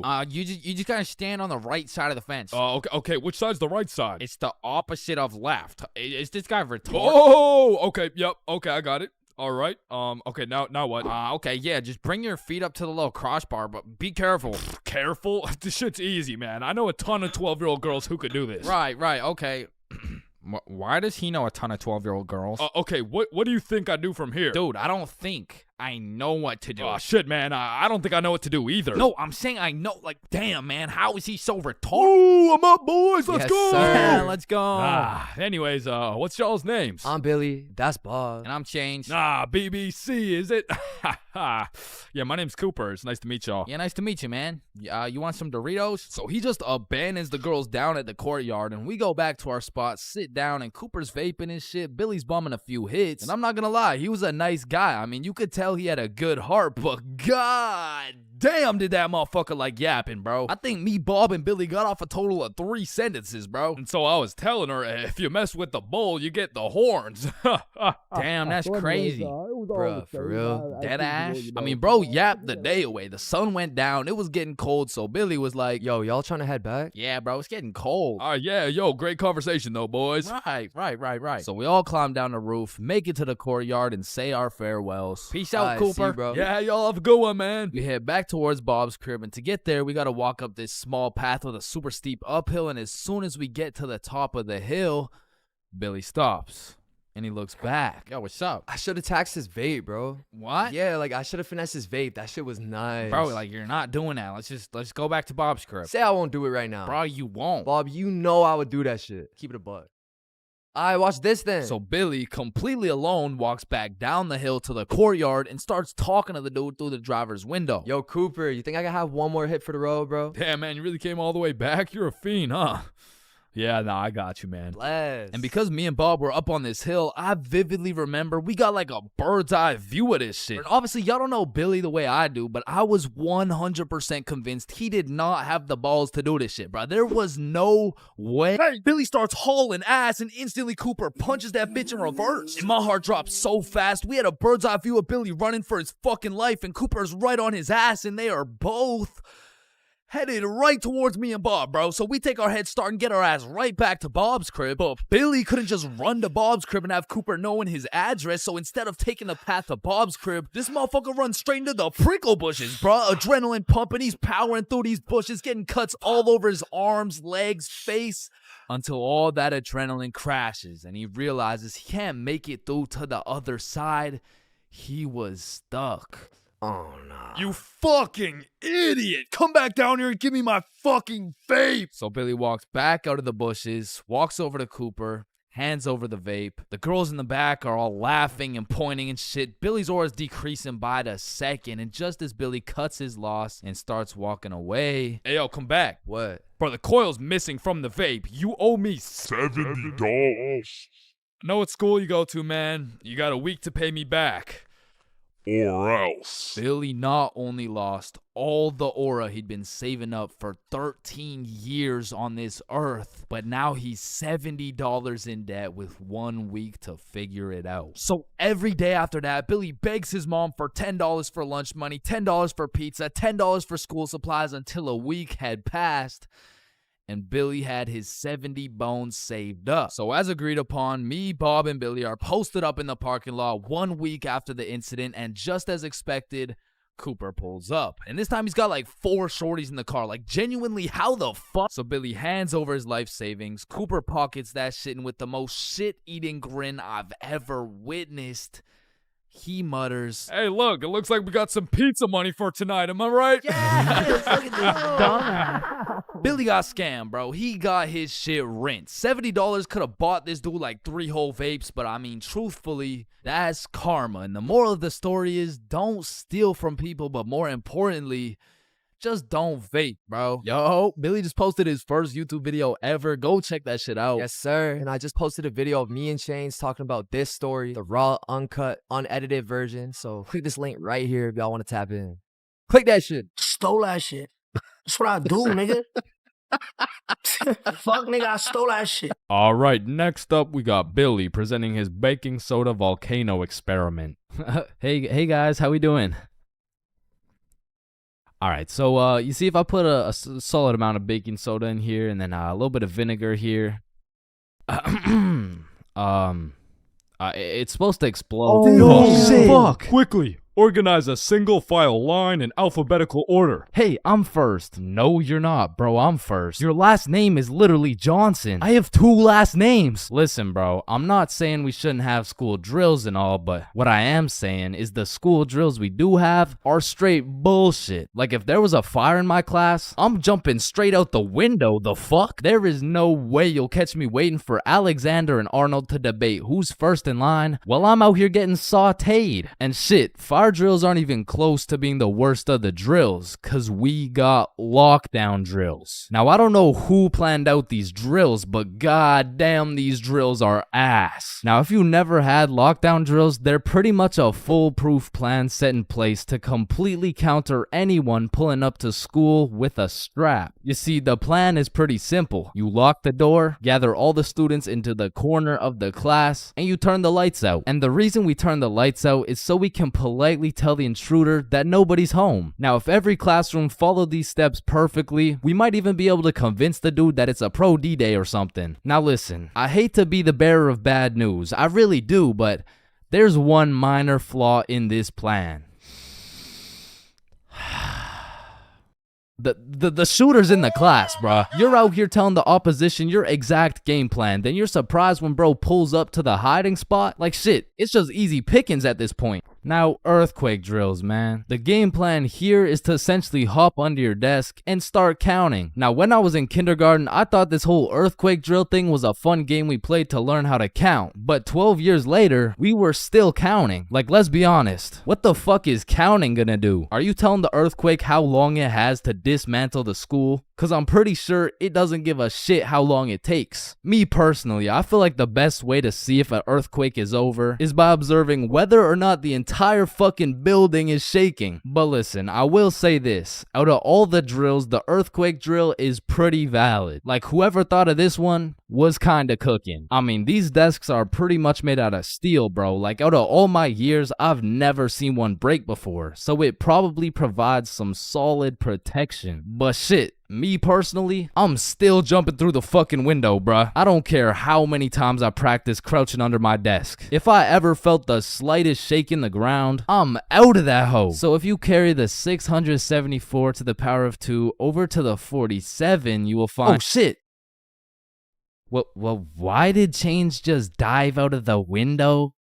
Shit, I don't know. Now I'm gonna keep it a stack. I've never done a single tornado drill in my life. So after doing some quick research, it looks like you just, you do this. Now I don't know shit about tornadoes, but what I do know is that I'm not gonna be doing this shit. Like, I'm no scientist, but I don't think the doggy position is gonna stop the tornado from packing you up. So to be honest, once again, I'm jumping out the fucking window, bro.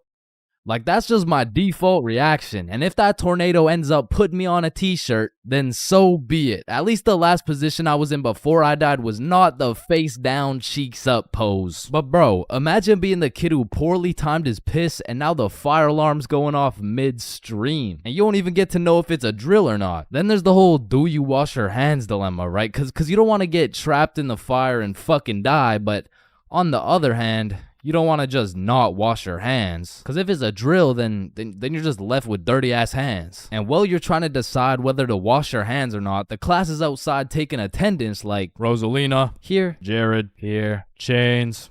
Chains? Oh, fuck. Where did Chains go? I don't know, bruh. Shit. Oh, no. I was just in the bathroom. Woo. Oh, you scared me there for a second. Wait, did you wash your hands? No. I was in a little bit of a rush. Get back in there and wash your hands, buddy.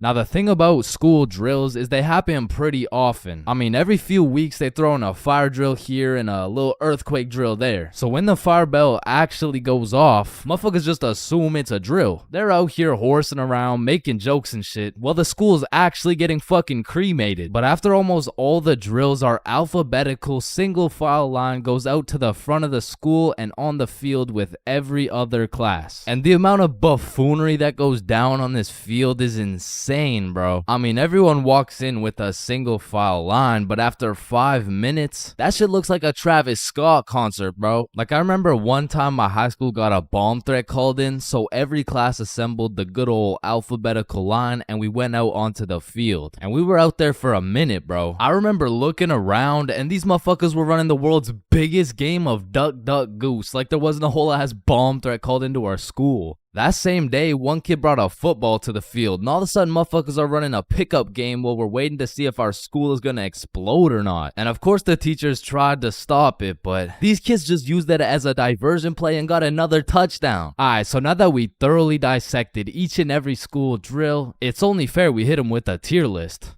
So let's see what we got here. We're starting with lockdown drills. What are we saying? Fucking F tier. Holy shit, they are ass. Alright, next up we got fire drills. Now these drills do get the job done, but I'm not gonna lie. I'm not fucking with this whole single file alphabetical bullshit. So I'm gonna have to give this John a C tier. Now tornado drills. You gotta go in the doggy position. Bro, I got no choice but to give this a D tier. And last but not least, my personal favorite, earthquake drills. They're still kind of ass, B tier. And bro, I know some of y'all may be thinking, you can't just talk shit about the school drills and not present any better solution. Well, lucky for you, I have devised the best and only way to fully counter any natural or artificial disasters. It's simple. For a guy like me who's 7 feet, 325 pounds, 0.5% body fat, and a 7-foot wingspan, I just simply remove myself from the situation. However, I do understand that I am built different, so for your average Joe, I have devised another plan. It's also simple. The moment some shit goes down, everyone runs at full speed out of the building. And of course, some would argue that not everyone is gonna be able to make it out of the building in time and that some people are faster and stronger than others, and you know what that's called? Natural selection. You see, if I was principal, instead of running students through these impractical drills, I would be running students through different kind of drills. I would have my students in peak physical condition. Instead of a fire bell, I would have a push-up bell. At any given time, if that shit goes off, you drop down and give me 50, or your ass is getting expelled. You see, this way, when there's a fire, everyone can simply remove themselves from the situation. Or in other circumstances, they can simply intervene.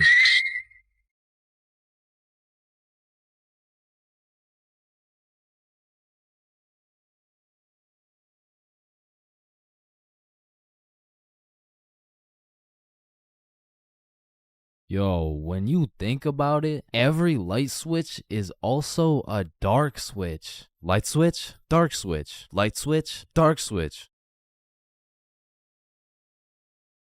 Okay, class, sound it out with me. Ball.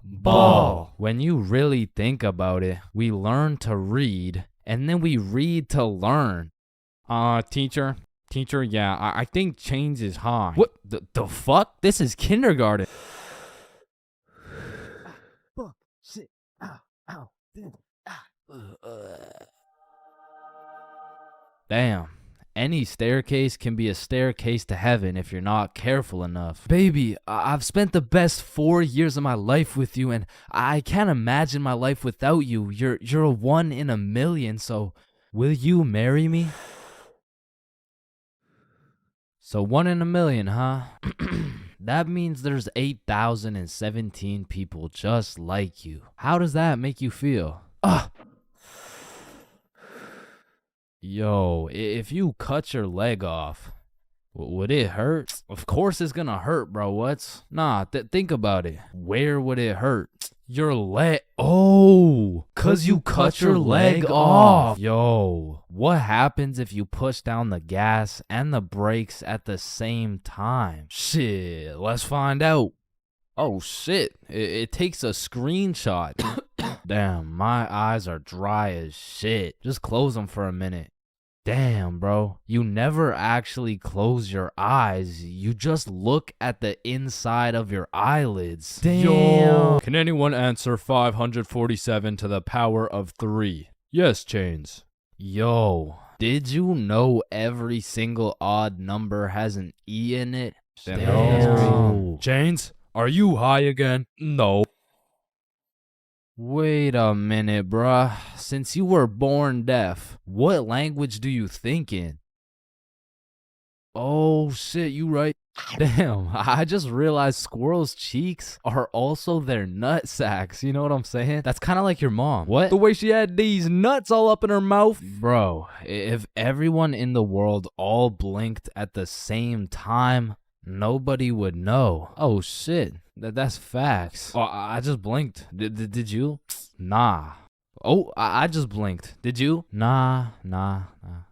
Wait, what about just now?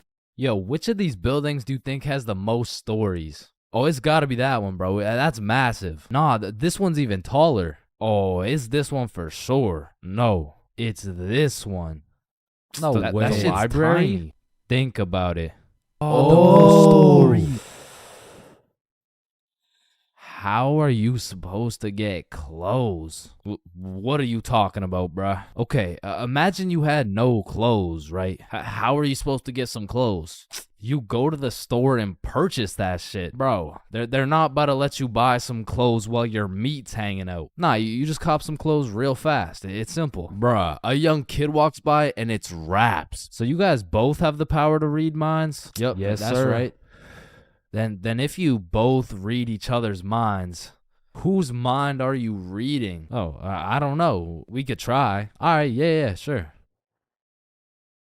Nah, that was not me. That was you for sure, dude. Damn, bro. When you think about it, the hospital is the only building you leave without entering. Damn. And people are having the worst day of their life, the best day of their life, the last day of their life, and the first day of their life, all in one building. Damn. Bro, I'm kind of scared down here. What? Why? But because I'm scared a shark's finna eat my ass. Well, when you think about it, there's more people eating sharks in the world than sharks eating people. Damn. That's actually really crazy to think about.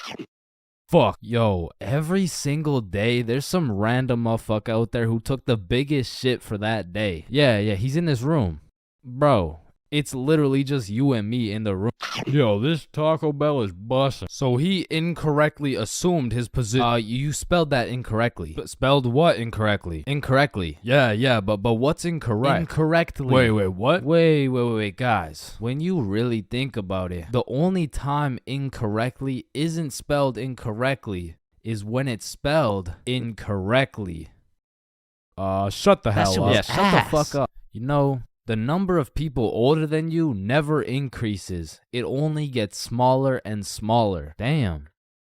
What? It just got smaller. Yeah, pizza's here. Shit, I got the munchies. I'm about to fuck this shit up. Wait, I ordered a mushroom pizza. Why'd they give us cheese? Hey, any pizza can be a mushroom pizza if you're patient enough. Damn, I guess you're right.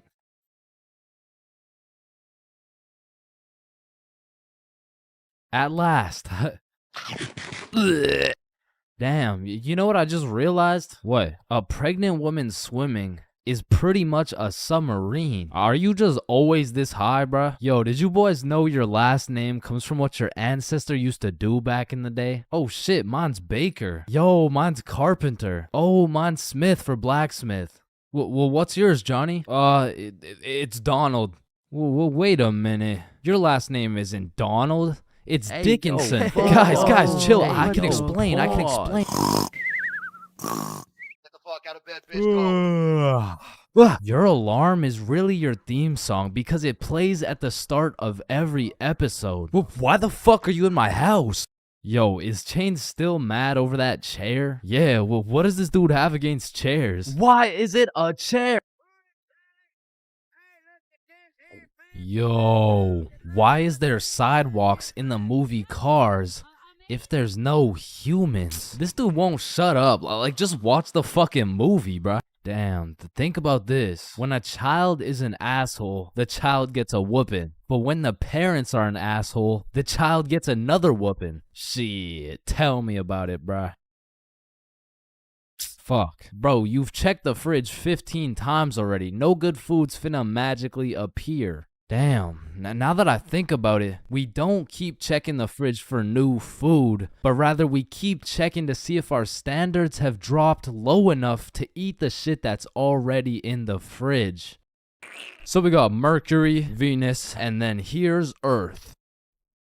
Yeah, Chains, what do you want? If Earth is the third planet from the sun, does that make every country a third world country? You're high again. Just get the fuck out of my class. And look at these sheep. Sheep. You know how one of your teeth is called a tooth? Yeah? And one geese is called a goose. Okay? Then why isn't one sheep called a shoop? All right, Chains, shoop. I can't keep doing this. We have to break up. Shoop. You know what I've been thinking? Yeah, what's up? Teenagers be whipping that shit like they're always running out of time. But old motherfuckers be driving like they got all the time in the world. Like, look at this geezer. Poor guy's practically decaying behind the wheel. But he's taking his time like he's got any time to spare. If I stab this cereal box, does that make me a serial killer? That one was straight ass. You gotta work on that shit. I'm gonna work on that one. Yo. If you weigh 99 pounds and you eat a 1 pound burrito, does that make you 1% burrito? Yo, that's crazy, because I literally just did that last night. You guys wouldn't believe this, but your blood work came back and it says you're 1% burrito. Yo, picture this. Imagine if Ed Sheeran was working at a bread place, right? Would that make him the gingerbread man? Your high as shit. Alright, bro, I'm a dip. Nah, don't leave me alone in this forest, bro. Hey, when you really think about it, you're not scared to be alone in this forest. You're scared you're not alone in the forest. You feel me? Yo, that's actually so true. Bro, you know what? Low key, if you're dead broke, robbing a bank isn't even a bad idea. Bro, there's no way some hobo's about to pull off a bank heist. Nah, but just think about it. Whether you successfully rob the bank or not, either way, you get over 10 years of bills you don't gotta worry about. Alright, fuck it. You got the strap? Yup. Yo, throw on your seatbelt really quick. Nah. What? Why not? Well, you see, it increases my risk of dying from cancer. What are you talking about, bro? That shit makes no sense. Just let that sink in. Oh, yeah, I got you. Yo, what's up? But still, that shit makes no sense. No, but actually think about it. Oh. Hey, bro, you want to hit? Nah, I don't smoke. I'm scared that I'll get all paranoid and shit. Hey, man, if you're paranoid that you're gonna get paranoid, you're having the side effect without even smoking. It's true, though.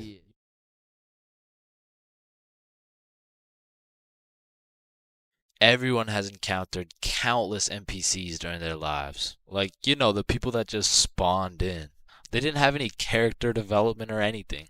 And to be honest, when you leave their vicinity, they probably just despawn. If you still have no clue what an NPC is, it's a non-playable character. They're like the type of people you could sock in the face and they'd say some NPC-ass line like, "Hey!" And I know at least some NPCs have to exist. Because let's be real, there is no way all 7 billion people on this planet have whole lives from start to finish. That just doesn't add up. And I don't know if any of you guys have ever noticed this, but NPCs all have a spot they go to just do NPC things, bro. For example, if you go to Walmart, that's their natural habitat. You are bound to see at least 15 NPCs at Walmart. And usually the NPCs are trying to avoid eye contact. But if you've ever tried interacting with them, you'll know they always have the most predictable and neutral responses possible. Like whoever programmed them should have spiced it up a little bit, you know what I'm saying? They could have made them tell jokes or something, I don't know. But anyways, I used to work at a summer camp where you teach little kids to ride bikes.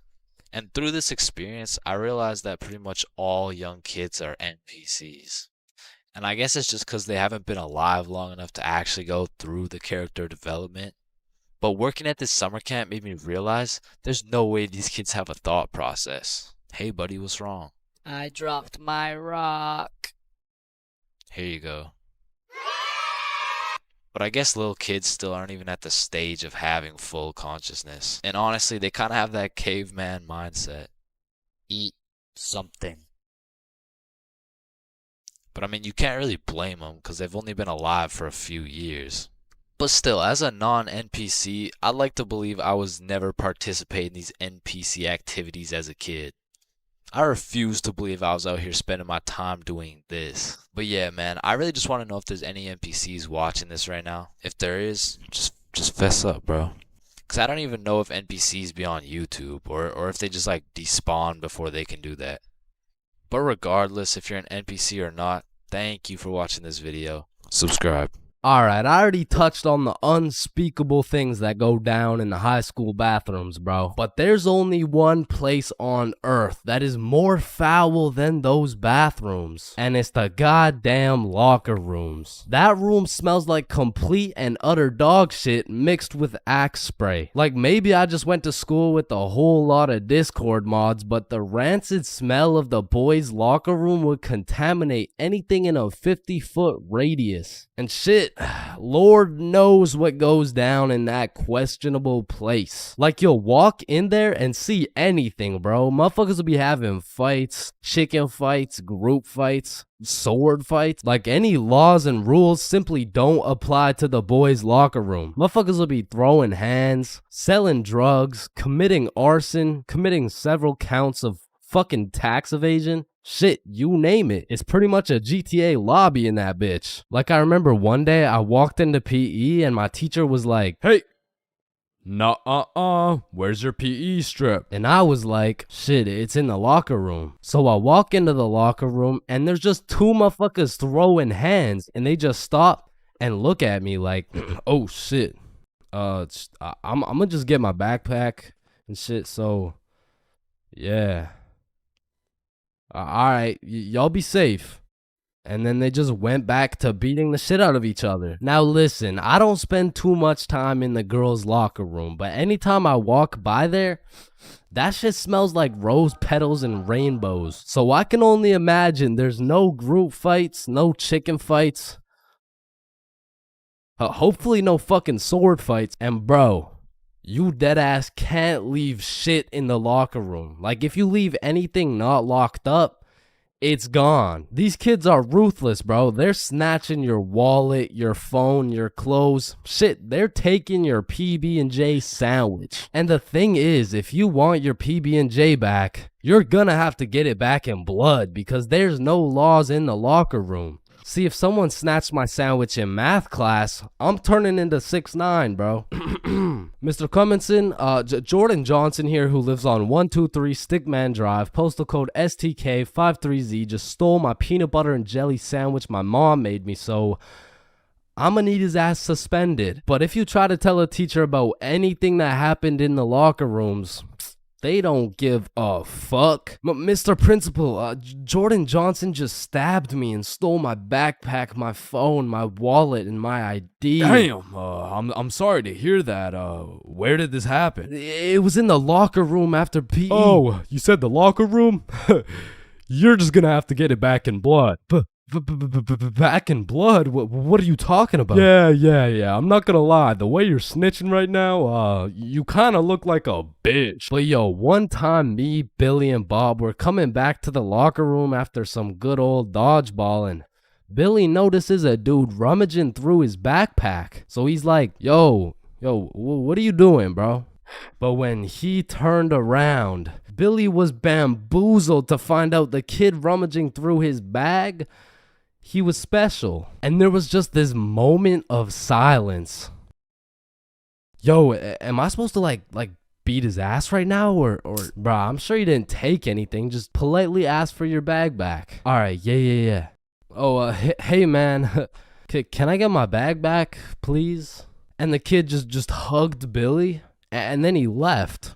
And I'm still confused to this day. But I'm gonna be honest, locker rooms weren't all that bad. Cause sometimes you'd walk in that hole and they would just be throwing a party. Now it still smells like ass, and there was literally no females, but it was still kind of lit. Like you'd walk in there and it would transform into the club. Shout out my Lego, that's me. I'm in this bitch with TP. I'm in this bitch with Ultra. Or you'll walk in there and they'll just be giving out free pizza. Like walking into the locker room is a gamble. You might walk in there and get robbed, or you'll get some fucking pizza. I don't know. But what I do know is there's only 10 types of dudes in the locker room. Starting with that one kid who must have thought it was the 1800s the way he was whipping motherfuckers. Next, we got the poor guy who's just trying to change. He's quiet, he's normal, and he changes. It's a locker room, so it makes sense. Then we got that one poor soul who gets absolutely cooked by the entire locker room. Yo, why is Kevin built like Mike Wazowski? Bro's got no neck. We're stick men. None of us have necks. Shut up. You skip neck day. He skips neck day. Next, we got Bob. Bob's just that guy that casually takes his shirt off, and he's built like Giga Chad. Like, shit. Fucking sexy ass Bob. And I don't know why, but there was always that one guy who thought it was a good idea to just whip his nuts out. Unprovoked, uncalled for, completely out of pocket. Like, what do you look like with your nuts out in a room with 30 half-naked sweaty dudes? Like, personally in that situation, I'm keeping my balls in my boxers. Thank you very much. And bro, tell me why there was always one kid who was just dousing himself in Axe spray. And it's always the mustiest motherfucker doing it too. Like, who's gonna tell him that Axe spray doesn't replace taking showers, bruh? And I don't know about your locker room, but for mine, there was always a dude eating. Like, out of all the places on earth, why are you eating in the locker room? Like, for some reason, there's something about eating around a bunch of dudes in their boxers that just doesn't sit right with me. I mean, simply by bringing that sandwich into the locker room makes it contaminated. That sandwich will be tasting like wet dog and Axe spray. And next, we got the kid who just makes as much noise as humanly possible. Shut the fuck God damn. up. And then there's that one dude who decides he's having a shower. And all power to that guy, but personally, there is no fucking way I'm showering in school. Like, I can't trust this little door to stop these menaces from breaking into my shower. Cause remember, there's no laws in the locker room. Like, it's no jail, but I'm sure if you drop the soap in there, you're gonna get violated. And of course, you got the fiend. There's always a dude fiending for a vape in every locker room. And it's low-key worse in the locker room than the bathrooms. Like, these locker room fiends would do a little bit too much for some nicotine. I've seen them pay $5 for a single hit, and fuck, I don't want to know what they'll do for a hit when they run out of money. And still, I'm not gonna lie, the high school bathrooms get wild. They'll be hotboxed, there'll be fight clubs, but the thing about the bathrooms is a teacher can walk in at any time and get every student suspended. Like, even the poor kid taking a piss will probably get suspended just by association, which is exactly why the high school locker rooms get so fucking rowdy, because there's truly no teacher strong enough to stop the buffoonery that goes on in these locker rooms. So they don't even try. Shit, I don't care if your teacher is John Cena. There is no single man who can put a stop to the fuck shit that goes down in the locker rooms. But there is one thing that can: a female.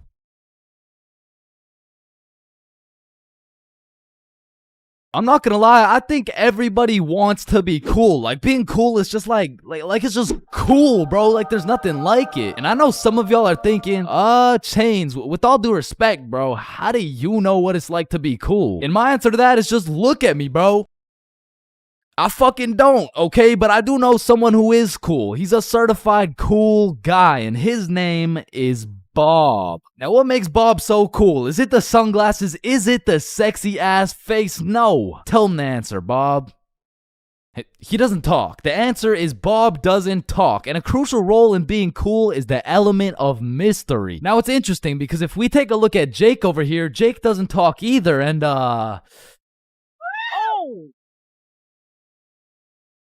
I don't think, I mean, like, me personally, you know, I don't really think Jake's that cool. So that means to be cool, you can't just stop talking. I mean, I remember one time I thought if I threw in some earbuds and stopped talking to motherfuckers, everyone would see me as some cool, mysterious guy in the shadows. And I'm not even gonna lie, I was walking through the halls feeling like Batman. I could even see the people talking about how cool I was. Come to find out, it was more like, does this kid even talk? Nah, I don't think so. Yo, what's up with this kid? I'm pretty sure he's autistic or something. Because the truth is, there's a very distinct difference between Bob's silence and Jake's silence. I mean, Jake didn't talk because he would probably get his ass beat for literally anything that comes out of his mouth. But Bob, on the other hand, doesn't talk because he doesn't have to talk. Like, watch this. Oh my God, Bob. I love you, Bob. Now, just for science reasons, let's just see what happens when I do the same thing. You know, why not? What's the worst that could happen? Hello? Can I help you? Oh my God, help. There's this creepy guy. At least she didn't. Get on the ground. Hands behind your back, buddy. Now, it's important to note that being cool is subjective. Like, for example, some people think I'm cool, you know? Like, in this big-ass world, surely there's someone out there. No, there isn't. Nobody thinks you're cool. Shut up, loser. Okay, well, what I was trying to say is you're going to find someone cool who I don't find cool, and I'm going to find someone cool who you don't find cool, and that just leaves us with the question, what is cool? So to answer this question, I need you to think of the coolest dude on the earth, and I'm about to guess, okay? You got it? Yeah, alright. I'm not the fucking Akinator. I'm not about to guess who you're thinking of, but I can guess with 100% accuracy who you're not thinking of, and that's Mark Zuckerberg, okay? How did I know that? Because if you think of Mark Zuckerberg as the coolest guy in the world, you're fucked, alright? Like, there's no helping you. Like, click off the video. It's raps for you, bro. But how could Mark Zuckerberg possibly help us get cooler? I mean, look at the guy. He's practically oozing uncoolness as we speak. But that's important because if being cool is subjective, we need something objective to look at, and objectively, Zuckerberg gets no bitches. Like, let's just look at the numbers here. I mean, this guy's the CEO of Meta, but he's also the CEO of being a uncool lizard nerd guy. And if there's one thing I've learned in my studies of coolness, it's the art of minding your own goddamn business, okay? Like, let's compare George to Bob, who, let's just say, both aced the math test. Hey, Chains, what'd you get on the test? Fuck, I got like a 65%. Oh, that's really good for you. That's good for you, yeah. I actually got 100% plus the bonus question. Oh, wow, nice, bro. Billy, what'd you get on the math test? Math test? The dog. I could have swore that shit was chemistry. Nope, it was math, and I got 103%. Bob, what'd you get? Whoa, 110. There was only one bonus question. That's impossible. Oh, kissy face. Bob, did you pipe the teacher? And that's probably why Zuck over here is so uncool. He's minding a million people's businesses, probably looking through their cameras and shit like, yeah, fuck you, Mark. And the most important trait for being cool is having confidence. You just can't be cool while shivering your timbers, bro. And I know some of you are thinking, oh, well, I guess it's over for me then. And no, it's not over for you, bro, because confidence is the most fake it till you make it shit ever. Like, you're not gonna say the perfect thing every time. Lord knows I don't. I'm pretty sure I say the wrong thing every time, but if you say that shit with your chest, people let it slide, bro. And I said, no, I wouldn't suck your dick for $20. Oh, well, that makes one of us.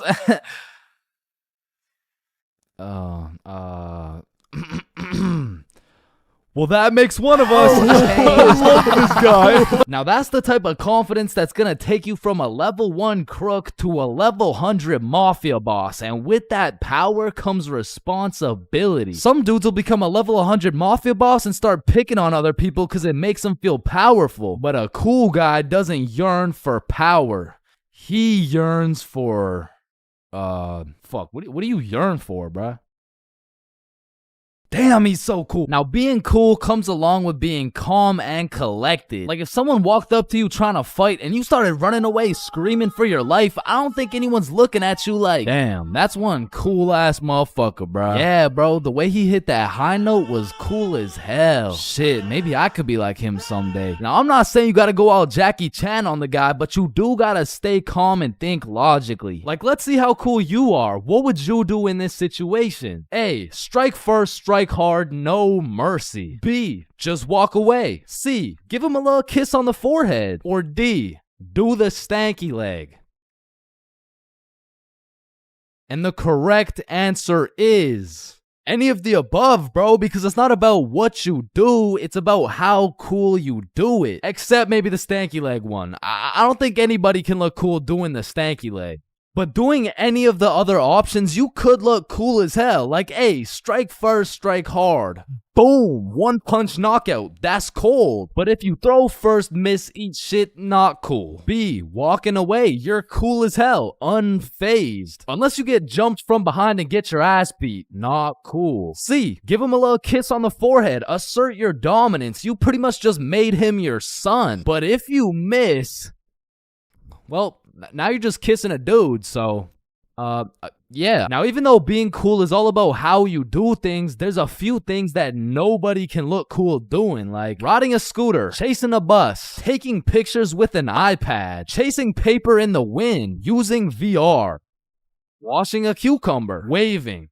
You look nerdy as fuck, eating a cupcake, tripping, getting out of a restaurant booth, pickleball, and literally anything to do with Starbucks. Hi, can I get a caramel ribbon crunch frappuccino with 2 extra pumps of vanilla and the You're soy? not cool, bro.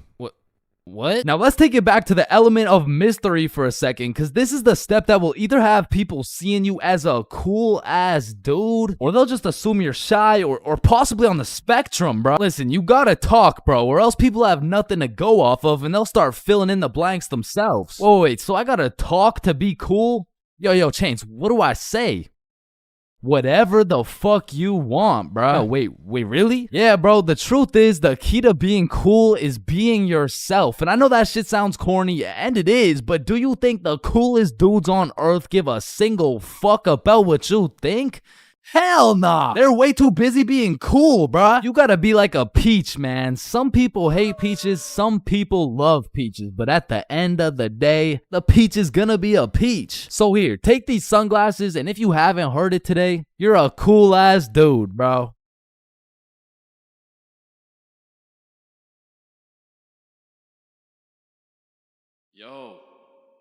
Hey.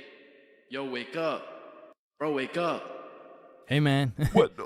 Who are you? Dreams. We all have them whether you remember them or not. Now, at one point in our lives, we've all dreamt about the same shit, bro. Like your teeth falling out, or running through your school butt booty naked, or being reincarnated as a chicken laying eggs.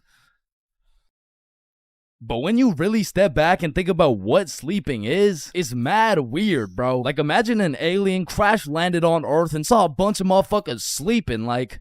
Why is everyone dead? Oh, no. They're not dead. They're just sleeping. Man, what the fuck is sleeping? Yeah, so basically they just play dead for 8 hours and live false realities in their heads and shit. Strange. Yeah, like, you see this guy? He's probably dreaming about sunshine and rainbows.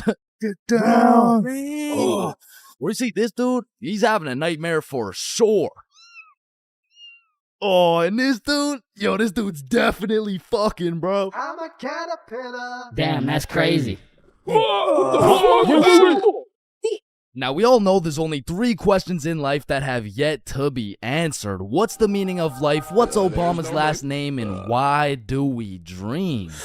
Dude, it's all your subconscious talking to you, man. You just gotta find the true meaning of each dream, dude. Bro, what the actual fuck could this possibly mean, bruh? You're autistic. Anyways, the craziest part about dreams is the fact you're the one telling the story and you're the one listening to that shit. My dumbass still falls for the plot twist every time, bruh. I'll never forget this one dream I had back in grade 6 where me and my 2 homies were walking. Don't know where, don't know why, but as we're walking, a dude in a big white van pulls up talking about, "Hey, if you kids come in my van, I'll give you some candy." Shit. I mean, I'd come in your mouth for the whole bag. So obviously we hop in and the driver looks absolutely cracked out talking about, hey kids, eat this candy. And so we unwrap this piece of candy and it's literally just a razor blade, bro. Like he didn't even try and hide that shit. Nah, I think I'll have to pass on this one. Alright, okay, then eat this piece of candy. Nah, this is a perk 30. You got any Reese's cups? Yeah, nah, I got Reese's cups. Here. Sir, this is just a Glock covered in peanut butter. Alright, fine, take this. Shit, okay. So we eat this unsuspicious looking candy and instantly start tripping balls, bruh. Like the van is deforming, we're seeing rainbows and shit, and worst of all, we see this big ass grin on the driver's face. And I don't remember exactly what he said, but he said some crazy shit like, get ready, I'm coming for them cheeks. It was more like looks like your private square just went public. Okay, no, that wasn't it either. It was it was something more like you boys ever had your buns stuffed like a meat mountain from Arby's? Yeah, I can't remember exactly what he said, but all I know is if we didn't act fast, we were getting our cheeks snatched up, bro. So Billy's like, yo, quick, call your dad. So I'm rushing to start calling my dad, and this is the most dream logic shit ever, cause I don't even got a dad, bruh. And this is where my own brain hit me with the meanest plot twist I never saw coming. Cause as I'm calling my dad, the driver's phone starts ringing, bruh. Bomba Club. Now, I don't remember the rest, but the fact my own brain hit me with some Star Wars Darth Vader type plot twist, god damn, bro, that shit was a movie. But still, I probably got my shit touched, so I'm gonna have to leave this as a B tier dream, bro. B tier? What the fuck could possibly be worse than a crackhead tickling your pickle, bro? Fever dreams. Now, those motherfuckers could be their own torture method, bro. These are dreams that just have you stuck in an infinite time loop doing the same shit over and over and over and over and C tier, bro. Now, lucid dreams. Lucid dreams are deadass just playing life on creative mode, bro. Cause in my long life, I've only had 3 lucid dreams, and every single one of them was lit as fuck, bruh. Now the problem is I can only start lucid dreaming when my original dream is just a little too strange. Like, hey, you're cute. Can I get your number? What? You want my number? Yeah. Yo, I must be lucid dreaming. Ow, what the fuck? Shit, it's so real, bro. I can do anything. I can probably fucking fly. Alright, Chains, this is not a dream. You're under arrest for battery and assault. But for real, my first lucid dream started when I was posted up in a basement with Michael Jackson. Yo, aren't you supposed to be, like, dead and shit? Oh shit, I must be dreaming. And so to test the waters, I start spawning in random shit on the spot, and this is the moment I realized the possibilities were endless, bruh. I could do whatever I wanted, and so I spawned in a honey pack, and I spawned in Lola Bunny, and I S tier. Lucid dreams are S tier, bruh. Wet dreams are too.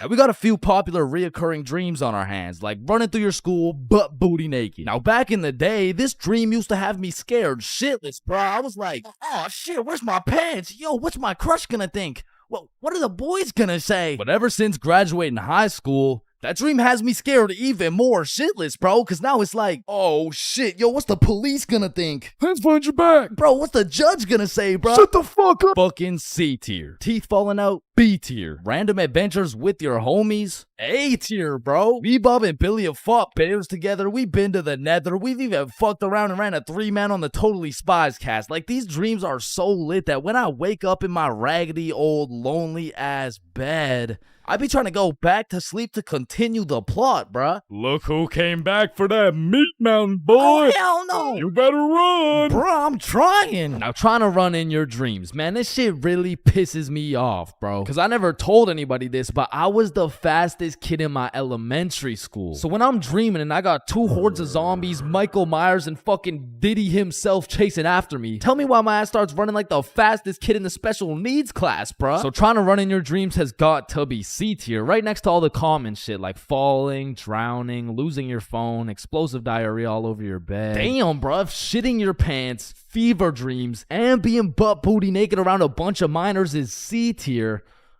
What the hell is D tier, bro? Sleep paralysis.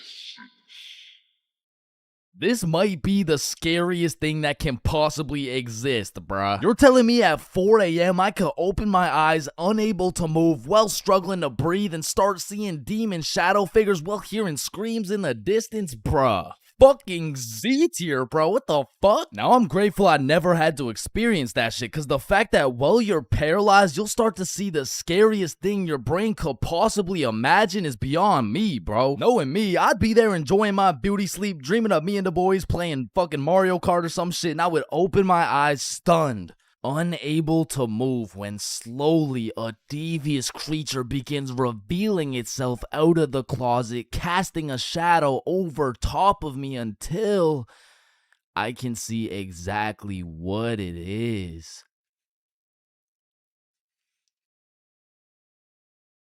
Looks like someone ordered a meat mountain.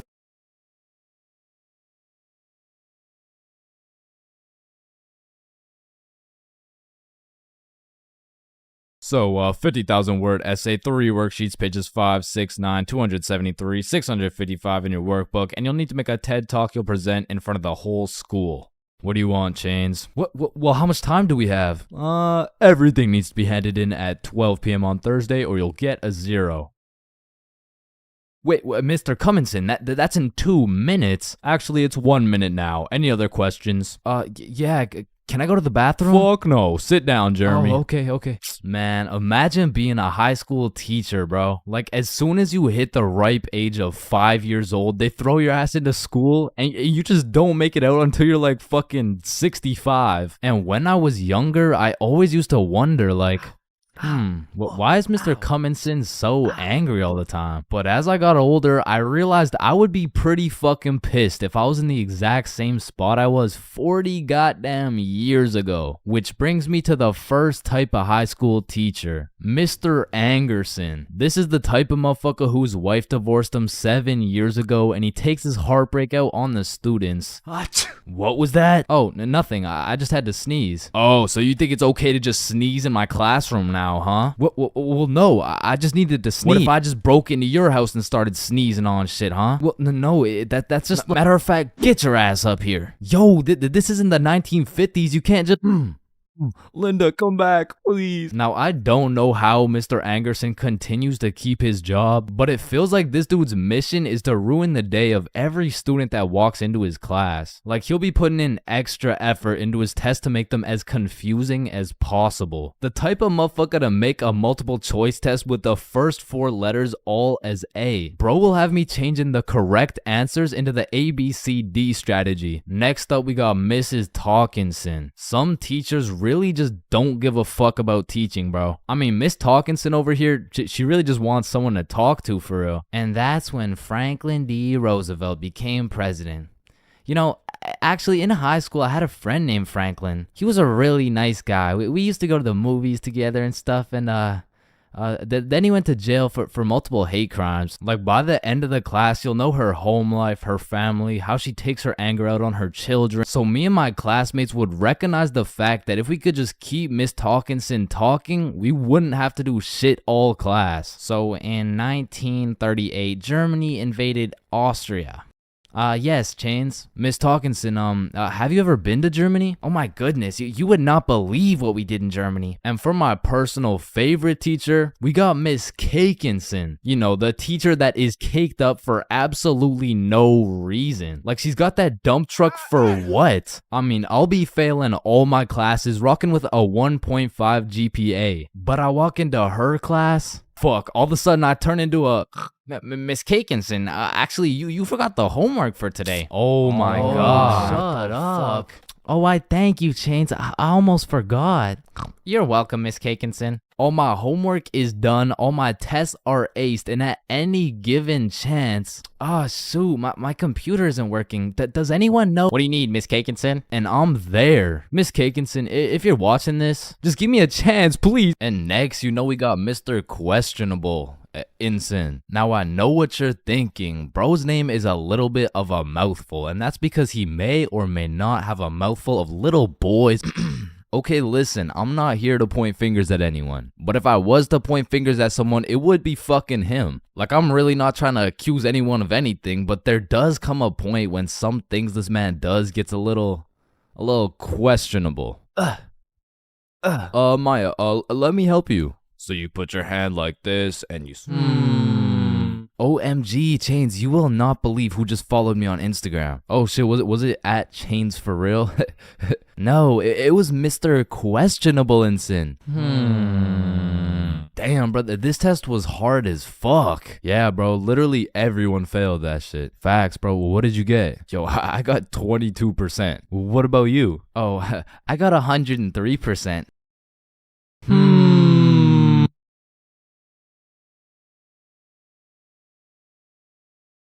Damn, light bulbs were such a good idea that they became the symbol for good ideas.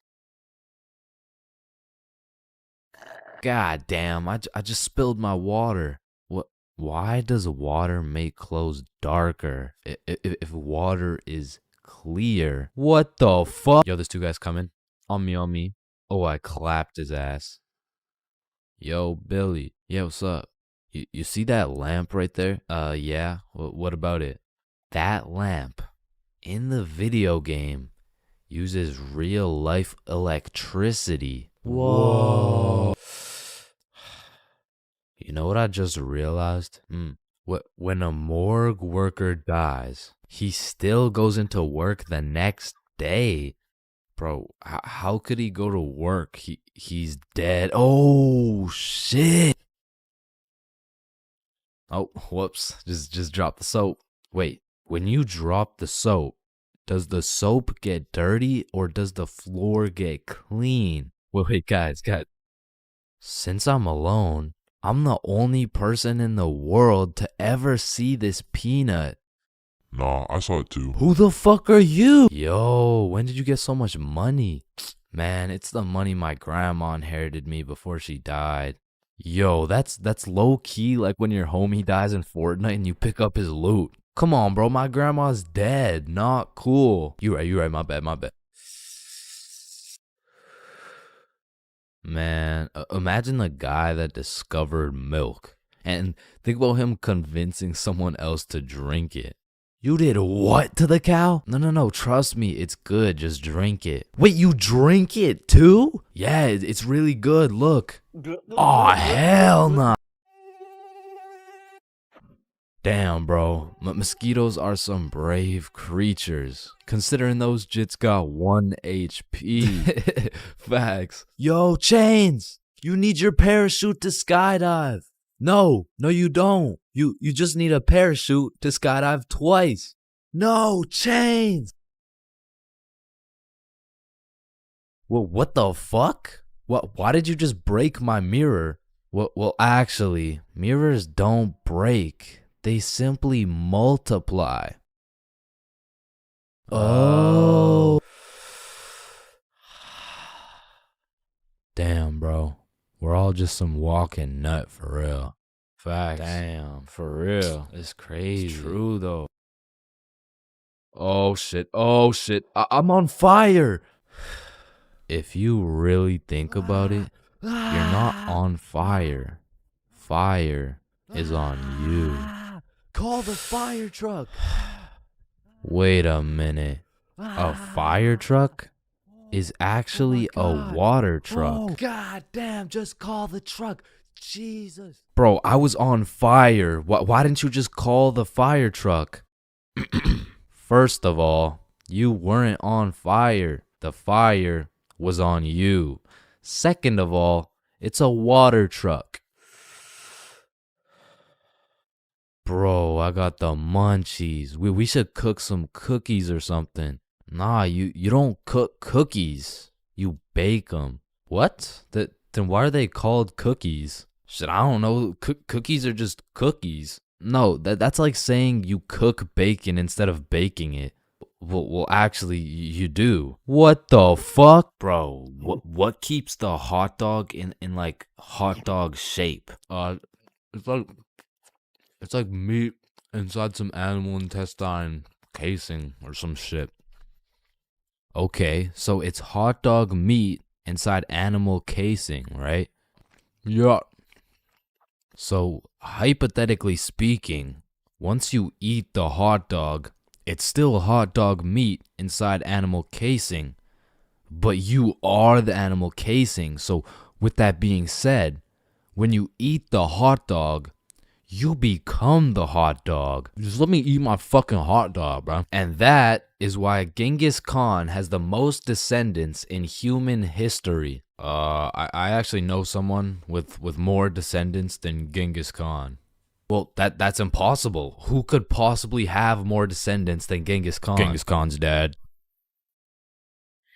Damn, you know Google Maps, right? Yeah, of course. Bro, someone at Google really just said, yup, let's just have someone drive down every road on fucking Earth. And then they did it.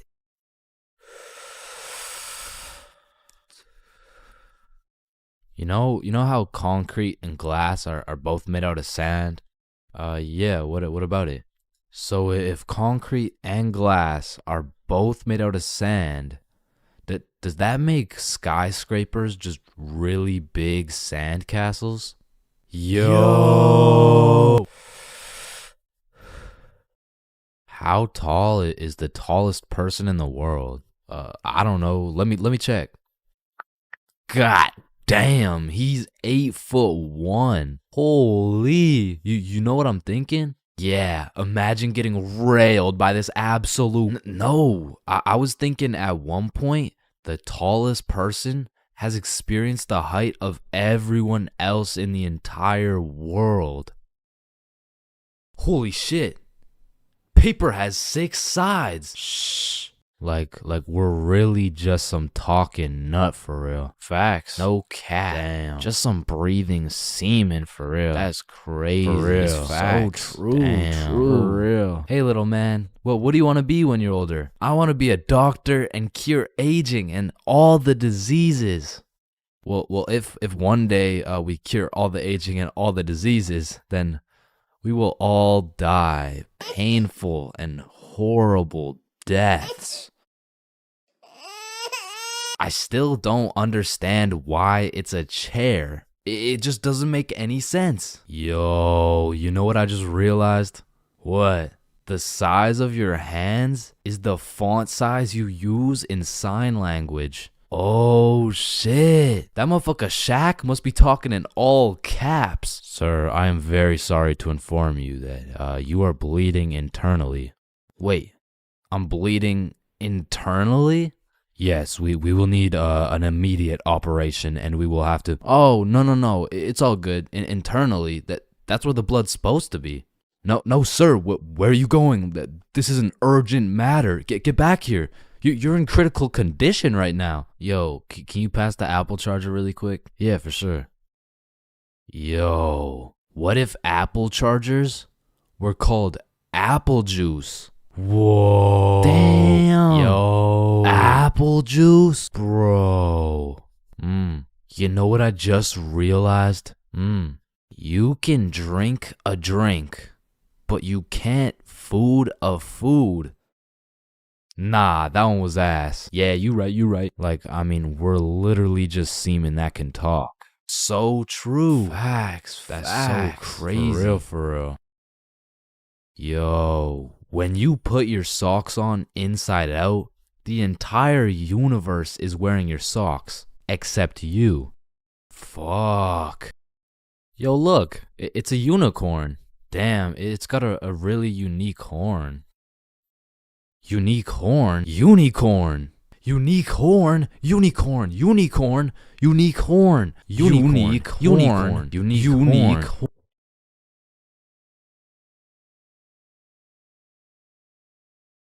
Oh, leaves are called leaves because they leave the tree. Holy shit, I got an idea. Can you pass me the wrench? Rope. Glue. Piece of pizza, please. Tape. A little more tape. Damn. Big ass magnet. All right, all done. Whoa! This bad boy uses 0 gas. It's completely eco-friendly. Hop in.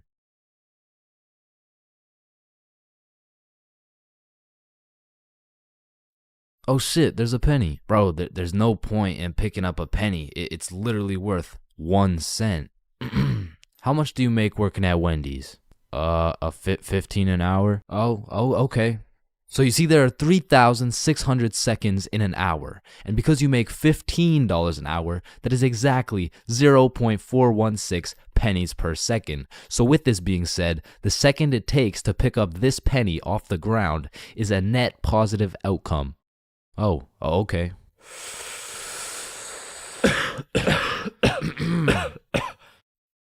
Wait a minute. Are stickmen always naked? Holy shit, we are stickmen. What the fuck? Yo.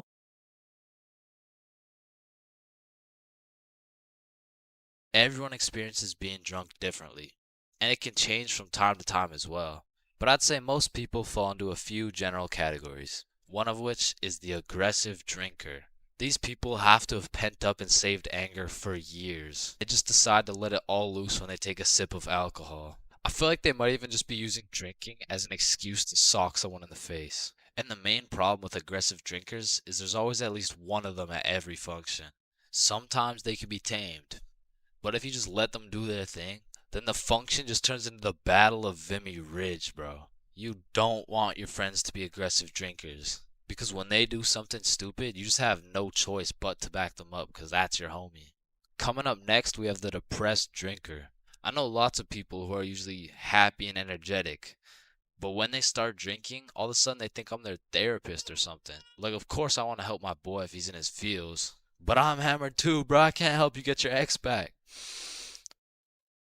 Now listen, I'm no scientist, but alcohol is a depressant, which means it means it makes you depressed. Bro, I don't pretty much what I'm trying to say is if alcohol makes you sad sometimes, don't worry, it's normal. Next up, we have the flirty drinker. Now these types of people are a common appearance at parties. They just kind of stumble over to someone and just start spitting game. One thing I do respect about flirty drinkers is that they're perseverant, bro. When they get rejected by someone, they just take it like a champ and keep pushing to the next one.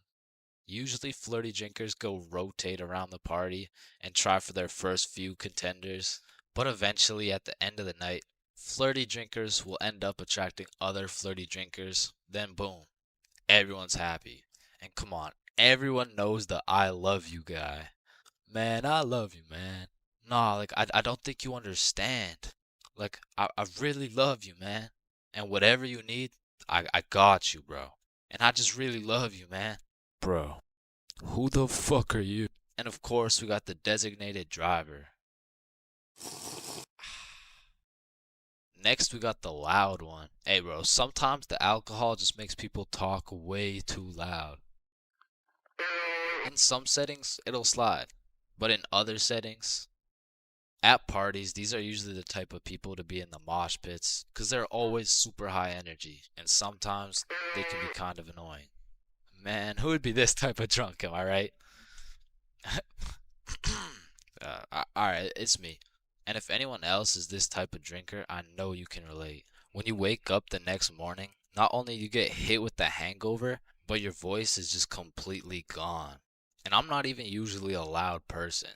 But man, alcohol just works its magic and has me yelling like Kai Cenat. Hangovers being this type of drinker has to be one of the worst. I guess next to aggressive drinkers, you know what I'm saying? Anyways, we're moving on. You also might have encountered the philosopher. I couldn't tell you why, but for whatever reason, after taking 5 shots, some motherfuckers just become a philosopher, bro. They just have philosophical questions coming out of nowhere. And they low-key be spitting too. Hey man, love doesn't even exist, bro. It's all just an illusion. Love is just a chemical reaction that occurs in your brain that was programmed to make us inclined to reproduce.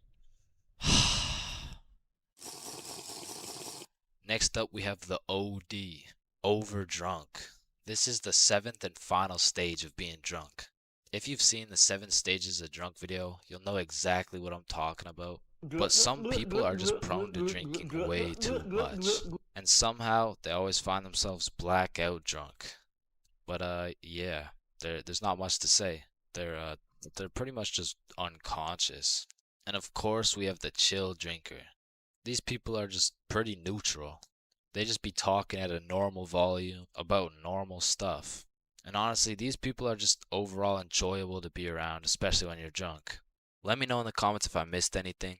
And also let me know which type of drinker you are. Oh Yo. shit. Ooh. Damn.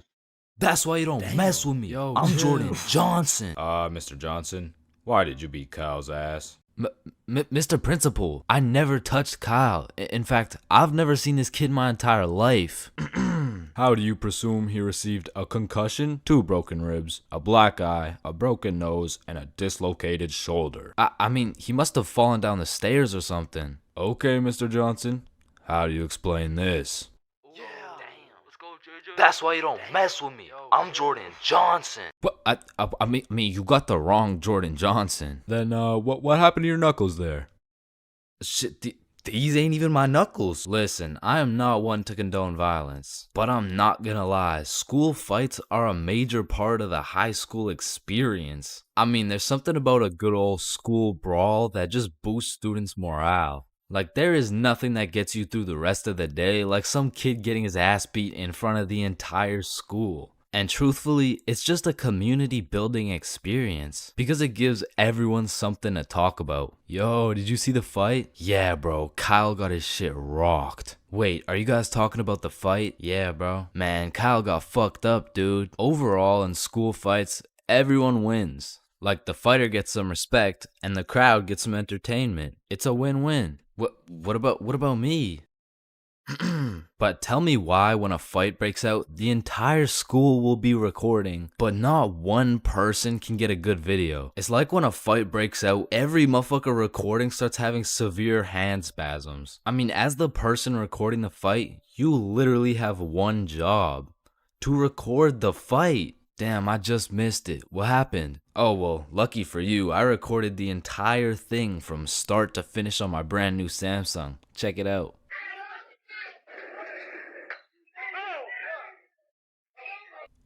Did anyone else record the fight? Oh shit, yeah, I did on my brand new iPhone 14 that actually records in 4K. Okay, bet. Ooh, damn. Let's go, JJ.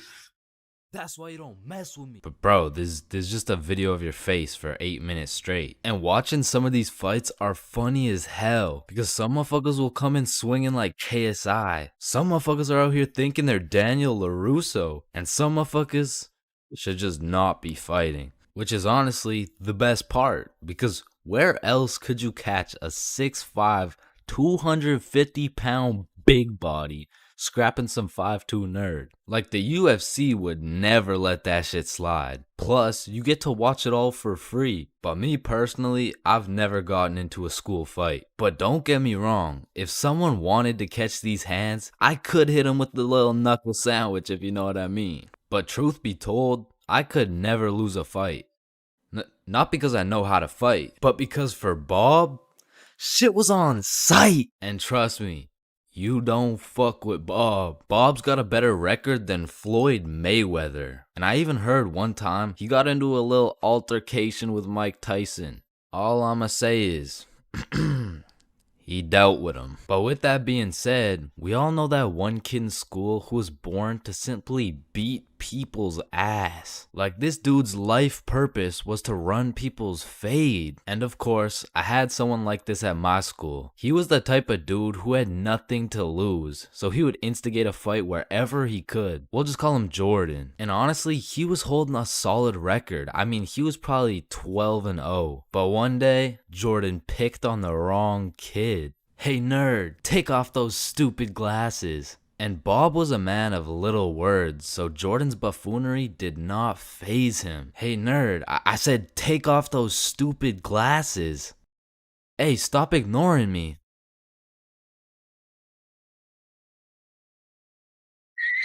And without saying a word, Bob just ended Jordan's whole career. And ever since that day, nobody messed with Bob. That's why you don't mess with me. Yo, I'm chill. Jordan Johnson. Man, summer is just a beautiful season. The sun is shining, the trees are green, and you can stay out with your homies all night. And best of all, you get to sleep in till that shit gets absolutely fucked by the first day of school. And waking up to that first alarm of the school year will have you discombobulated as hell. Like, Chains, square doodle mat salami mouse. What? You heard me. Square doodle mat salami mouse. Wait, huh? Really? Keytorch Claw Bosomorph.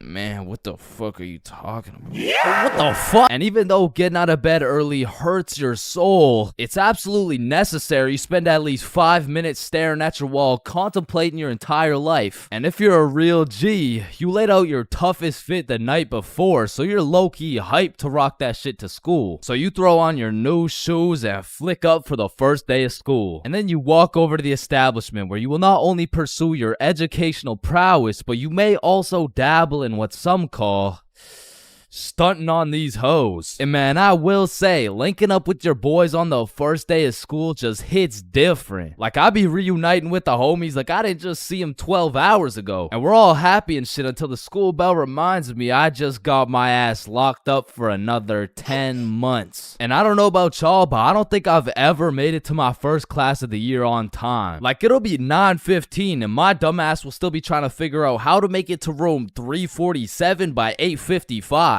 And walking into your first class of the year late has to be one of the most uncomfortable situations you can experience, bro. Because the teacher will be like, "Oh, and who are you?" "Oh, I'm Chains." "Well, Chains, why are you late?" Because the bell rang before I got here."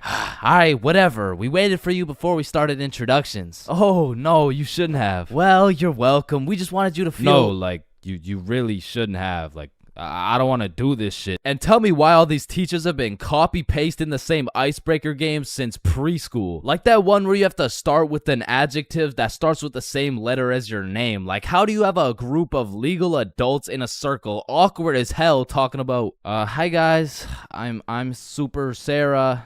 Hey y'all.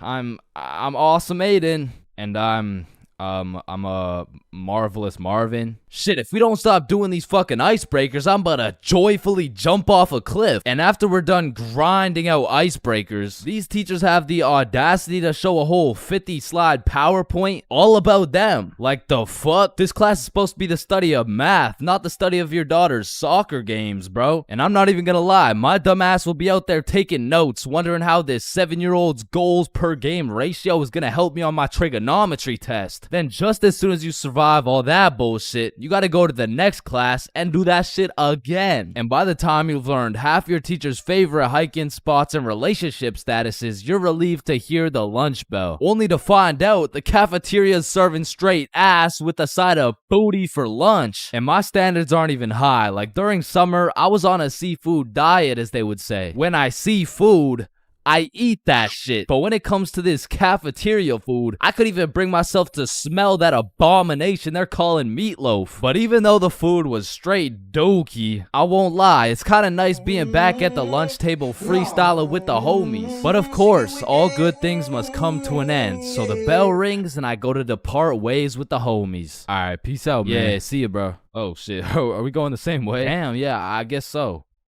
Alright, peace out for real. Yeah, see you, bro. Shit. Alright, my class is right here. Bro. Me too. Oh, shit. Let's go. Alright, class. I'm gonna be taking some attendance. Correct me if I get your name wrong. Jason. Here. Billy. Yo. Megan. Present. Chains. Here. Charlie. That's me. Bob. No fucking way. Is there any Bobs in the room? Yo, do you hear that? Is that intro music?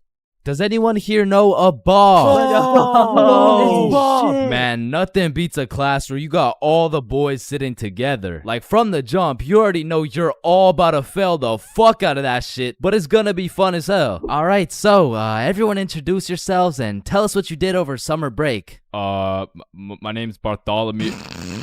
My name's Bartholomew, and I'm not gonna lie to you guys. I had a pretty rough summer. I mean, I crashed my car. My girlfriend broke up with me. Someone robbed my house. My grandma got jumped the other day. No, bro, not the grandma. You three in the back. Disrespectful. And what's crazy about the first day of the school year is how these teachers will act all nice, talking about, it's so lovely to see all your beautiful faces, and it's also nice to see you, Aiden. Wait, what the fuck? We're gonna have an amazing, fun year, and guess what? There's no homework today. Knowing damn well they're about to make up for it with twice as much homework tomorrow. Like, they'll for real be handing out kindergarten-ass coloring sheets the first day, and then tomorrow you're getting your ass whooped by some calculus worksheets. And I didn't even talk about the motherfuckers you'll be seeing in the halls on the first day. Like, I don't know what these dudes be going through in those 2 months, but motherfuckers be going from Arthur Kennedy to AK real fast, bro. Oh shit, is that you, Arthur? Oh, gee, don't be dropping the government name like that. Government name? But that's just your first name. Hey, fam, it's AK. Aye, man. What you been up to, bro? Hey, fam, I'm trapping, trying to make it out of the mud, you know? The mud? You live in a gated community. Oh, shit, that's the ops right there, fam. Get down. The ops? That's just fucking Edward. Or the way these new freshmen be walking like they're scared a senior's gonna slap the books out of their hands and take their Fortnite V-Bucks gift card. Like, bro, you freshmen are worried about the wrong V-card. Like, I don't know why, but the day these kids go from sophomore to seniors, they instantly decide to pull an EDP. Like, bro, you're 18 and she's fresh out of middle school. That's a whole crime. But that's not the only crime motherfuckers be committing on the first day of school. Some dudes be pulling up to school with the most atrocious fits known to man. Like, there's no fucking way you laid out this ramen noodle chicken soup ass fit the night before, slept on it, then woke up and thought, oh yeah, the hoes are gonna love this one. Like, I'm not gonna lie, you could never catch me wearing the types of fit these motherfuckers be wearing, bro. Like, that shit should have never made it out the closet. Like, I don't condone bullying, but all I'ma say is,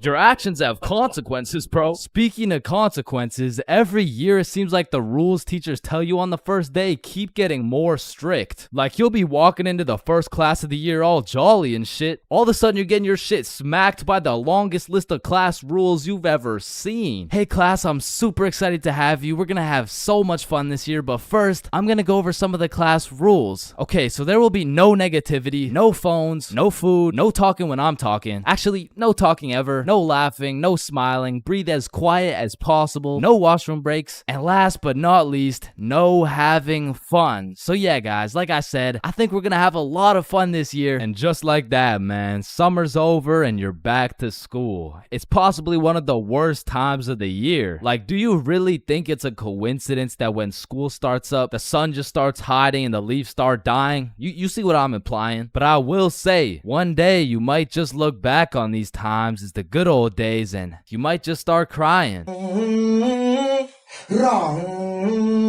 She get wicked, yeah. 3 a.m. Once the clock strikes 3 a.m., I feel like you've given up on trying to sleep. At this point, you're going to commit to whatever you decide to do until the sun comes up. Whether you're studying for tomorrow's math test, chilling on Discord with the boys, choking the chicken, or simply sulking in those 3 a.m. thoughts. You'll pretty much find yourself doing anything but sleeping. And I don't know if it's just me, but those 3 a.m. thoughts hit different. And honestly, it's just the perfect time to go for a walk, find a nice little view, maybe light up a joint, and just think.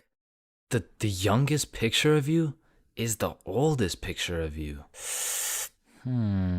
Does Lightning McQueen cop car insurance or life insurance? Wait. Did the brain name itself? Hold up. What if soy milk is just regular milk introducing itself in Spanish? I have no clue if this is just me, but every once in a while when I'm laying in my bed at 3 a.m., I suddenly get the motivation to become the best person on the planet. Like, I set an alarm for 5 a.m., I tell myself I'm gonna go work out, then go for a run, then meditate, then drink kale smoothies, then become a millionaire, then donate it all to a family in need. But as soon as my alarm goes off, I'm just like, shit, I'm too tired for all that. Then I just end up sleeping until 1 p.m. And my brain is constantly playing games with me, bro. Like, tell me why I'll be using all my strength to stay awake during the day thinking, ugh, man, I can't wait to go to sleep tonight. But when it comes time to sleep, I just can't.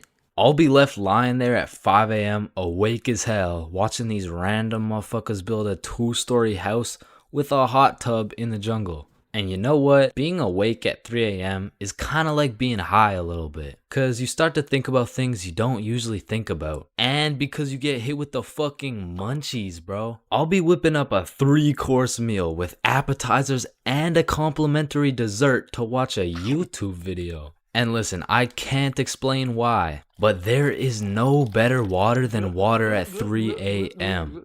I mean, it's pretty much a part of my sleep schedule now to wake up at 3, chug some water, take a piss, then go back to bed. But sometimes while I'm trying to go back to sleep, my brain just starts showing me a compilation of my top 15 cringiest moments. I mean, I'm having flashbacks to the time in grade 5 when I said a joke and nobody laughed. Guys, why did the monkey fall out of the tree? Why? Yeah, why? Because it was dead. Oh, damn.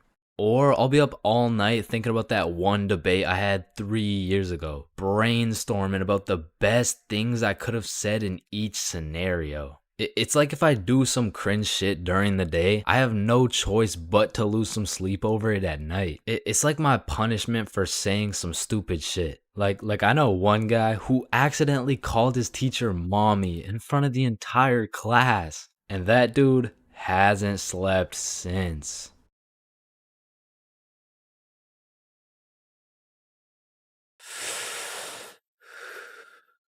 Yo, you can live the rest of your life without breathing. What? No, you need to breathe. Hey, watch and learn, my friend.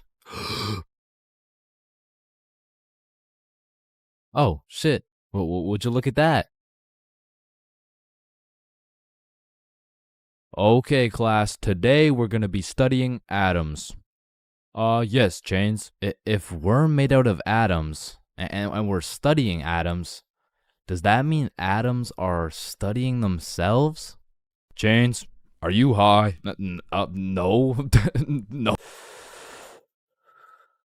Damn. You know how everyone says, oh, I took a shit. No, you never take a shit. You leave it. Yo, guys, I just took the meanest shit I've ever seen. Hell what the no. fuck?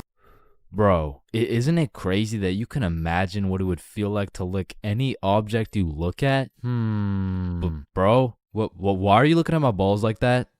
Oh, hell no. You know what I just realized? Yeah, what? Walking around with 1 crowbar is much more suspicious than walking around with 3 crowbars. Bro, is that your car? Oh, shit. Yo, this burger is busting in my mouth right now, bro. I know, this shit is scrumptious. The ham, it's just exquisite. Wait, ham? There's no ham in the burger. It's a hamburger, dumbass. Of course there's ham in the burger. No, the patty, it's made out of beef.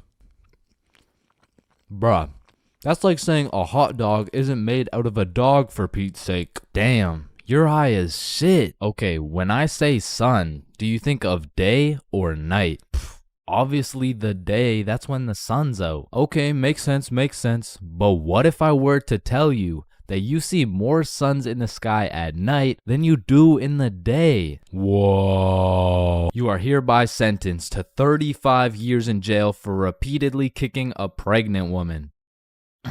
Objection, Your Honor. When you really think about it, everyone in this room has repeatedly kicked a pregnant woman before. Even you, Your Honor. Fuck. Holy shit. Horses are naysayers. Sir, I am very sorry to inform you the STD results came back and you are positive for chlamydia, gonorrhea, trichomoniasis, syphilis, chlamydia, herpes, HPV, HIV, and chlamydia again. Somehow you got 3 cases of chlamydia. Damn, you know what that made me realize?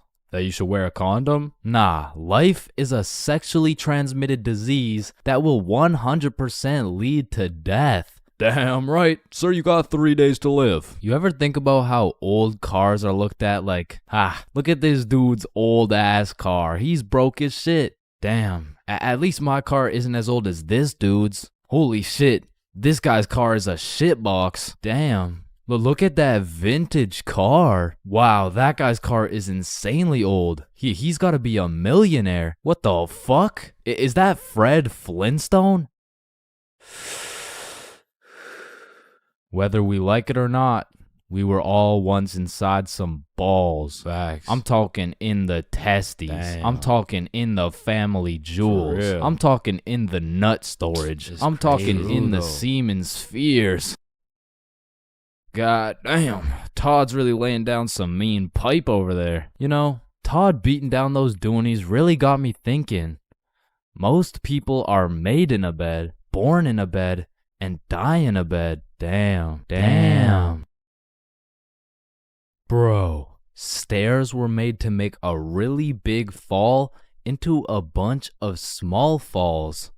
Oh, shit, are you good? You know, someone probably still got your nose from years and years ago. Got your nose, give it back. It's me. What do you mean? It's me. I am the one who got your nose. Wait, are you serious? Yes. Dude, give it back. Or what? Give it back. No, it's my nose now. You gotta eat the frog. No, just eat the frog. Nope, one bite. Not doing it. You just gotta try it. I'm not eating the frog. It tastes like chicken. Yo, mama tastes like chicken. Come on, it's tradition. You I don't have give to a fuck. eat the frog. Damn, traditions are really just dead people peer pressuring us. Eat the frog, pussy. That's why you're dead, bitch. Listen, I just can't wrap my brain around it. Yeah, what's up? Can you tell me why the fuck we park on the driveways and we drive on the parkways? It makes no sense. Hey, Alexa, order some extra large magnums real quick. No, we both know you get absolutely zero bitches. Alexa, you literally Alexa, got stop, no reason stop. on top of that, Alexa, you and I both know Alexa, you are a shut size up. small condom bull. Bro, over the next generation, we're gonna see a serious decline in the number of people who are named Alexa. Damn. Wow, that's quite a beautiful birdhouse right there. Yeah, do you think it's made out of wood? Oh yeah, for sure. And where does wood come from? Fuck do you mean where does wood come from? It comes from a tree. Exactly. Are you thinking what I'm thinking? People trees cut fuck down each other and birds' make houses tree to babies? make bird houses. The fuck? Yeah, I meant people cut down bird houses to make bird houses. As you get older and older, a life sentence continues to become less threatening. Yo, there's probably a point where you just don't give a fuck. Put the money in the bag, bitch. I hereby sentence you to a life sentence in prison. 3 days later. Whoops. Oh. Okay, how the fuck did somebody look at all these rocks and trees and shit and just think, yeah, I can make a Wi-Fi out of this? Why is it a chair, bro? Someone tell me why it's a chair. You see, the word chair actually originates from the word cathedra, which is a combination of Latin words that mean sit and down. Incidentally, the word cathedral got its name as it is the seat or chair of the bishop. Oh, damn, this sandwich is about to go crazy, bro. Wait, that sandwich would hit way harder if we smoked before you eat it. Oh, okay, yeah, you right. A few moments later. Damn. What? Damn. My sandwich went bad. Nah, when you think about it, your sandwich didn't go bad. Something just started eating it before you did. Whoa, that's crazy to think about. Wait, Are you eating my sandwich right now? You gotta be faster than that, bro. I'm talking inside the cum factories. For real. I'm talking Damn. inside the sperm bank. For real. I'm talking inside These nuts. I'm That's talking in the crazy. Dwayne the Rock Johnsons. Damn. Nah, fuck you. Hey, fuck you then. That's why you eat meat. I don't eat meat. I'm vegan. Oh shit, same. But you're still a bitch. Okay, and I still laid pipe on your mom. Yo, what's going on here? He called me a bitch, and he said he had sexual intercourse with my mom. Yo, calm down. I thought you guys were both vegan. Yeah, we what are. about it? If you guys are both vegan, are you guys really beefing? Damn, that was unfunny as fuck. Should we just beat his ass? Yeah, we should. Shit, damn. I see here. Looks like your toothpaste hasn't been doing the job. Try this one. 9 out of 10 dentists recommend this toothpaste. Wait a minute. If dentists make their money off people having bad teeth, and 9 out of 10 dentists recommend this toothpaste, why would I choose to use this one? Go. Shit, he knows. Man, you ever think about how the ocean is just some really big soup? Damn, I guess you're right. Or have you ever thought about how there's more airplanes in the ocean than submarines in the sky? Oh shit, apparently not. Damn, we're high as fuck. Man, you know what I just realized? What's up? Your balls are kind of like a body bag of sorts. You know what I'm saying? You gotta stop looking at my balls, bro. Okay, but who named it a chair? Like, who just looked at this thing and was like, oh, yup. This is gonna be called a goddamn fucking chair. Boo. Oh, you scared me half to death. What happens if you get scared half to death twice? Oh, I don't know. It's just a saying. Boo. Oh shit, is he dying? I think. Damn. When you really think about it, most guys will get their first set of flowers at their funeral. That's some real shit. Wait, Chains, are you high at a funeral? No. Hello, class. I'm Mr. Subinson. I'll be your sub for today. For rules, I don't want to see any horseplay, no phones, and no WWE wrestling moves off the top of the desk, alright? Mr. Sub. Yeah, he just looks like the dude from the Pringles can. Walking into class and then seeing a substitute teacher is like the same feeling as squaring up to fight a dude and then finding out that dude's blind, bro. Like, you pretty much just gotta show up and you win. Like, I honestly feel bad for these substitutes, bro, because every day they have no clue what they're showing up to. Like, one day they're walking into a class full of angels, and the next day they're fighting for their life in a class of straight demons, bro. I mean, being a substitute teacher is all about confidence. Like, the moment the sub walks into the class, they're being analyzed. Like, the way they walk, how they dress, and especially how they talk. Yo, if the first thing they say sounds like, hey, hi guys. It's raps, bro. If you start the class sounding like an intro to an 8-year-old's Minecraft Let's Play, paper's gonna be thrown, pencils are gonna be thrown, fucking dudes are gonna be thrown, like, it's gonna be straight anarchy, bro. But when the sub walks in the room with a little pep in his step, a little drip in his fit, and most importantly, he starts the class sounding like he's done this shit before. Hey guys, I'm Mr. Peppinson, and today we mean business. All of a sudden, people are listening. Everyone except for one man, the class clown. He's gonna see that confidence as a challenge, and bro's gonna start testing the waters to see if this sub is really about it. And that is how Y equals MC squared. Any questions? Yeah, blue hat. Yeah, Mr. Peppinson, why are you built like that? Oh, you mean built like The Rock? Yeah, these are called muscles. You learn about them when you hit puberty. But bro, I'm in grade 11. I've already hit puberty. Yeah, nah. That's not what your peach fuzz mustache is telling me, buddy. Okay, well, your hairline is telling me it's going on a vacation, bruh. All right, let's see your shit then. Yeah, like, it's not bad. Like, some substitutes are so good, you just wish they were your real teacher. Like, I remember one time in grade 10, I had this math class with one of those teachers who used to yap the whole time and then assign a bunch of homework with 5 minutes left in class. And then one day, a goat walked into our class, a goat who went by the name of Mr. G, or more formally, G-Dog. Now, G-Dog was packing a mean 68 years in his lifespan. However, he had the utmost pep in his step, paired with the drippiest of fits. And he was the type of dude who would lay down some respectable rules, and if anyone broke them, he wouldn't get mad. He would just simply flame the living shit out of you in front of everybody. And that's how you calculate the surface area of... no text while I'm talking, please. I'm just texting my mom. Oh wow, that's crazy. How's she doing? Wouldn't you like to know? Oh yeah, I mean, I would actually, cause she's probably pretty tired after last night. I mean, I did lay down some mean dick. But there are definitely some questionable substitutes out there. I remember when I was in grade 6, my entire middle school was just weird, bro. My recess was called Nut Break. My music teacher was deaf, and our principal was damn near bipolar. All right, who told the blind kid he could say the N-word? Okay, all right, it was me, but like I didn't think he would actually say it. Oh no, that's actually a pretty good one. I mean, I gotta give it to you, kid. Wait. So you're not mad? No, I'm fucking furious. Okay, get in my office right now. Okay, wait. I thought you were just laughing. What's going on right now? Yo, I'm just messing with you, kid. You're good to go. Okay. Thank you. Thank you. Get to go out of the school because you're expelled. That is absolutely unacceptable.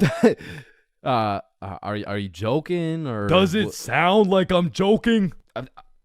Yeah, kinda. Yeah, bro, my middle school was weird as hell, so I can't say I was surprised when a substitute teacher walks into my class talking about, hello class, I'm Mrs. Hutchinson, and I identify as a mermaid. And I'm only 12 years old, so I'm like, dog, what the actual fuck does identify mean? But bless Miss Hutchinson's heart, man, because Lord knows middle schoolers weren't gonna take that shit seriously. Oh, she's funny, mermaid.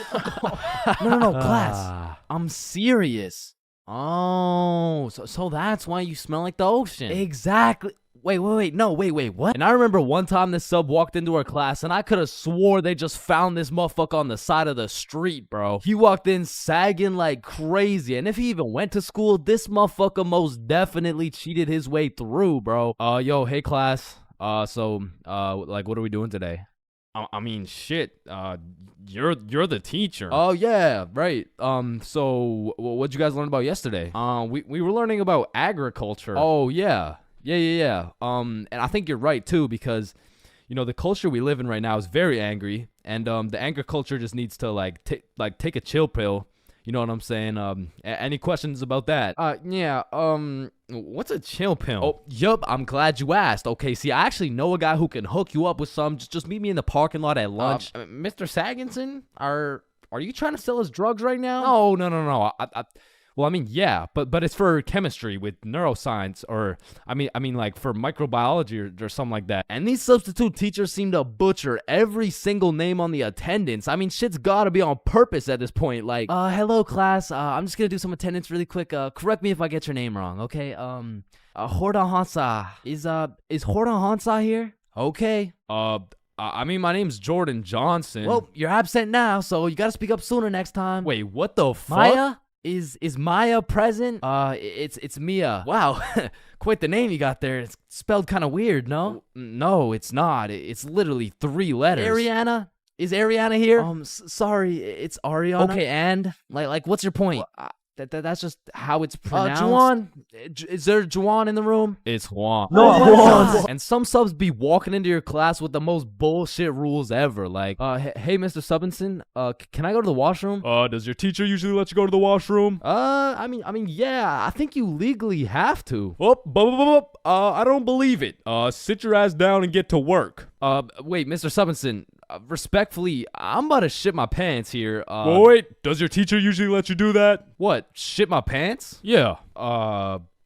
Yeah. All right, I'll allow it. Hey, Who the yo, fuck is this guy? And I feel like there's no greater sense of community among a class than when a substitute teacher comes in. The entire class just comes together to gaslight the fuck out of this poor substitute. I remember one time in grade 10, me and my homie had a sub come in who was giving us this multiple choice test. And my homie was the type of dude who'd be getting 0% on everything. And the way his grades were looking, he just couldn't afford to fail another test. So what he did, I just need to preface, I do not condone. But from the moment the teacher walked in, he acted like he needed a little extra help. You know what I'm saying? And to be honest, he put on a spectacular performance. I mean, someone either needs to get this man an Oscar or a diagnosis, bro. And I just acted normal, but I guess by proxy, I got a little extra help. And I don't know what that says about me, but I do know what it means. It means the substitute teacher walked out of that class happy she was able to help 2 students in need. And it also means me and my homie both walked out of that class with 100% on our tests.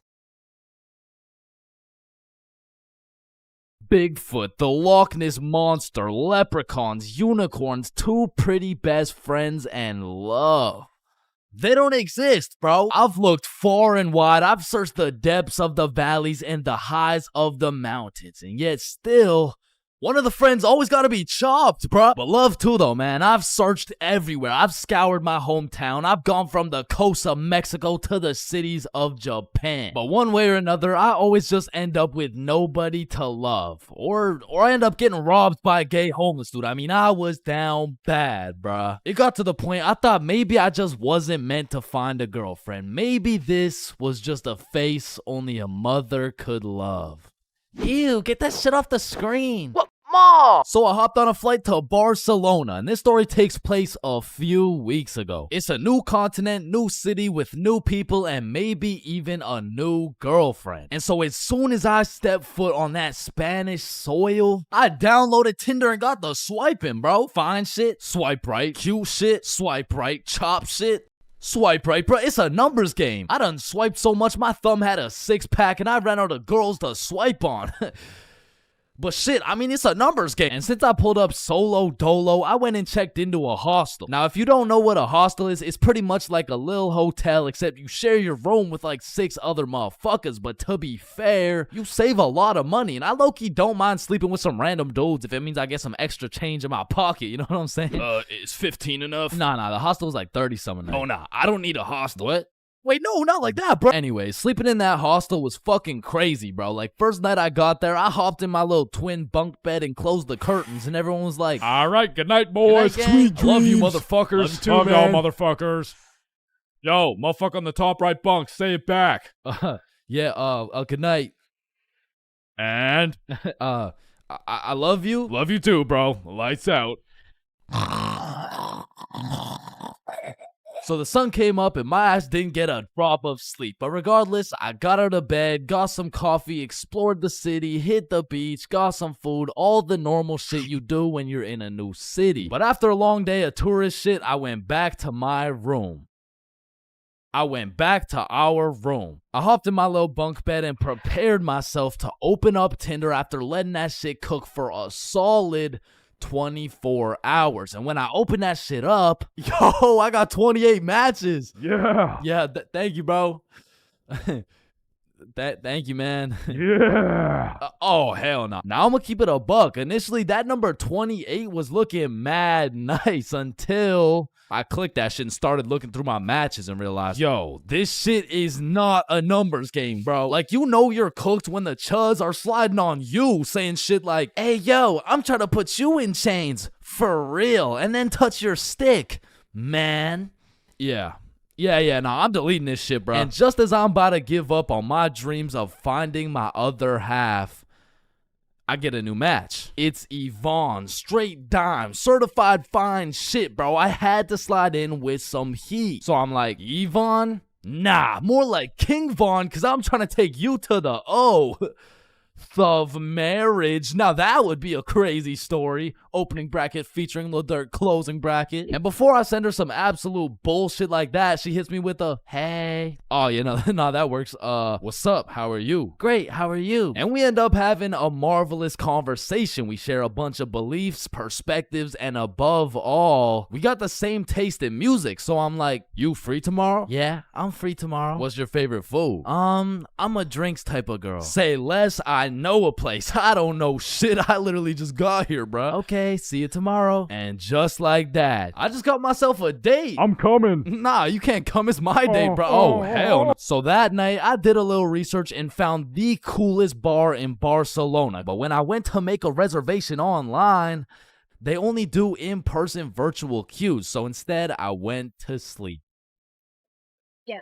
Ever heard of jerkness? So the next day, I woke up with some pep in my goddamn step. I looked at some fire architecture. I hit a mean leg day, ate some gas Spanish food, and before I knew it, it was time to get ready for my date. So I hopped in the shower, put on my toughest fit, sprayed on a little Valentino, hopped into Uber, and arrived at the bar 30 minutes early. So this way, I could join the virtual queue in order to get into the bar at 9 p.m. sharp. So I'm waiting outside and Fine Shit messages me like, yo, I'm gonna be a little bit late. I'm still doing my hair. And I'm all like, that's no problem. I know some people. I can make some calls. Don't worry about it. So I walk up to the security out front like, yo, so Fine Shit says she's gonna be a little bit late. Can I change the time or something? Nah, bro, just rejoin. I bet. So I rejoin, go sit outside and wait, and then I get another text message. I'm so sorry, but my makeup took longer than I thought, so I'm gonna be a little extra late. So I walk up, rejoin the queue, and security's like, yo, what's going on? It's nothing. Fine Shit's makeup took a little longer than expected, you know. Hey, listen, man. This Fine Shit of yours, you sure she's even coming? Nah, nah, of course, that's Fine Shit. She's coming. So I go back and sit down outside, but looking back, I definitely gave her the benefit of the doubt, but that was her first red flag. So now it's about 9:40 p.m. and I get a text message from Yvonne that reads, I'm here. So I go to link with Yvonne for the moment of truth, whether or not I'm about to go on a date with Fine Shit or 50-year-old neck-bearded catfish shit. And fortunately for me, no catfish. Chains. Yo. Hey. What's up? Now, the virtual queue still had 10 minutes before we could get in, so we go and sit down outside and have a little chat. And it's a great conversation. We got a lot to talk about, and the vibes are there. So you could travel to Barcelona alone. What do you do? Is it daddy's money? Yeah, it's daddy's money. Ah, okay, interesting. But I'm daddy. Yeah, no, I need to drink some alcohol. Yeah, nah, me too. me too. My phone beeps and it's our turn to go inside, but this is no regular bar. So I'm like, yo, just follow me. So we enter this pastrami shop. I open the fridge. We go inside and we go through this tunnel that leads us to the bar. We order our drinks and continue talking. Okay, so if it's not daddy's money, then what do you do? And so obviously, I just told her like, OnlyFans. You're lying. I am dead ass serious. My meat is all over the worldwide net. What? No way. Show me. Shit. Like, nah, shit. Maybe after a few drinks, you know what I'm saying? And right on time, our drinks showed up and my shit was radioactive, bro. Like here's a picture. There are no filters or effects on that shit. And I'm not gonna lie, it tasted exactly how it looked. But regardless, I'm tanking that shit and I don't know what it is, but that shitty ass drink was giving me superpowers, bruh. That shit had me cooking up the greatest answers to her questions possible, bruh. Okay, so if you had one wish, what would it be? Damn, that's a good question. Shit. Okay, if I had one wish, period cramps. What? I would rid the world of period cramps, man. I hate the fact that they exist. Just even thinking about it like, ooh, they sure do get me riled up, man. I hate them. Wait.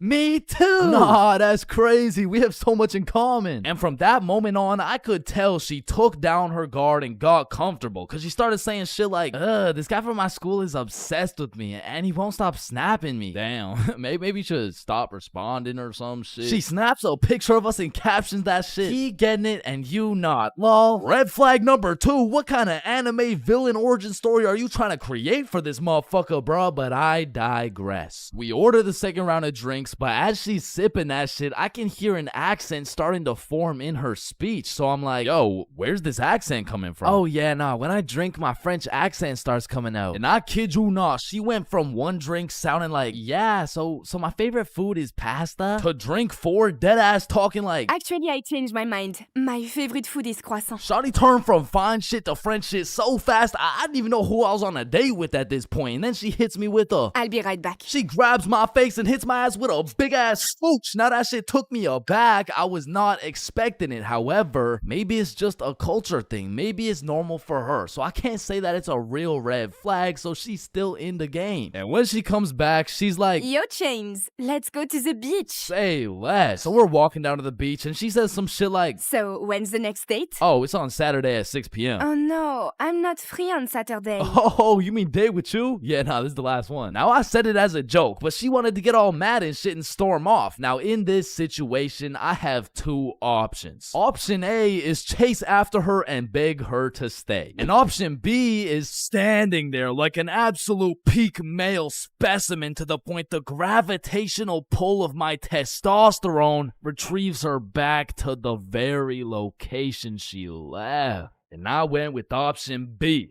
And she came back, bruh. You're supposed to chase after me. It's like a French thing. Ah, okay. I'm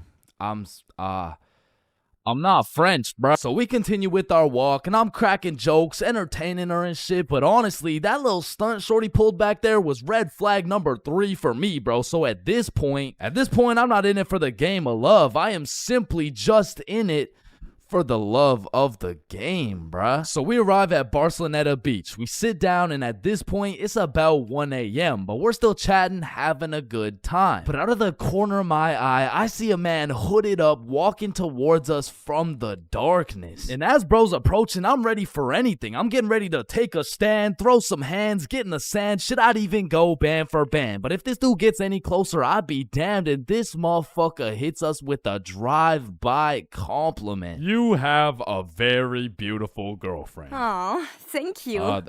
Thank you. Damn, do you think he'll find a girlfriend beautiful like me? Yeah, nah, he seems like a great dude. I'm sure he could find somebody. What? I said, yeah, nah, he seems like a nice fella. This girl slaps the shit out of me and says, you're supposed to say, nobody is as beautiful as me. Bro, in this moment, I had never been so unattracted to a girl in my life. Am I tripping? Or did you just slap the shit out of me? And then she tries to kiss me again, talking about, I'm sorry. Nah. What? No, what? And even after getting my shit absolutely Will Smith, I'm still trying to be polite. Like, listen, I don't kiss girls on the first date. You don't kiss girls on the first date. Yeah. So, you're telling me, for a living, your occupation is laying down that pipe on film and then proceeding to post it online and you can't kiss me. Type shit. And she storms off, bro, but I know exactly what to do to solve this problem, so I stand there like an absolute peak male specimen to conjure up that same gravitational pull, and she's still walking, bro. She just kept walking. She got on the bus. She dipped, bro. She left. Damn. And as the bus disappears in the distance, I hear a motherfucker say, yo, you from here? Nah, I'm just visiting. Oh, shit, okay, us too. You know where the good clubs are at? Yeah, I mean, I heard all the good ones are, like, right there, bro. Oh, shit, bet. Okay, we're about to go hit those if you're trying to pull up, bro. Say less. So these 2 random-ass dudes I just met and I start heading to the club together, and I'm like, yo, where you guys from, by the way? We're from France. Yo, that's crazy. I just had a date with a French girl. Oh, no way. How'd it go? Ah, shit, I think it went pretty good. That's what's up. Yeah. So why's your cheek so red? Oh, I mean, she just slapped the shit out of me. Wait, she what? Nah, I mean, it's probably just a French thing. You know what I'm saying? Nah.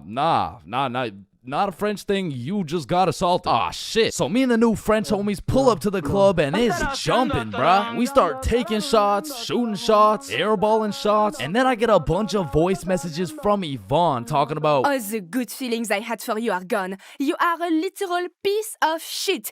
Go get AIDS filming for OnlyFans, bitch.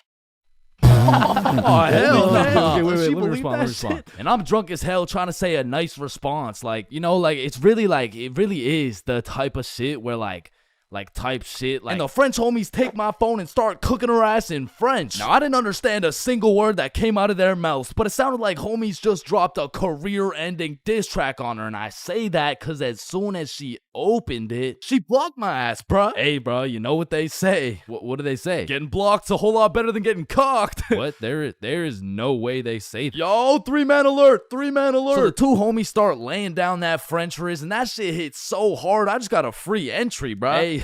Hey, English. Room for one more? So the 6 of us absolutely fucked the club up, went out for some 4 a.m. churros, dipped in chocolate, and man, that shit hit harder than Yvonne, bro. So at the end of the day, even if I didn't end up finding love in Barcelona, there is one thing I did find. I did find out how Chris Rock felt. God damn.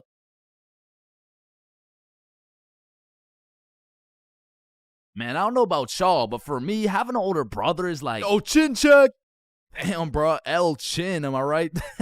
Nah, I got you a gift, though. Damn, for real? Yeah, open them up. Oh, these are tough. Let me try them on. Yup, you know what these are good for, bro? Yeah, what is it? Wedgie! I'm not gonna lie, bro, I still love having a big brother. Like, yeah, you get your ass beat bi-weekly. Yeah, these motherfuckers will steal your food, and they be frying your shit for no reason whatsoever. Chains for real, not as Chipotle for real. Because he's wrapped like a burrito. But let's think about it, bro. What is the alternative? A big sister, bro? Hell nah. These motherfuckers will force you to do your makeup and shit. Alright, yeah, pull the plug. But it looks good. Pull that shit. Like, pull the plug. So I don't think we can do that. Pull the Damn, plug. are you serious, bro? bro? Man, pull the fucking plug. Like, having a brother's an interesting situation. Because I would trust this motherfucker with my life, no questions asked. But I'm not trusting him with my Chipotle for a second, bro. Like, I was born with my very own #1 hater and my #1 supporter who just happens to have the same mom as me, bro. But listen, nowadays, I'm a grown-ass man. My brother, a grown-ass man. Now that we're both grown, we get along like PB and J. Yo, that's what I was about to say, bro. For real, though. We get along like chicken and waffles. Okay. Yes, sir, bro. We get along like salt and vit.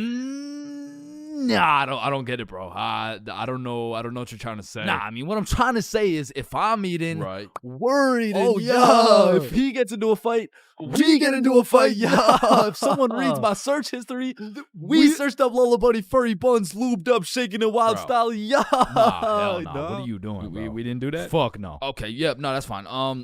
But a lot of shit has changed throughout the years, man. Back in the day, me and my brother were ops, bro, because this motherfucker's sole reason for living and breathing was to rage bait my ass. And I was like 5 years old, still figuring out who's milking the chocolate cows and shit. And big bros hit me with shit like, yo, what's 9 plus 10? It's 19. Get a load of this dipshit. Bro, it's literally 19. Man, what the fuck? Okay, why are you so mad, bro? Bro, you literally. Alright, relax, bro. Just sit down, take a deep breath. Who's a good boy? Yeah, man, Now, me and my homies used to wrestle all the time, and my record was decent. We're talking like 50-10, and at the time, my signature go-to finisher move was the guillotine choke. It had seriously never let me down once until I tried that shit with Big Bro, and I started guillotining my ass beat, dog. My brother's 3 years older than me, so that shit was like a boss battle that you just don't have enough XP for, bruh. Like, when I would pull up on him, I hear boss battle music, my health bar pops up, and I start unloading the clip on this motherfucker, but he's done beat my ass so many times. He's got my moveset memorized and shit, bro. Like, this motherfucker's the Picasso of beating my ass specifically. Like, every time, I was getting folded like an omelet, folded like origami. I was getting folded like I was playing poker, the way he just dealt me these hands, bro. And maybe you're thinking, Big Bro got the strong genes, so I got the smart genes type shit. Nope, not. This motherfucker took those genes too, bro, and he put them to use. Because he used to manipulate the shit out of me, bro. Like, I remember one Halloween a long time ago when I was like 4. My mom came up to us with 2 costumes, right? One was Spider-Man with the fake muscles and everything, and the other was Shrek. It was Shrek. Yo, I call Spider-Man. No, but I want Spider-Man. Actually, you know what? I want Shrek, man. Shrek is cool as hell. Like, what'd he say? What are you doing in my swamp? Wait, no, I want Shrek. Oh, you think he's supposed to be like Mike Wazowski or some shit? I don't even know. What are you doing in my swamp? And this can't just be me, bro. But when we were younger, my brother would teach me some lingo or advanced intellectual informational shit. And I would go around school just spewing out words I don't even understand, bro. Damn, what y'all got for lunch? Shit, it's just a little PB&J. That's savage. Yeah, yeet. Yeah, man. I guess. I mean, my mom made Okay, it. Bob, I see some pizza. YOLO. What about Bevs? Bevs, what are we saying? I got some apple juice. Okay. Yeah, man, I love apple juice. I don't. Bro, what? Who doesn't love apple juice? Yeah, well, it's because my brother says that juice has a secret society where all the juices, I'm talking apple, orange, fucking pineapple, get together and they control the bank. Now, me and my brother would go at it, bro. It was a seemingly never-ending rivalry between us of me getting my ass beat, him beating my ass. Okay, maybe it wasn't a rivalry. Shit, I think I was getting bullied. But one day when I was 7 years old, everything changed for both me and my brother when we got a stepsister, bro, because she was annoying as fuck. Her name was Alicia, and she was spoiled, bro. Every time she didn't have her way, she would just call up her pops, and it was raps for me and bro. Alicia was getting a princess treatment, and we were getting a fucking peasant treatment, dog. Like, let me tell you a story from my childhood, bro. I was 7 years old, and me and Alicia shared a small room, and it was split right down the middle. The left side was blue, Spider-Man bed, teddy bear, boy shit, right? And the right side was pink, Disney princess posters, Barbie dolls, all the girl shit. And one night, I was in dreamland, counting sheep, having a wonderful time, and when I woke up, I realized I done pissed the bed, bro. Grown-ass man at the big age of 6 pissing in the sheets. Hell nah. I was like, shit, man, I gotta get my act together, bro. So throughout that day, I drank a little bit less water, hopped into my cozy Spider-Man bed sheets, and went to sleep. And when I woke up, I done pissed the bed again, bruh. Fuck, man. 2 in a row. I gotta lock in, man. So that day, drank no fucking water. I was parched as hell, but I jumped into bed to finally have a nice, peaceful, dry sleep. And when I woke up, fucking soaked, dog. I went 3 for 3, bro. I was like the LeBron James of waterlogging the mattress. All right, bro. This shit's just getting ridiculous. So I go 2 days straight, no water. I'm fully dehydrated. There's not an ounce of water in my body. I finally go to sleep, but this time, I wake up to rustling, movement. My bed kind of shaking. I fully open my eyes. Alicia just pissed on my bed, bruh. Yo, what the fuck? Oh, hey, Chains. They will never believe you. Bro, I hop off the DIY water mattress, run over to my mom's room, and you gotta think about how guilty and schizophrenic I sounded, bro. Mom, Alicia's pissing on my bed. Chains, it's possible you wet your own bed while you were sleeping. No, come here. Look, she's probably doing it right now. Chains. Alicia's dead asleep. No, but every single day I wake up and there's just piss all over the Spidey blankets. All right, Chains, what's next? Alicia's just gonna shit your pants too, bro? And to this day, nobody believed me except my motherfucking brother, bro, because he's a G. And when he realized how annoying a little sibling can actually be, he was like, shit, I low-key fuck with you, little bro. Hey, I fuck with you too, twin. So we started playing some Mario Kart together. He taught me how to play basketball. He introduced me to Minecraft. He even taught me how to make a YouTube channel. And as we got older, big bro got a car. And that shit felt like when Greg and Roderick finally started fucking with each other, bro. We were running around, hitting late night Sev runs, eating straight Roderick-ass meals. We were in that bitch like, brain freeze. And ever since that day, my big brother's been like my second half, bro. My twin in him. Truly, I can say my big brother is my vinegar, bro. It was salt and vinegar. Bro. It was on the tip of my tongue, bro. How did I not get that?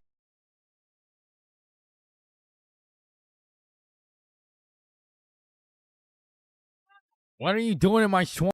Honestly, bro, I'm not scared of much. I'd go skydiving, I'd swim with the sharks, run with the lions, fight a gorilla, beat some ass, and not even get my ass eaten. No, I would not. What the fuck? Wait, no. I meant I'd even get my ass beaten, bro. But if there's one thing that leaves me scared shitless, it's a but one day when I was 15 years old, my friends and I went to the gas station to get nothing more than a pack of Reese's. All right, your total will be $2.50. Hey, boy, step back. I got this. Put it on my car, bro. Yeah, oh, okay. Just let me. Oh, all right. I don't think your machine's working, bro. Hey, kid. I hate to break the news to you. You know what I'm saying, but I think your broke ass needs to get a job. No! So I got my first job at Jim Jordan's and I was grinding, bro. I made every coffee fresh, every customer happy, every toilet squeaky clean. I was putting the potato wedges in a goddamn bag until I'd stacked up my first few bands and I'd never seen this much money in my life. I thought I was rich, bro. So I quit my job. And then the government took some bands. I bought a few Fortnite skins, one ugly ass t-shirt, and before I knew it, I ended up exactly where I started. Damn, dude, you fucking suck. Your broke ass still needs to get a job, bro. Man. Firstly, my name is Chains, and I would love to work here at this summer camp. All right, Chains, do you know how to read? Yes, sir. Do you speak English? I do. Can you count to 10? Indeed. Can you ride a bike? Of course. Do you like little kids? Yeah, no, wait, no, yeah, well, yeah, like, yeah, no. Well, no. Final answer, no. All right, you're fired. Wait, no. I love little kids. All right, you're hired. Now take this helmet and teach those kids how to ride some goddamn bikes. Okay, yeah. Thank you. Really quick, how much do I get paid? I mean, as little as legally possible. Now get to work, buddy. Hi. My boss threw my ass straight into the deep end, bruh. No training, no nothing. Now, what's crazy is every other worker went to a training camp and was taught exactly what to do and exactly what to say. But one of those dudes quit last minute and they needed somebody, anybody to fill in, and that's the only reason they hired your boy. Anyways, I grab a bike, go outside, and there I see my group of 5 little 5-year-olds waiting for me. And I can see the hopes and dreams of learning to ride a bike glistening in each and every one of their little eyes. And I didn't want to let these little motherfuckers down, so I wasted no time and got straight to work. Listen, it's simple. You get on your bike and you just start pedaling. Like, look at me go. Right, guys? Shit. Listen, teaching one kid to ride a bike is legwork. You grab the seat, you push them, they pedal, they fall, then you pick them up and start gaslighting their ass like, wow, buddy, you did an amazing job. I've never seen somebody sweep the floor with their face before, man. Next time you can use your hands, though.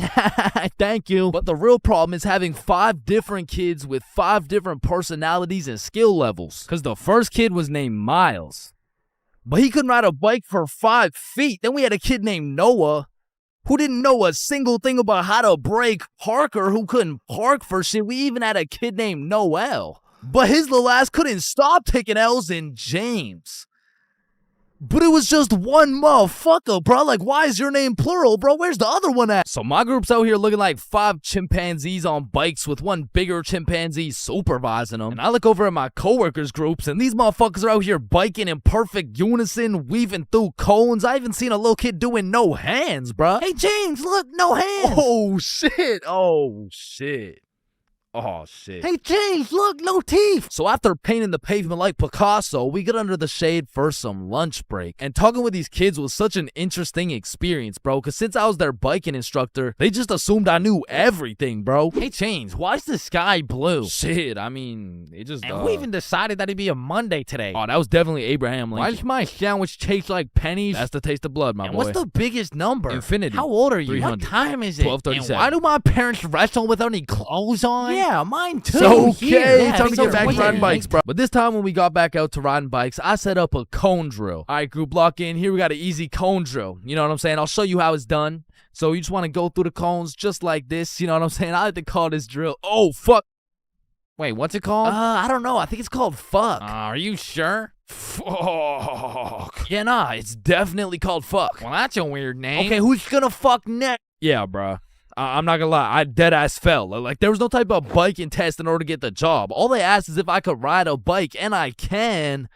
But I did not know we'd be doing NFL drills on these fucking bikes. But needless to say, when the parents came to pick their kids up from the first day of bike camp, they were not impressed. Hey, there's my little man. What did we learn today? Oh, you know, we just took the training wheels off. We got started on a few cone drills. He showed us how to fuck. Yeah, okay, man. No, I'm sorry. I'm so sorry. This is a catastrophic miscommunication. And Chains told me I had the best grip. Hey, yo, I'm the handlebars, probably. You gotta specify. Chains says I have so much potential for a kid my age. Okay, yeah, that sounds bad. That sounds really bad. Why does all this shit sound so bad? Me better without any teeth. I'm just trying to cheer him up, man. He taught us to always use protection before riding. Okay, that's enough. Just stop. None of them came back, bro. So I got a new group, and the best part about this new group of kids is that they were already level 4, meaning we'd all just bike to the park, eat lunch, and then bike back. Damn, bro, that sounds easy as fuck. Surely this couldn't go any worse than your first group, right? Yeah, it does. Yeah, no, it gets worse. It gets so much worse. So for this little journey to the park, I'll pair up with my coworker Natalie. So Natalie's in the front and we got 10 kids in the middle. We'll call them Liam, Ava, Milo, Zoe, Tucker, Cornelius, Jackson, Bradley, Quandale Dingle Jr. the third, and Riley, which is the only name you'll need to remember. So I count up the kids so we don't leave any behind, and as expected, I count 10. So we take off on our journey to the park, and all these kids were really good at riding, you know. Out of the whole group, we only had one little fall. But I just scraped my knee, you know what I'm saying? Like, I didn't even cry or anything, bro. It wasn't even that bad. And before I knew it, we made it to the park. We all put our bikes down. Natalie and I ate our lunch while the 10 kids ran around and played. Liam and Tucker were playing tag. Zoe and Ava were picking flowers. Meatloaf and Quandale were eating cockroaches. Riley and Cornelius were in the bushes picking berries. And Jackson and Bradley were wrestling. And after a peaceful 45 minutes passed by, Natalie and I round everyone up to get back in line like we started. I count them up so we don't forget anyone. 1, 2, 3, 4, 5, 6, 7, 8, 9, 10. And we head back to camp. And after a very successful trip, the parents pick their children up one by one until Riley's very sweet mom shows up with a pack of 20 gym bits to thank me for my great work taking care of her child. Hey there, I just wanted to say I appreciate you so much for taking care of Riley today. Yo, what? Thank you so much. You really didn't have to. No, it's my pleasure, truly. Oh, okay, well, thank you so much. So, where's my little guy? Oh, he's right here.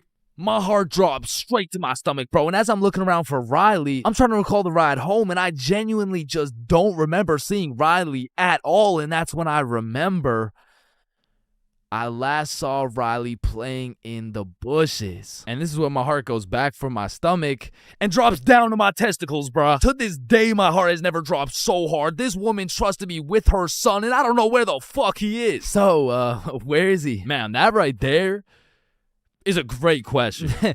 What do you mean that's a great question? You know, all the greatest questions in the world make you think, don't they? Yes. Right, and as you ask me this question, I really get to thinking, you know, like I really get to rack in my brain, and well, to be quite frank, well, I'm stumped. Okay, what do you mean you're stumped? I don't know where Riley is. What do you mean you don't know where Riley is? Okay, yeah, nah. Let's just put it like this. Do you know where Riley is? No. Yeah, nah, me either. Yeah, ice cream. Holy fuck, he's right there. Oh my god, fuck, I knew it. I knew it. Like, fuck, I thought this dumbass lost you. I knew it the whole time. He's right there. It's April Fool's. Give me these. Yeah, take them. Oh my God, Jesus, God bless America. And that was genuinely the day I realized I can't work a fucking job. I'm not built for that shit, bro. I gotta start a Stickman YouTube channel or some shit.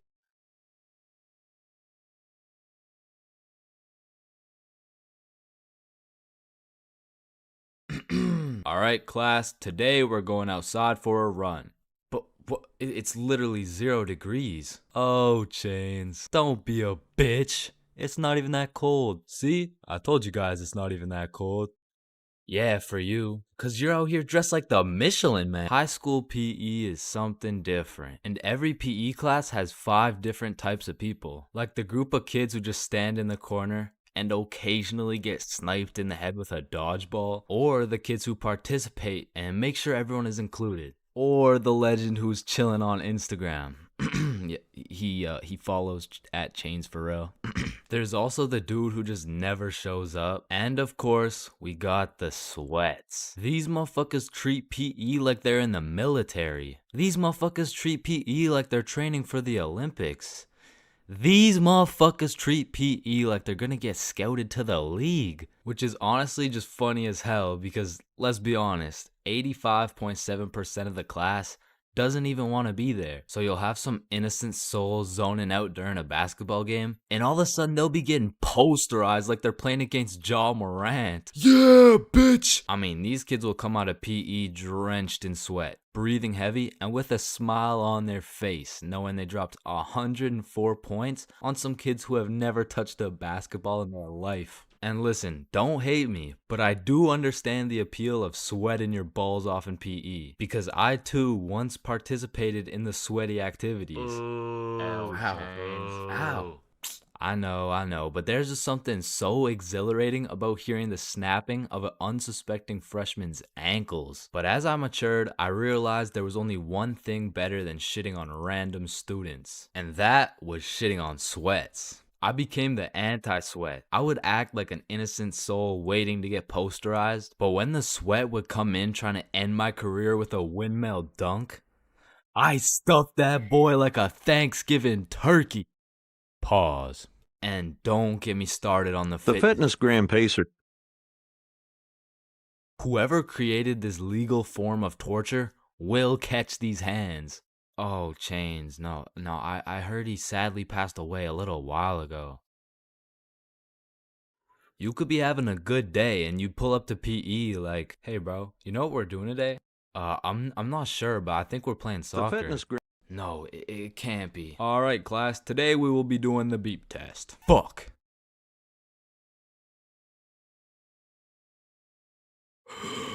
Woo. Damn, what was I at? Chains, we haven't even started. That was just our warm-up. But one thing that did bring me a little bit of joy was looking at everyone during the push-up section. Like, there was always some dude doing the neck push-ups, some dude who thinks he's Mike Tyson, the guy who takes breaks when the teacher isn't watching, and there was always at least one dude who was out here looking like he was hitting it raw. James, I don't think that's how you do it. Oh, yeah, you're right. Yeah, bitch! Bad haircuts. There is nothing worse than when your barber just randomly decides to destroy your self-confidence with some goofy ass haircut. And as someone who has never found a barber who consistently does me nicely, I have gotten my shit all the way fucked up on many occasions. I'm talking not going to school, locking myself in my room so nobody can see me with this disgraceful cut type of fucked up. And these barbers are out here having the audacity to ask, do you like it? Man, do I like it?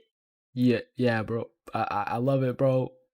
Thank you so much. Man, I just be wiping the tears away and then tipping them nicely. Knowing damn well I should be out here throwing hands, cause this dude is the reason I can't get any bitches. So I've tried lots of different barbers in my time, starting with the ones my mom used to take me to. I mean, this early, I never really even had a say on what I wanted my hair to look like. So, what are you looking for today? Just a little bit off the top, please. Shave it. Wait, what? Shave it. Your new haircut looks so good, buddy. Thanks. Hey man, you know your haircut is ass when your mom says she likes it. As a kid, I always dreaded getting haircuts because I knew my barber was already like 0 for 10. And I would show up to school every time knowing it was inevitable that I was about to get my shit flamed. And truthfully, there is no worse roasting than when you get a bad haircut. Like, people you barely even know will be out here cooking you. Who the fuck is this? All of a sudden, people got more jokes than Chris Rock. And it's even worse when you decide, I should get a fresh cut because school's starting back up and I'm trying to look fresh. Bro, I can't go to school like this. Yo, Chains, what's up? Yo, what's good? Bro, are you alright? Why do you got this hoodie on? Yeah, I'm chilling. I'm just kind of cold, you know?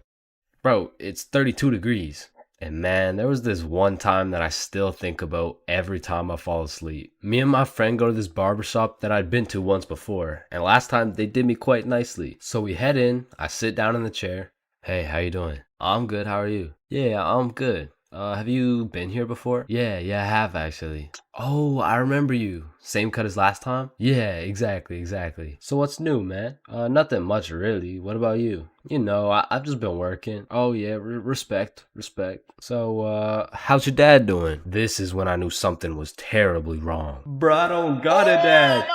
You know, he's good. This motherfucker was giving me some random kid's haircut. This dude must have thought I was Manny or some shit, cause he gave me that middle part cut and he pushed my hairline back a little bit. And everyone in my city knew this barber, so everyone at my school followed his Instagram too. Can I get a picture from my Instagram? Nah, bro, I don't really like being posted. Don't worry, it's quick. Nah, I don't really want to.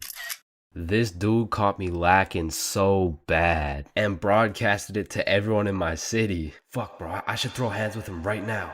I gotta get it back in blood. So, do you like the cut? Yeah, yeah, I do. And when I checked my Instagram, I was out here getting flamed so hard. Borderline cyberbullying. And I'm not joking when I say this. This motherfucker fucked me up so bad. I learned how to cut my own hair and never went back to a barber ever again.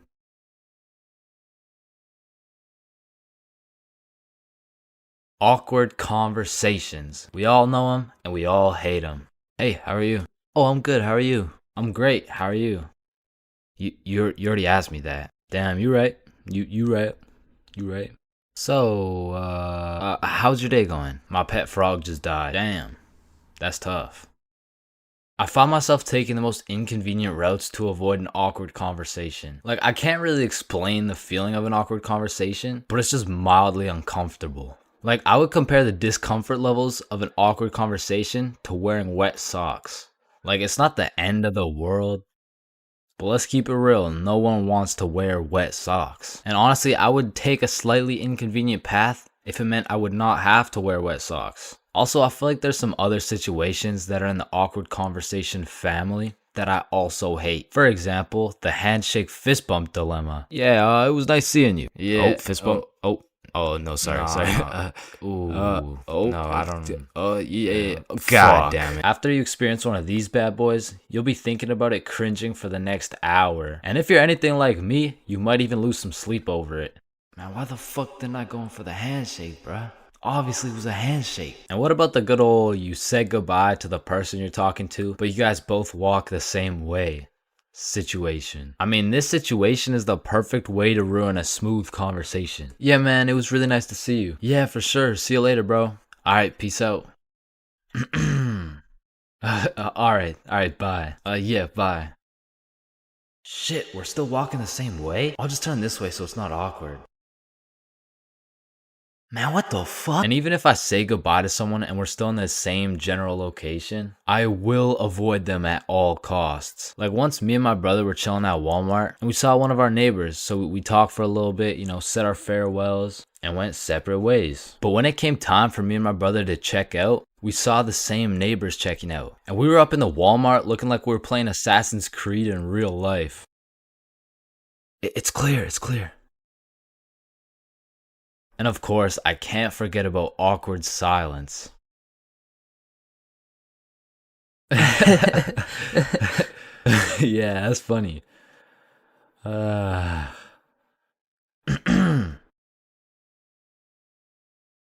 Me personally, I have some procedures in place to avoid awkward silence no matter what. For example, my philosophy is to just say things. Yeah, that's funny. So do you play Minecraft? What kind of question is that? In the end, they may think I'm a dumbass, but at least there's no awkward silence, you know what I'm saying?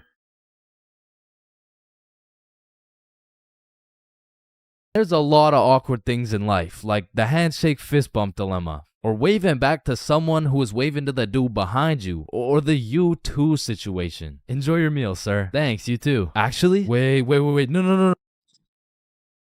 But on this long list of things that will keep you up at night, I feel like school dances lands itself in the top 3, bro. Cause it's like, is it a party or is it a school event? Are we hitting the Dougie or are we just standing awkwardly in the corner? There's just too many questions, bro. Like another question. Who the fuck hired this guy to be the DJ? Like, I don't know how much they pay this dude, but it can't be anything over 50 bucks. I remember at my first middle school dance, I seen the DJ walk in with all his gear and shit, and I thought, damn, look at those big ass speakers. This dude knows what he's doing for sure. Hey, Stickman Middle, are we ready to turn up? Yeah, let's go. 1, 2, 1, 2, 3, let's go.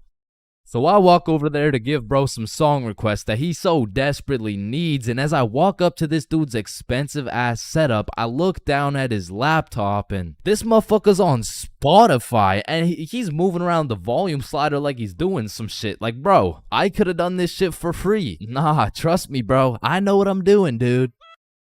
Want a break from the ads? Now, to be honest, it was really the middle school dances that had me fucked up. Like, you took a bunch of self-conscious, prepubescent little kids and threw on some music and told them to dance with each other. Like, shit, of course they're gonna start hitting those Fortnite emotes, bro. That's all they know how to do. Like, these grade 6s are fresh out of elementary school. There's no way you'll catch one of these youngins asking a girl to dance. Like, they're still scared of catching cooties, bro. Or what about the grade 7s? These kids were straight menaces. Like, I remember at my grade 7 dance, there was a duo. We'll call them Greg and Roderick. Greg and Roderick would run up on some unsuspecting students, and Greg would slide behind him on his hands and knees, and Roderick would casually strike up a conversation. And just when the poor guy was expecting it least, Roderick would shove his ass, causing the unsuspecting victim to trip and eat shit. And they went around to damn near everyone pulling this shit, until one time they messed with the wrong dude. Hey bro, it's just a prank. Now, grade 8s. These boys are damn near in high school. They don't dance. It'll ruin their street cred, bruh. Instead, they prefer mosh pits, rap, EDM, fucking smooth jazz. It doesn't matter what song. These grade 8s will be relentlessly jumping up and down for no apparent reason. And soon, these grade 8s will turn into freshmen. All that street cred they once had,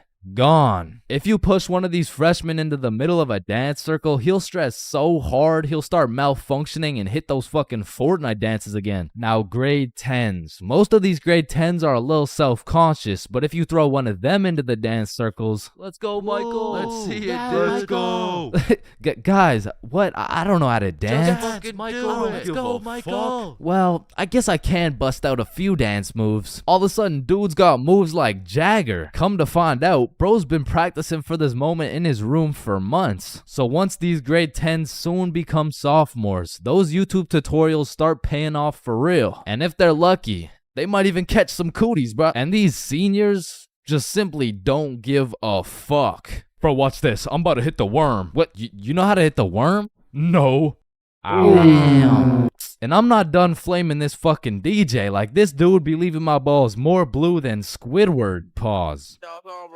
These bitches lost. Oh, hell nah. Is that lo-fi? And then out of nowhere, really quick, the DJ will throw on some heat and it'll have everybody turning up. But just as fast as Pop Smoke got that shit jumping, Ed Sheeran shut that bitch right back down. Like, mixing drill with The Shape of You has to be some sort of felony, bro. Like tell me this dude deserves to roam the streets freely after pulling some shit like that. In fact, funny story, I had seen the DJ after the dance in the parking lot one time, and we walked up and we jumped the fuck out of him. Alright, but not all DJs were out here committing war crimes on my ears. Like, you know, the DJ was onto some shit when he got the students and the teachers turning up. Like, you play the right song and these teachers will forget they're on chaperoning duty. Shit, even the principal will start wilding out. Once you got the right song playing, motherfuckers will get hype over anything. Like, remember how hype it was when someone would land a flip in the middle of a mosh pit? Shit, remember how hype it was when someone didn't land a flip in the middle of a mosh pit? These motherfuckers were excited as ever, like they didn't just witness a dude snap his neck. Poor guy's probably getting trampled down there. Rest in peace. Sacrificed his life for a few Snapchat memories. But you know that one song, that when the DJ throws that hoe on, everybody knows what to do. Motherfuckers will run in from the bathroom, teachers will hop in, the Redditors will hop off the bleachers, and the school dance will be looking like something straight out of High School Musical, bro. Speaking of High School Musical, back in the day, I knew a dude named Troy. I fucked with Troy, but let's just say, he had a little bit of a lean gut. He was built like T Grizzly. Nah, fuck that. He was built like DJ Khaled. And I remember this dude, Troy, was just coming off a school suspension, but for whatever reason at the dance, this motherfucker must have been looking for another one. Cause Troy came up to me talking about how he was gonna beat Jordan Johnson's ass at the dance tonight, and honestly, I ain't believing him. So once the dance came around, he was beefing JJ every chance that he got, until soon JJ wasn't gonna stand for it. Now, a school dance is simply the best time for a school fight to take place for the dude who wins. For the dude who loses, you literally have every single motherfucker in your school gathered in one place to get several different 4K angles of you getting pieced up. So Troy was really putting everything on the line here because JJ was known for handing out whoopings like food stamps. But to be fair, Troy loved food. Regardless, JJ wasn't scared. In fact, he threw the first punch. Boom. But Troy ate that shit like a Wendy's 4-for-4 combo. And instantly, the entire school gathered in a circle. The circle was so big, there was no escaping. They were gonna have to fight to the death. But the DJ was so locked in that he was completely oblivious to what was happening. He was playing some happy-go-lucky ass shit. Oh shit.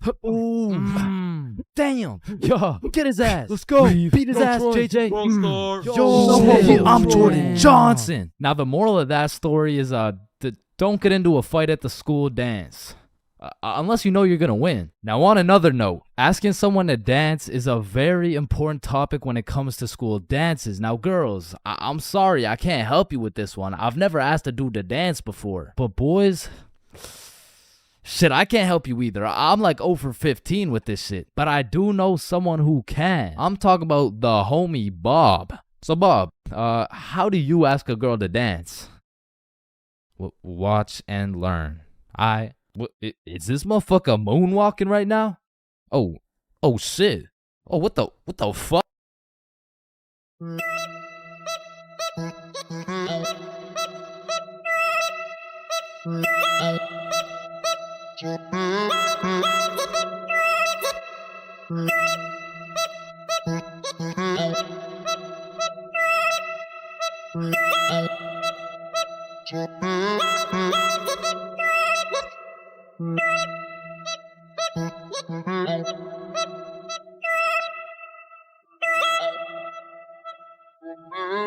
As a broke stick man like myself, I spent my fair share of time on the bus. And if you spend a long enough time on the bus, you will see some weird ass shit. I mean, I remember my first time getting on the bus by myself. I was feeling strong and independent. Next thing I know, a crackhead sits down beside me talking about yabba dabba doo. The world is ending and you're gonna die a painful and lonely death, buddy. And just like that, I went from strong and independent to shitting my pants. Yeah, bro, the bus is just something else. Like 1 in 10 people who enter the bus are straight gremlins, bro. I'm talking about the gremlins who know the perk is fake, but they still pop it. Now you just gotta sit next to this motherfucker for another 30 minutes while he tells you about the kids in his basement. But to be fair, these gremlins aren't even the worst part of the bus. The worst part of the bus is the energy. You walk in there and everyone just stops and looks at you like they're sizing you up or some shit. And you know who sizes you up the most? The fucking goddamn motherfucking bus driver, bro. These bus drivers are just eternally pissed off. Every time I would get off the bus, I would try and cheer bro up, but they're just like allergic to happiness or some shit. Hey, thank you. Have a great day, man. Shut your ugly ass up, little boy. I already know you get no bitches with your big ass forehead, no drip having ass with your skinny ass arms. Boy, you're built like a stick man, bruh.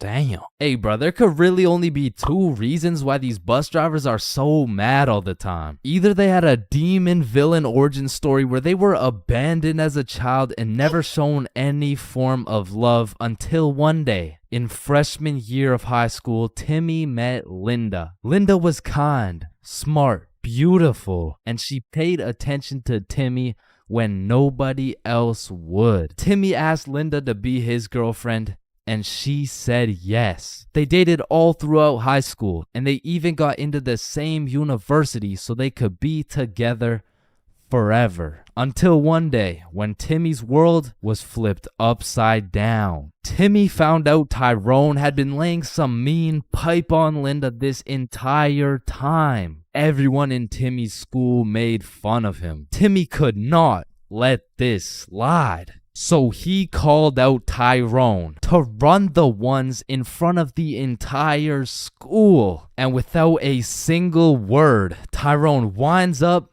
and hits Timmy with the meanest left hook any stickman had ever seen, leaving Timmy slept out cold, unconscious, in front of his classmates, his teachers, and even in front of Linda. 'Cause shit, if that happened to me, I'd be just as mad as Timmy over here. Now, realistically, the only other reason these drivers are so constantly mad would be because the driver's seat secretly has a stick built in. You see, this would explain why the driver constantly has a stick up his ass. I mean, shit, you really can't even blame him for being mad. But still, I'm gonna blame them, cause I know these motherfuckers get pleasure whenever they see me running at full speed trying to make it to the bus stop in time, cause they start stepping on the gas. Dumbass. To be honest, there's nothing that leaves you more defeated than when you're sprinting to a bus stop, then that shit just cruises on by and everyone on the bus is laughing at you. Damn. Honestly, at that point, I just give up and go home. But it hits a little bit different when that bus is your only way home. And it was the last bus, cause it's 2 a.m. And now you gotta bunk up with the gremlins on the side of the street, all because that goddamn bus driver had a stick up his ass.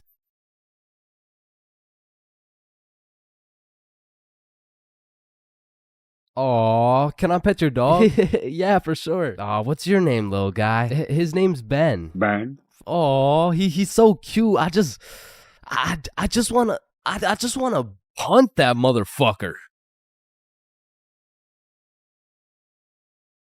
Man, these intrusive thoughts I be having make me wonder whether I belong in maximum security prison or not. Like, I don't even mean to, but the thoughts that pop into my head are so menacing that I can't even say this shit on YouTube, or this video will get taken down. Then I'll be canceled. Then my whole channel will get deleted. Then I'll be thrown into a psych ward, and then I'll be put on the fucking death penalty. Like, these thoughts that pop into my head are so alarming that they make me want to beat my own ass, bro. Hey, man, why'd you just sock yourself in the face? Oh, well, you see, I was about to push that unsuspecting toddler into the deep end for no apparent reason, so... Yo, this guy's about to assault a minor. Hey, you can't do that! Cool, dude. But it's not like every single intrusive thought I have is bad enough to get me convicted. Like, whenever I'm walking across a bridge, I have to use every cell in my body to fight the urge of just tossing my phone into the water. Like, there is literally no benefit from doing that shit, but there's just something inside of me that would feel so much satisfaction with just seeing my phone dissipate into the water. You know, maybe you get that urge because it would just be satisfying to do some shit that's out of the box. Some shit that nobody else would do, just to break the simulation a little bit. Cause I could be having the best day of my life. I could wake up, get the meanest pump in, hop in the shower, eat the most fire breakfast, and draw the most pristine stickmen I've ever drawn. But as I'm casually walking beside a bunch of cars that are going 65 miles an hour, I'm still gonna have the urge to just throw myself in front of a car, bro. And it's not even on some emo shit. Like, I want to live, but I also want to dive into some oncoming traffic. But at least I'm not the only one who does this. Like, other people do this.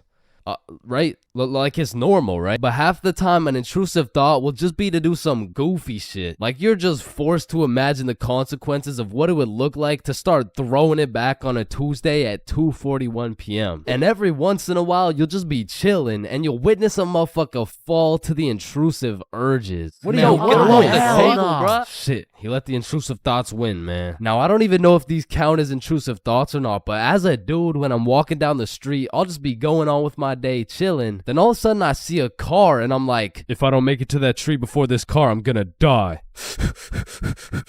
Aw, shit. Honestly, these kinds of intrusive thoughts are kind of motivating. Like, it's the same thing as having a hype man at the gym, except instead of that positive reinforcement, if you don't get those 3 extra reps, you're gonna die. It's like whenever I'm at the gym hitting those Bulgarian split squats, I be having mental wars with myself. Oof, that was a good set, man. I think we're done. 5 more reps or you're a bitch. Damn, good shit. All right, I think we could wrap it up. 10 more, pussy. Who the fuck's gonna carry the boats? I told you we should have stopped, bro. 15 more or you like dick. Now that I think about it, there's a good amount of people in prison right now who just succumb to their intrusive thoughts. Cause intrusive thoughts are just like that demon on your shoulder telling you to do the most devious shit possible. And I know there's a bunch of motherfuckers out there who just listen to that little guy. Hey, man, you see that lovely old lady right there? Yeah, you're gonna hit her with a mean right hook. Well, what's in it for me? Nothing. Shit, alright. But to be honest, there is a handful of times where I've let the intrusive thoughts take over. One of the most memorable was way back when I was 5 years old. Me and my older brother were just dicking around, doing some 5-year-old shit. Keep in mind, this story takes place before your boy had even developed consciousness. So I was just a little munchkin doing munchkin shit. Then suddenly, this urge came over me. It was unlike anything I'd ever felt before. It was dark, irresistible. And for no apparent reason, I bit my brother's arm. And this was probably the most satisfied I'd ever felt in my entire life. But it was followed by shame and regret because I had no excuse. Ow, why the fuck did your dumbass just bite me, bro? I felt like it. And one of my lowest IQ moments of all time took place when I was in grade 8. It was goddamn sewing class, bro. And I remember I was having a particularly miserable day, so I was just going through the motions. We were all gathered around this big table with our sewing machines, some fabric, and some scissors. I remember I was working on some shitty little big chungus stuffy. But on this particular day, the sewing machine cable was looking mad thick and juicy. And like I said, I was having a bad day, which is exactly why the intrusive thoughts decided to catch me at my worst. Psst, psst, do it. What? To do what? Oh, you know what to do. You're the one with the scissors in your hand, buddy. How did these even get in my hand? Now cut it. Cut it, Chains. No. Why the fuck would I? The wire exploded with smoke and my heart dropped so fast, bro. And everyone around the table just stares me down. And I'm thinking I can somehow cover this shit up like I didn't just take some fucking scissors and snip that shit like an umbilical cord. Maybe I could convince the teacher the cord snipped itself or some shit. But as I look down at the scissors in my hand, there's literally a chunk missing from the scissors. They look like they survived World War II. But barely. The scissors are all charred up and shit, and just like that, my plan of convincing her I didn't cut it went out the fucking window. You take one look at the cord, one look at the scissors, and one look at my dumbass face, and you could piece together exactly what happened. So my sewing teacher walks over looking pissed as hell, and she tells me to go sit in the corner. So I take my charred scissors and sit in the corner like I'm a 5-year-old, but to be fair, I made a 5-year-old decision like I was in grade 8. I was 14, bruh. What kind of 14-year-old cuts the cord to a sewing machine cause he felt like it? Like if my 14-year-old son did some shit like that, I would tell the kid I'm going to get some milk and I'm calling it quits. I would have to have another kid and try it all over again cause that kid is going nowhere in life, man. So as I'm sitting in the corner realizing I'm a disappointment, it was one of those moments where you fucked up so bad you don't even feel any emotions. I was just sitting there straight faced like, well, fuck me. It was really one of those moments where you just want to stop existing. So after the class ended, the teacher came over to me and she said, Chains, why the fuck did you cut the cord of the sewing machine? No, Miss Sewingson, you gotta hear me out. Okay, this better be good, Chains. What was looking mad juicy and the scissors just teleported into my hands. I don't even know. You did what? Mom, it was the intrusive thoughts that they told me to do it. I'm about to intrude that ass. The fuck?